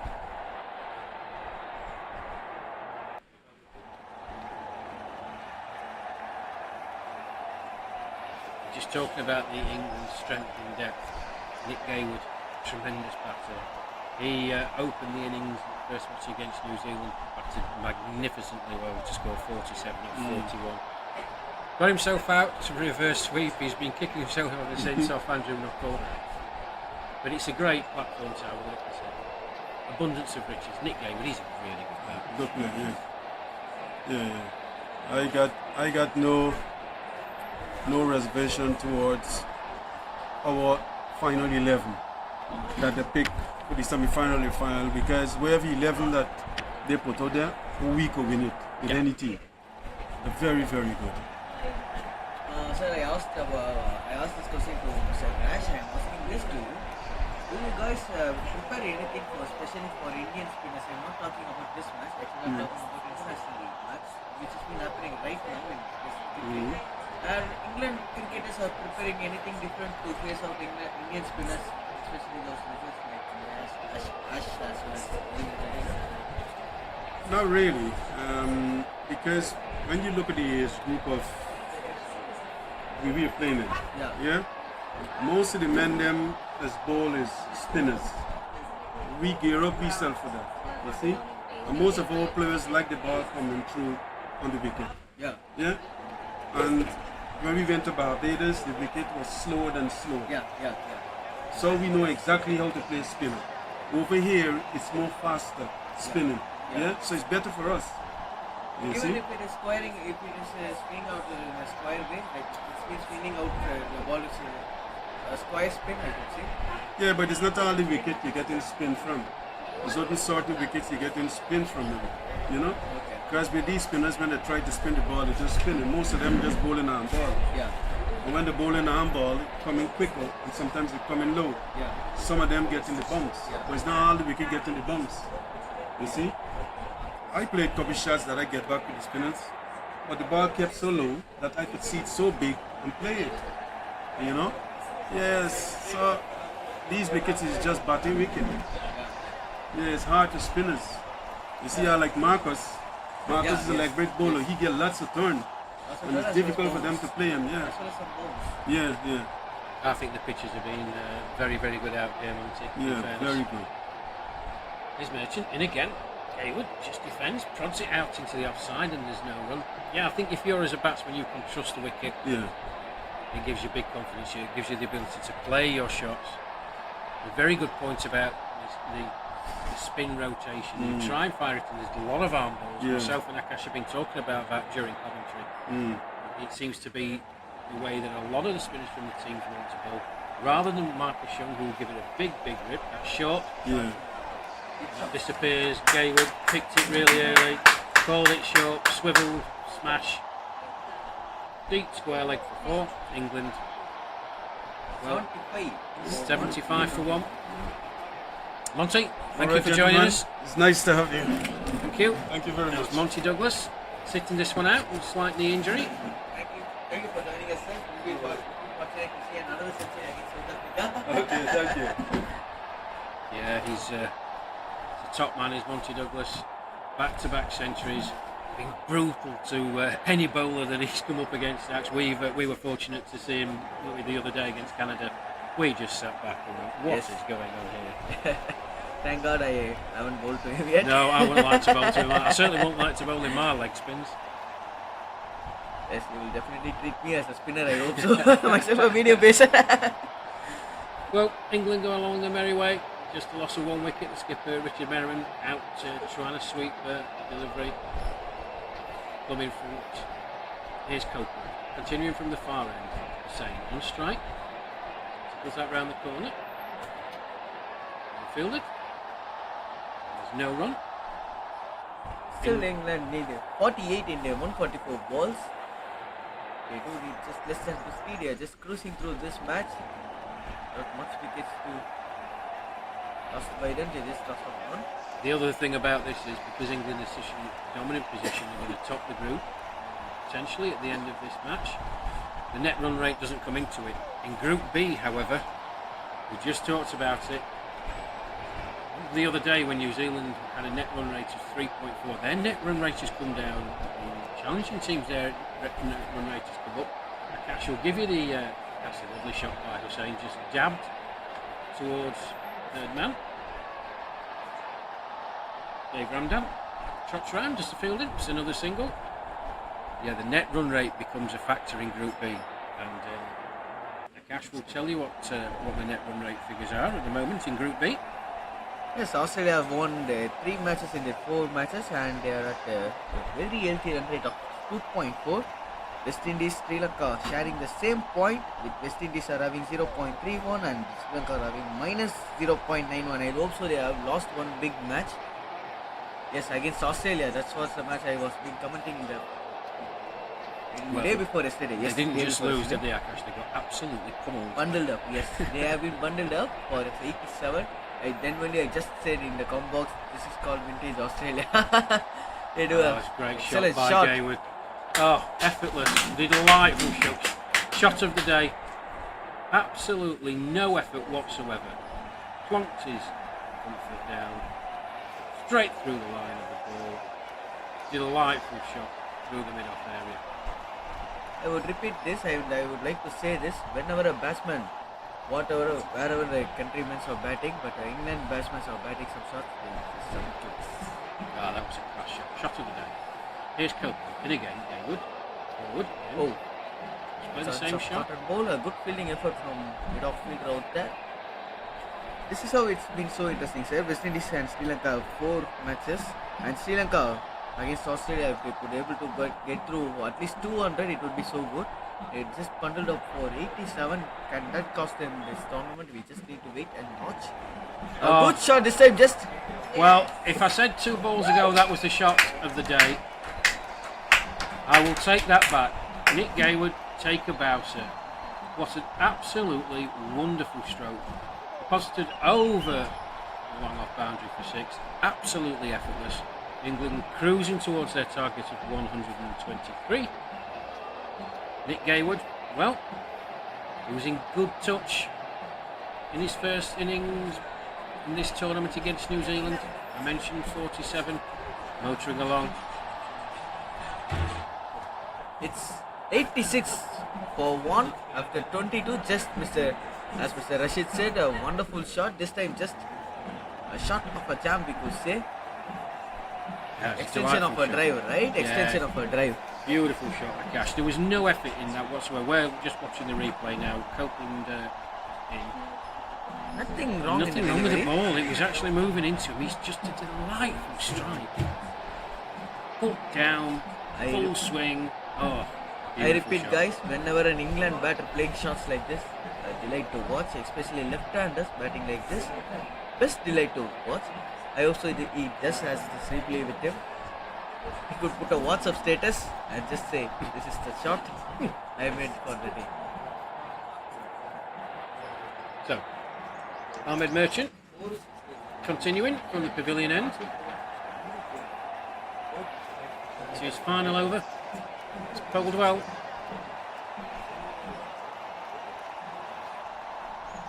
In he comes again. Hussain strikes that powerfully down the ground. CK Barlinge. Oh, unlucky. Good effort, but that's 4 to Hussain. England looking to finish this the next few overs. This is what a well-settled batter can do, right? Start to be taking shots. It's 90 for 1 at the moment in the 23rd over.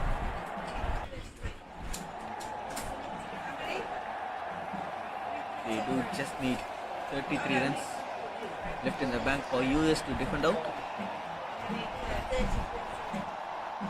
And the bowler has been bowling so well, starts to bowl some loose balls. Another full toss from him. From Ahmed Merchant. His last over. Yeah, it's good to see Mel Hussain out there. Key piece of that England top 5. Look to be in good nick against Zimbabwe. Very awful. Well within himself. And he can accumulate runs very, very quickly. Good to see him in good nick. Here's Merchanton again. Gayward just defends. Pushes it out. Onto the offside. No, sorry, the onside. Back to the bowler. And there's no run. Rash sir, sorry, I could ask this question to you. Victory in this match, a sealed position for the semi-finals.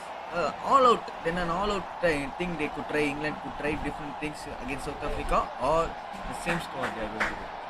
I think it's going to be how people have recovered. It's a brutal schedule, as we know, Akash. You know, these boys are pushing on in age. Tremendous effort by both sets of players and every single team that are out here. It's how they recover. It's a dead rubber. You know, England don't have to win. Nobody can catch them in the group. They're guaranteed to finish top of the group. I just pause when the motion comes in. Very good. It's back. Defends. And there's no run. That's the end of the over. 23 gone. England 91 for 1. Require another 32 runs in 132 balls.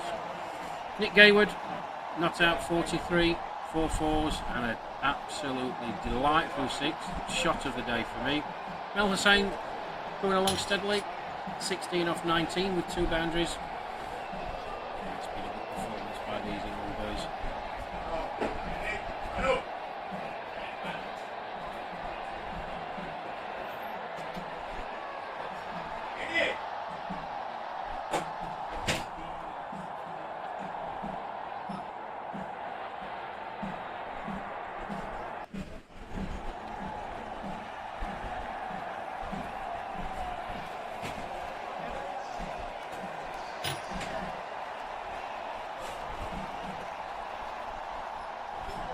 Sarita De Silva, I think so. They have been for US, a supporter for US. They just want to do something for US.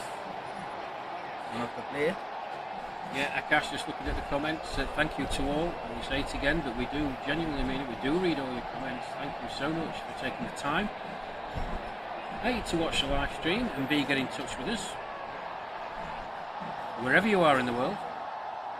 Particularly those who have got up in the wee small hours in the States to follow the coverage of this Group A game between England and the USA.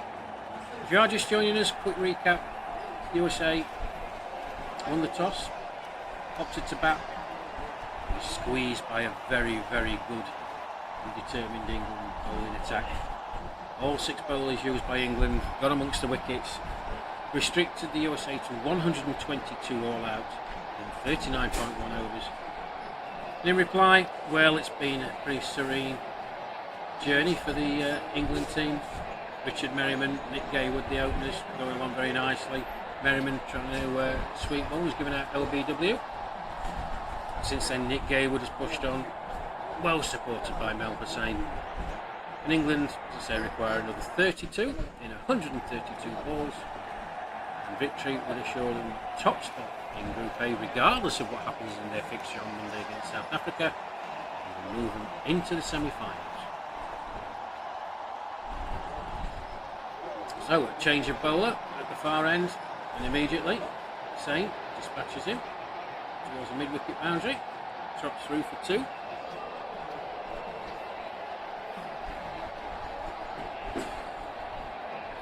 Ajith Jayasinghe places at Wayne Copeland at the far end. England 93 for 1. Hussain moves on to 18.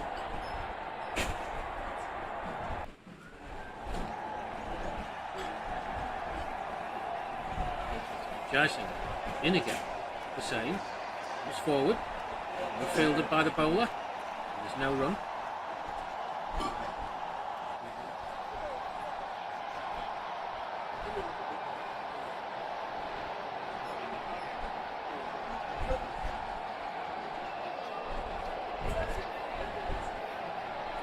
Here's Jayasinghe in again. Bowls, same. Forward defensive shot into the offside. Drops through for another single. England 94 for 1. And moves on to 19.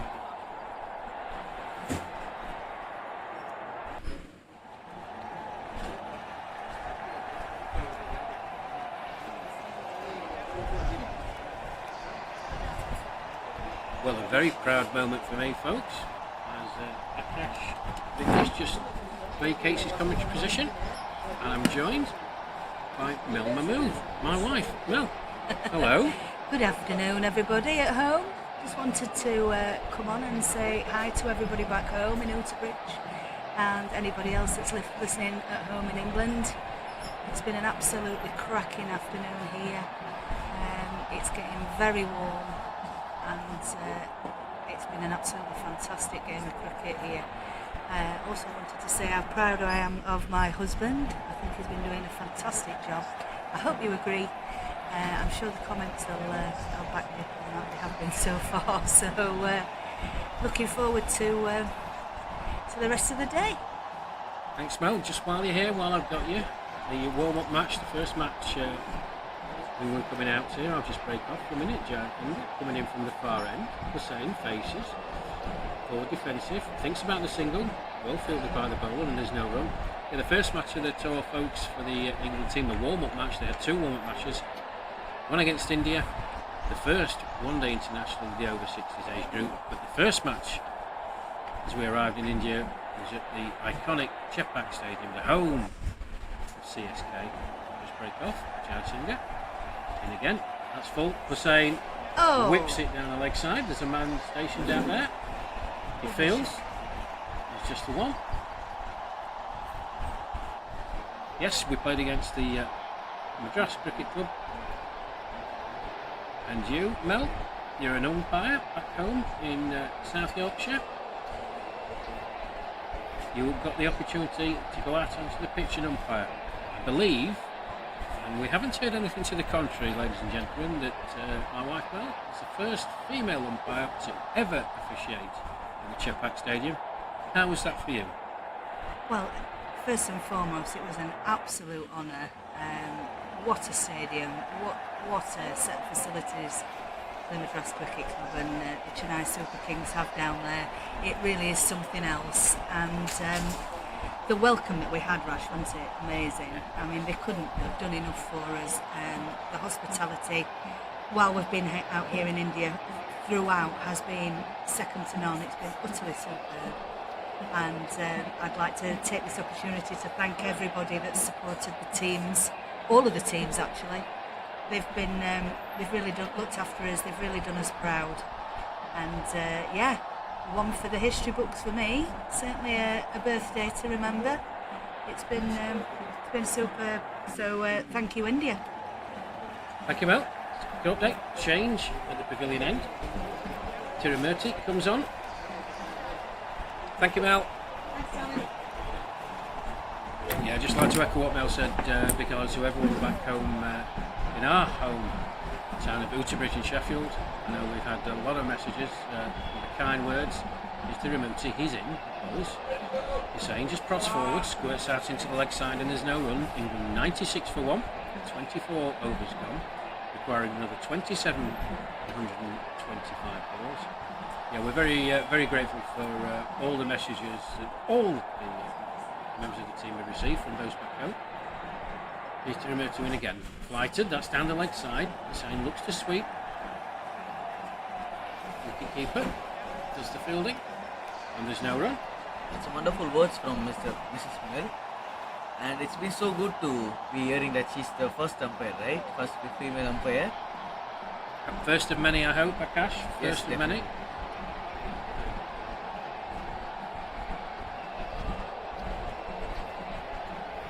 Especially umpiring in this subcontinental conditions are not so easy, guys. I repeat, umpiring in subcontinental conditions are not easy. It's been damn hot.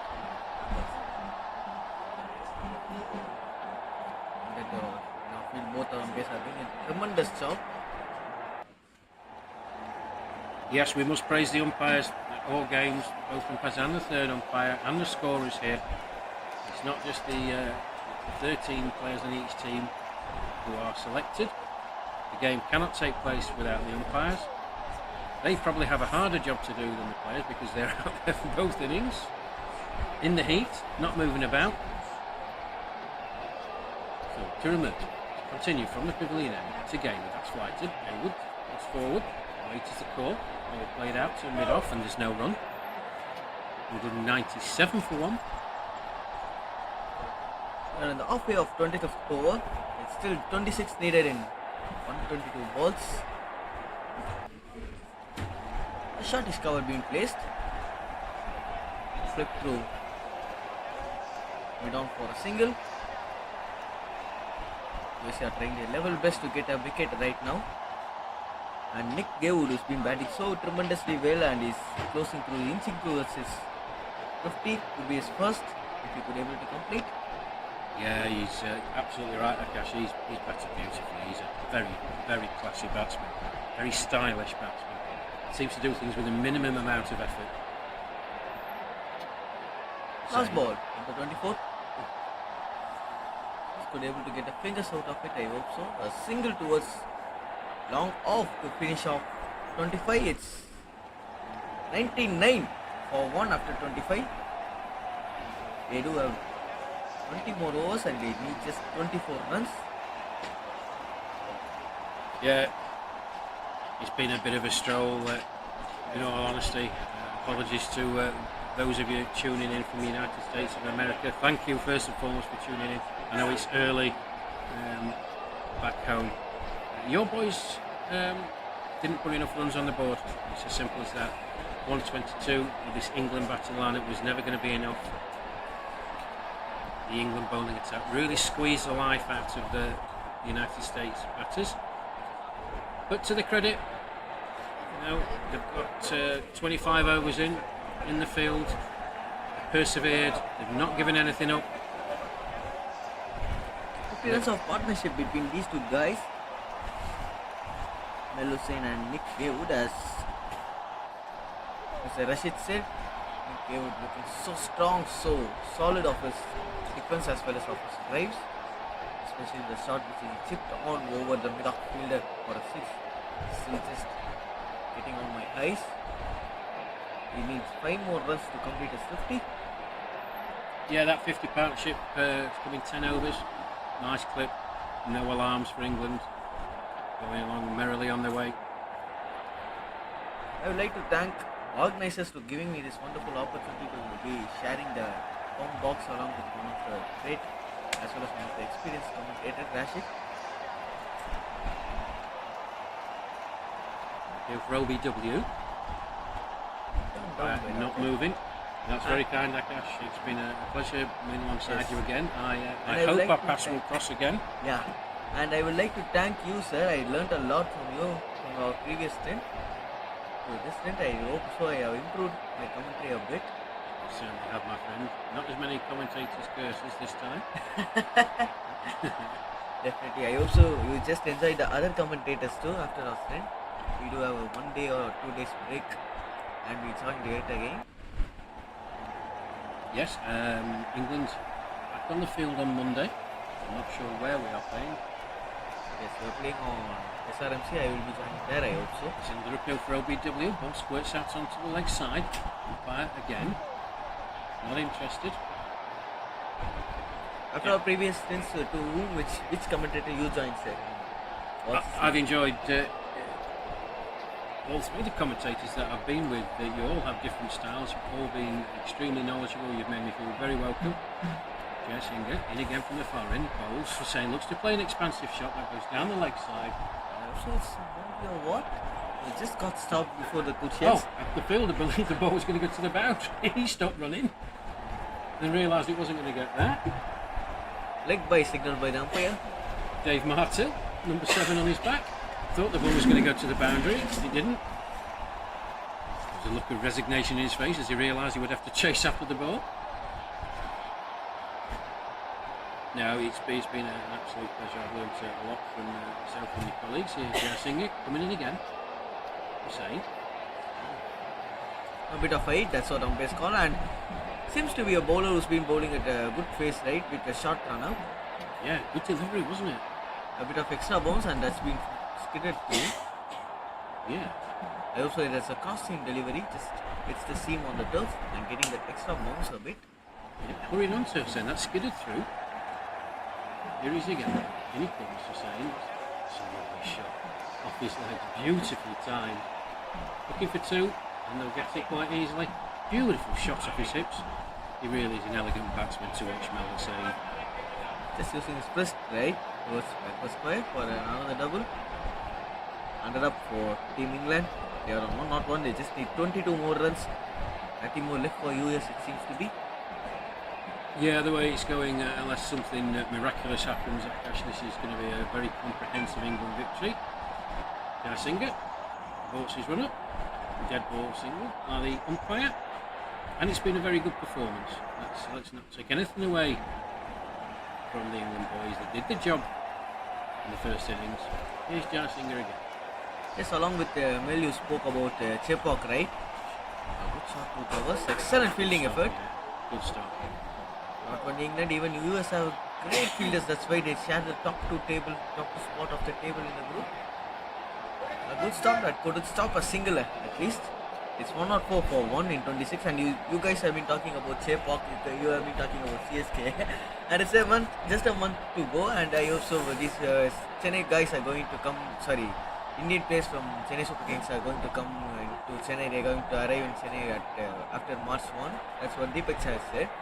So if you guys been here, will you go to the stadium to see, to hear a name? Well, now then, I can't divulge things like that. As you know, that Mel Hussain does have connections here. You would be obviously aware that he lived out here in Chennai as a youngster. He does have connections with the club. Maybe we can sneak in, try and get an invite through the back gate. I mean, the thing that Mel didn't say, but she alluded to, it's an incredible stadium. We were there, and it was just the teams and a few officials and dignitaries, however. I cannot imagine what that place is like with 50,000+ CSK fans in it. Yes, I was talking about in the previous 50,000 people chanting a single name, and I will be praying for before wicket to make him to come.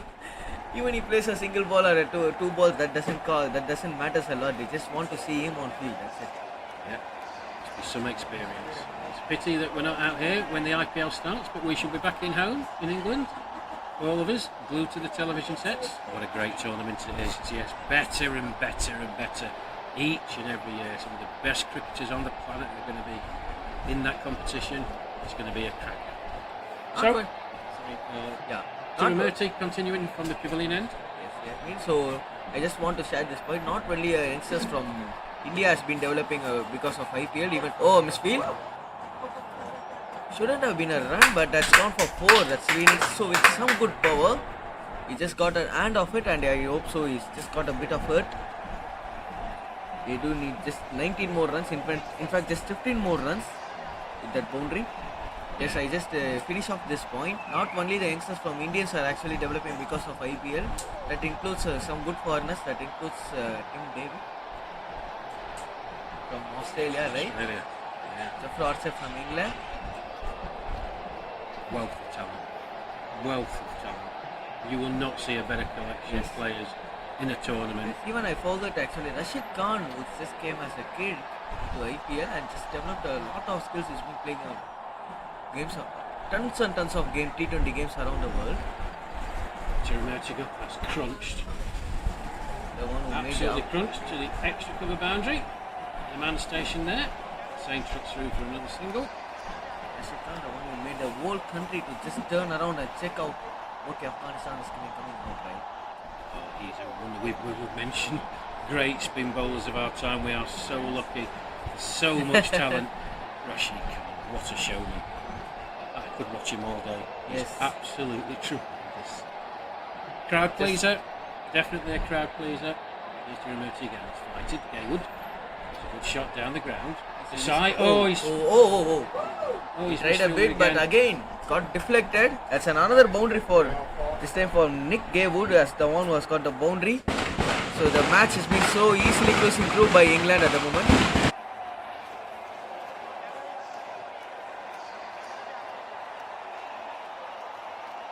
Nick Gaywood, unfortunate for Anil Desai, two misfields in this over, both resulting in boundaries.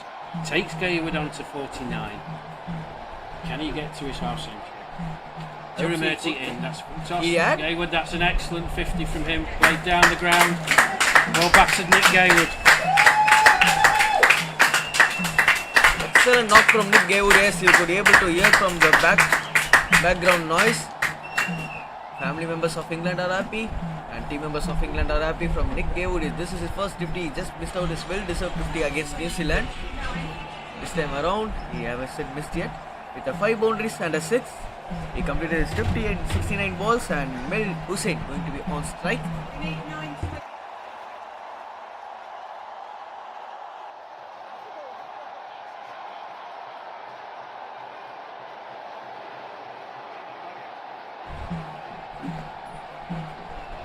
Just 9 to win.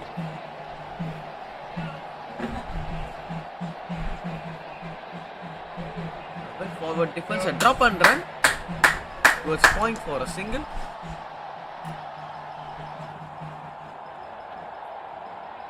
Yes, now I got able to recollect this bowler, Rahman Ahmad. This is a bowler I was talking about with you. He's an excellent talent. That's what I actually heard around England, who's been coming out. He's had to fly back home to England, I believe, Akash, for family reasons. We wish Rayan and his family all the best. We hope it's nothing too serious, but yeah, very talented young man.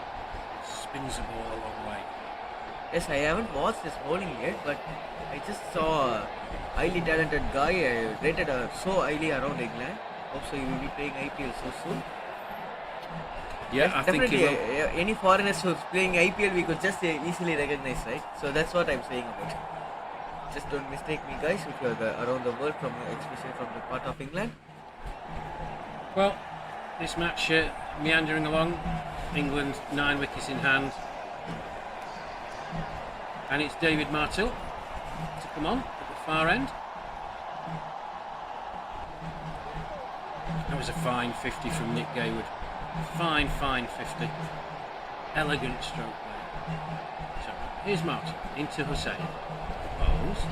Hussain just tippers him round the corner. Call is for 2.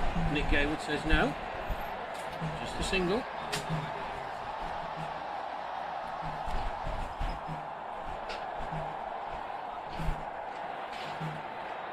I go back to the point, Akash, that Monty Douglas made when he was with us about half an hour ago. There's a wealth of batting talent in this England top 5. They're all very accomplished batters. Competition for batters, right? Yes. Even if you guys have one guy who's been injured, still that doesn't affect the England team. Yeah, England have had the luxury today of leaving out back-to-back centurion in Monty Douglas. Yes, he was carrying an injury, but here's Martin in again. Gayward swivels down to the leg side. Drops 3 for a single. Yeah, it's tremendous depth, and as Monty said, England bat 1 to 11. And a lot of the batters lower down the order, 7, 8, 9, 10. They open their batting for their respective counties, or bat high up in the order. Here's Martin again. He's in, he bowls, full toss, Hussain whips that. Oh, good bit of fielding there, good mid-wicket. Foot has not been used fully by the batter out there. He just flicked out towards square leg for a single.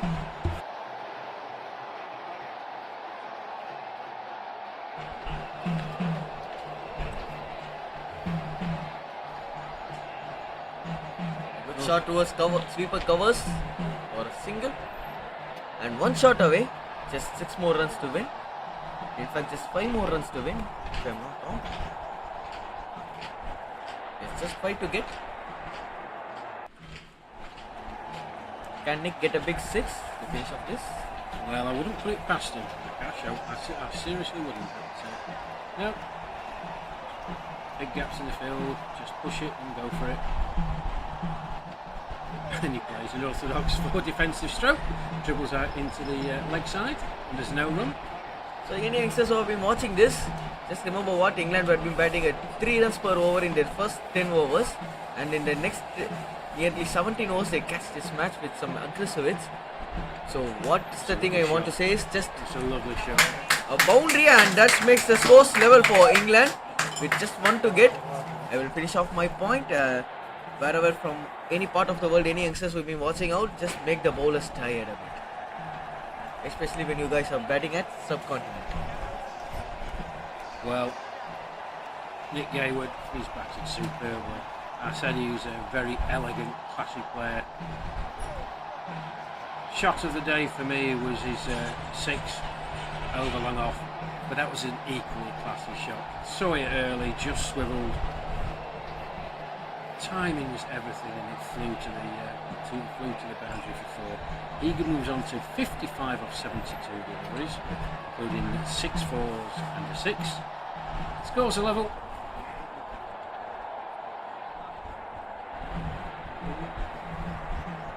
And it's Tirumerti. Could be the last ball of the match or what? Just let's wait for watch. Just 1 to get for England. And I hope so I will be able to join the comp box along with Rashid on Monday in SRMC. There we go. It is a boundary, a stylish way to finish off the match, and it's Mel Hussein who has scored a boundary to finish off. He's not out of 37 of 42, and Nick Gaywood who has scored 55 of 72 is also unbeaten. And it's the skipper who has scored. Richard Merriman, his skipper, has scored 24 of 56. Got out LBW to Wayne, and it's been nothing for left for the bowlers for US. It's just Wayne Copeland, the one who has got the first wicket, and that's the only wicket which US have been brought. 5 overs, 1 for 26, and it's David Martell who bowled so well. 7 overs with 1 maiden, none for 23, as well as Ahmed Merchant who also bowled so well, who could able to finish out his spell with a maiden, none for 29. These two guys are so unlucky to finish off without a wicket. And yes, that's it for the summary of the match. Nothing just been on the hands of US, and England just close to this match, and they will be the table toppers of Group A.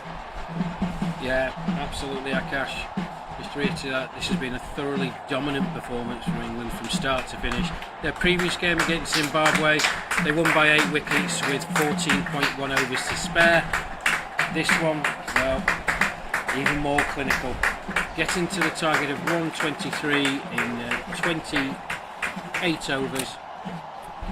Dominant from start to finish. Started with the England bowling. All the bowlers chipped in. Really restricted the USA batters. They couldn't get any rhythm.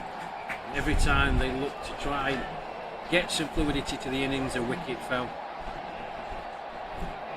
England, well, it was never really in doubt with the batting lineup that they had. No disrespect to the USA bowlers. Just the 1 wicket taken. The skipper, Richard Merriman, he'll be a bit disappointed. He's in fine fettle, trying to sweep one down to the mid-wicket boundary.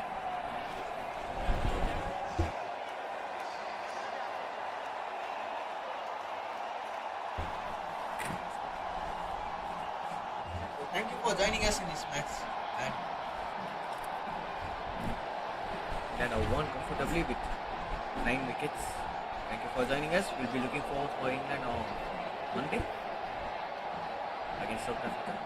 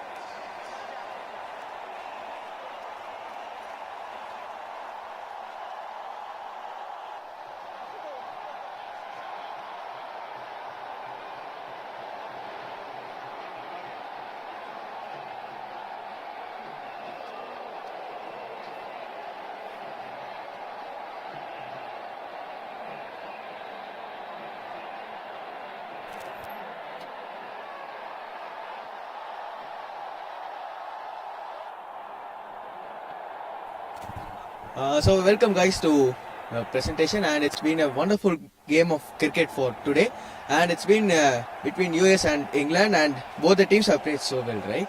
So US have won the toss. I just have a quick summary. US won to bat first, and they could be able to post a target of 123 and been beautifully and easily chased by England. So all over the presentation, and let's go for the thing, and Mr. Ram Kishore will take over the things. Thank you.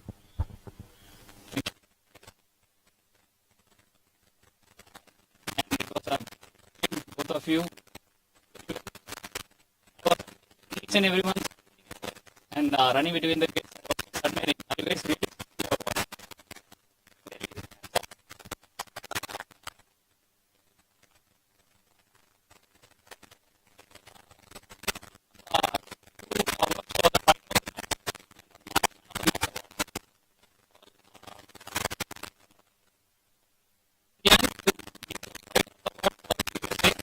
for Dave Ramdan. You're here? Okay. Yeah, this is the fighter of the match. Yeah, good. Congratulations, sir.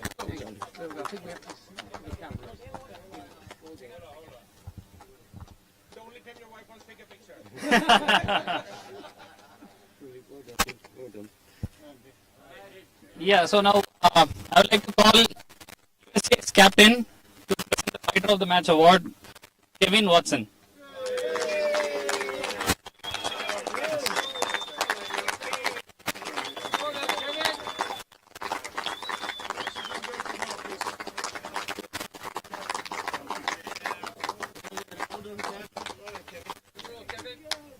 Yeah, and for the man of the match, I would like to call the umpire, Manik Will.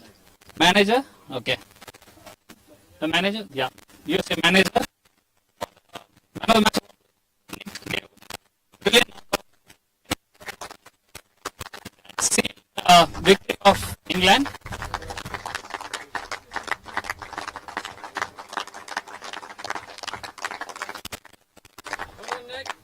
And special moment that England team would like to give. I'd like to hand over to the captain, sorry, England captain. Oh, England manager. I don't think.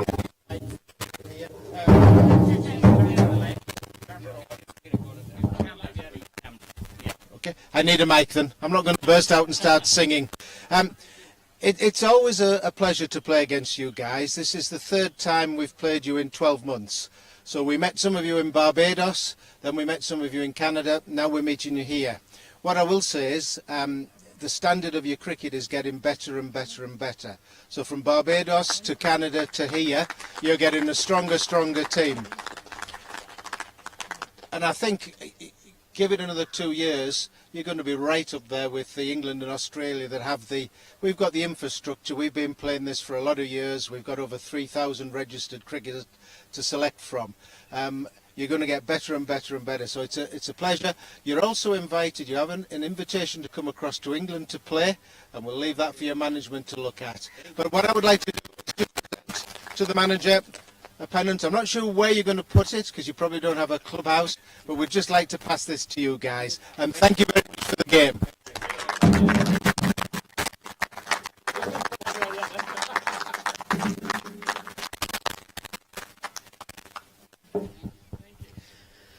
I'd just like to echo Paul's words there. It's great to see the journey that you're on, and we wish you every future success and happiness, except when you play against us, of course, as you progress into the future.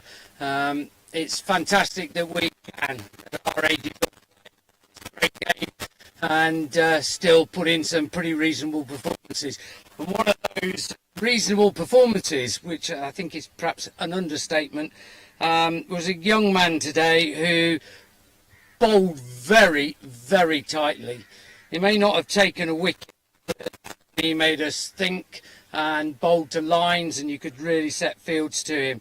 So for his 9 overs, 1 maiden, 0 for 29, goes to Ahmad Merchant. Well done, sir. Well bowled.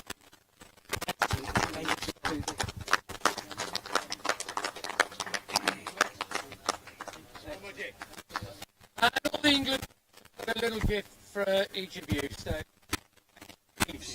Thank you. there you go. Thank you. Brilliant. Good luck. Good luck. Thank you. And we didn't open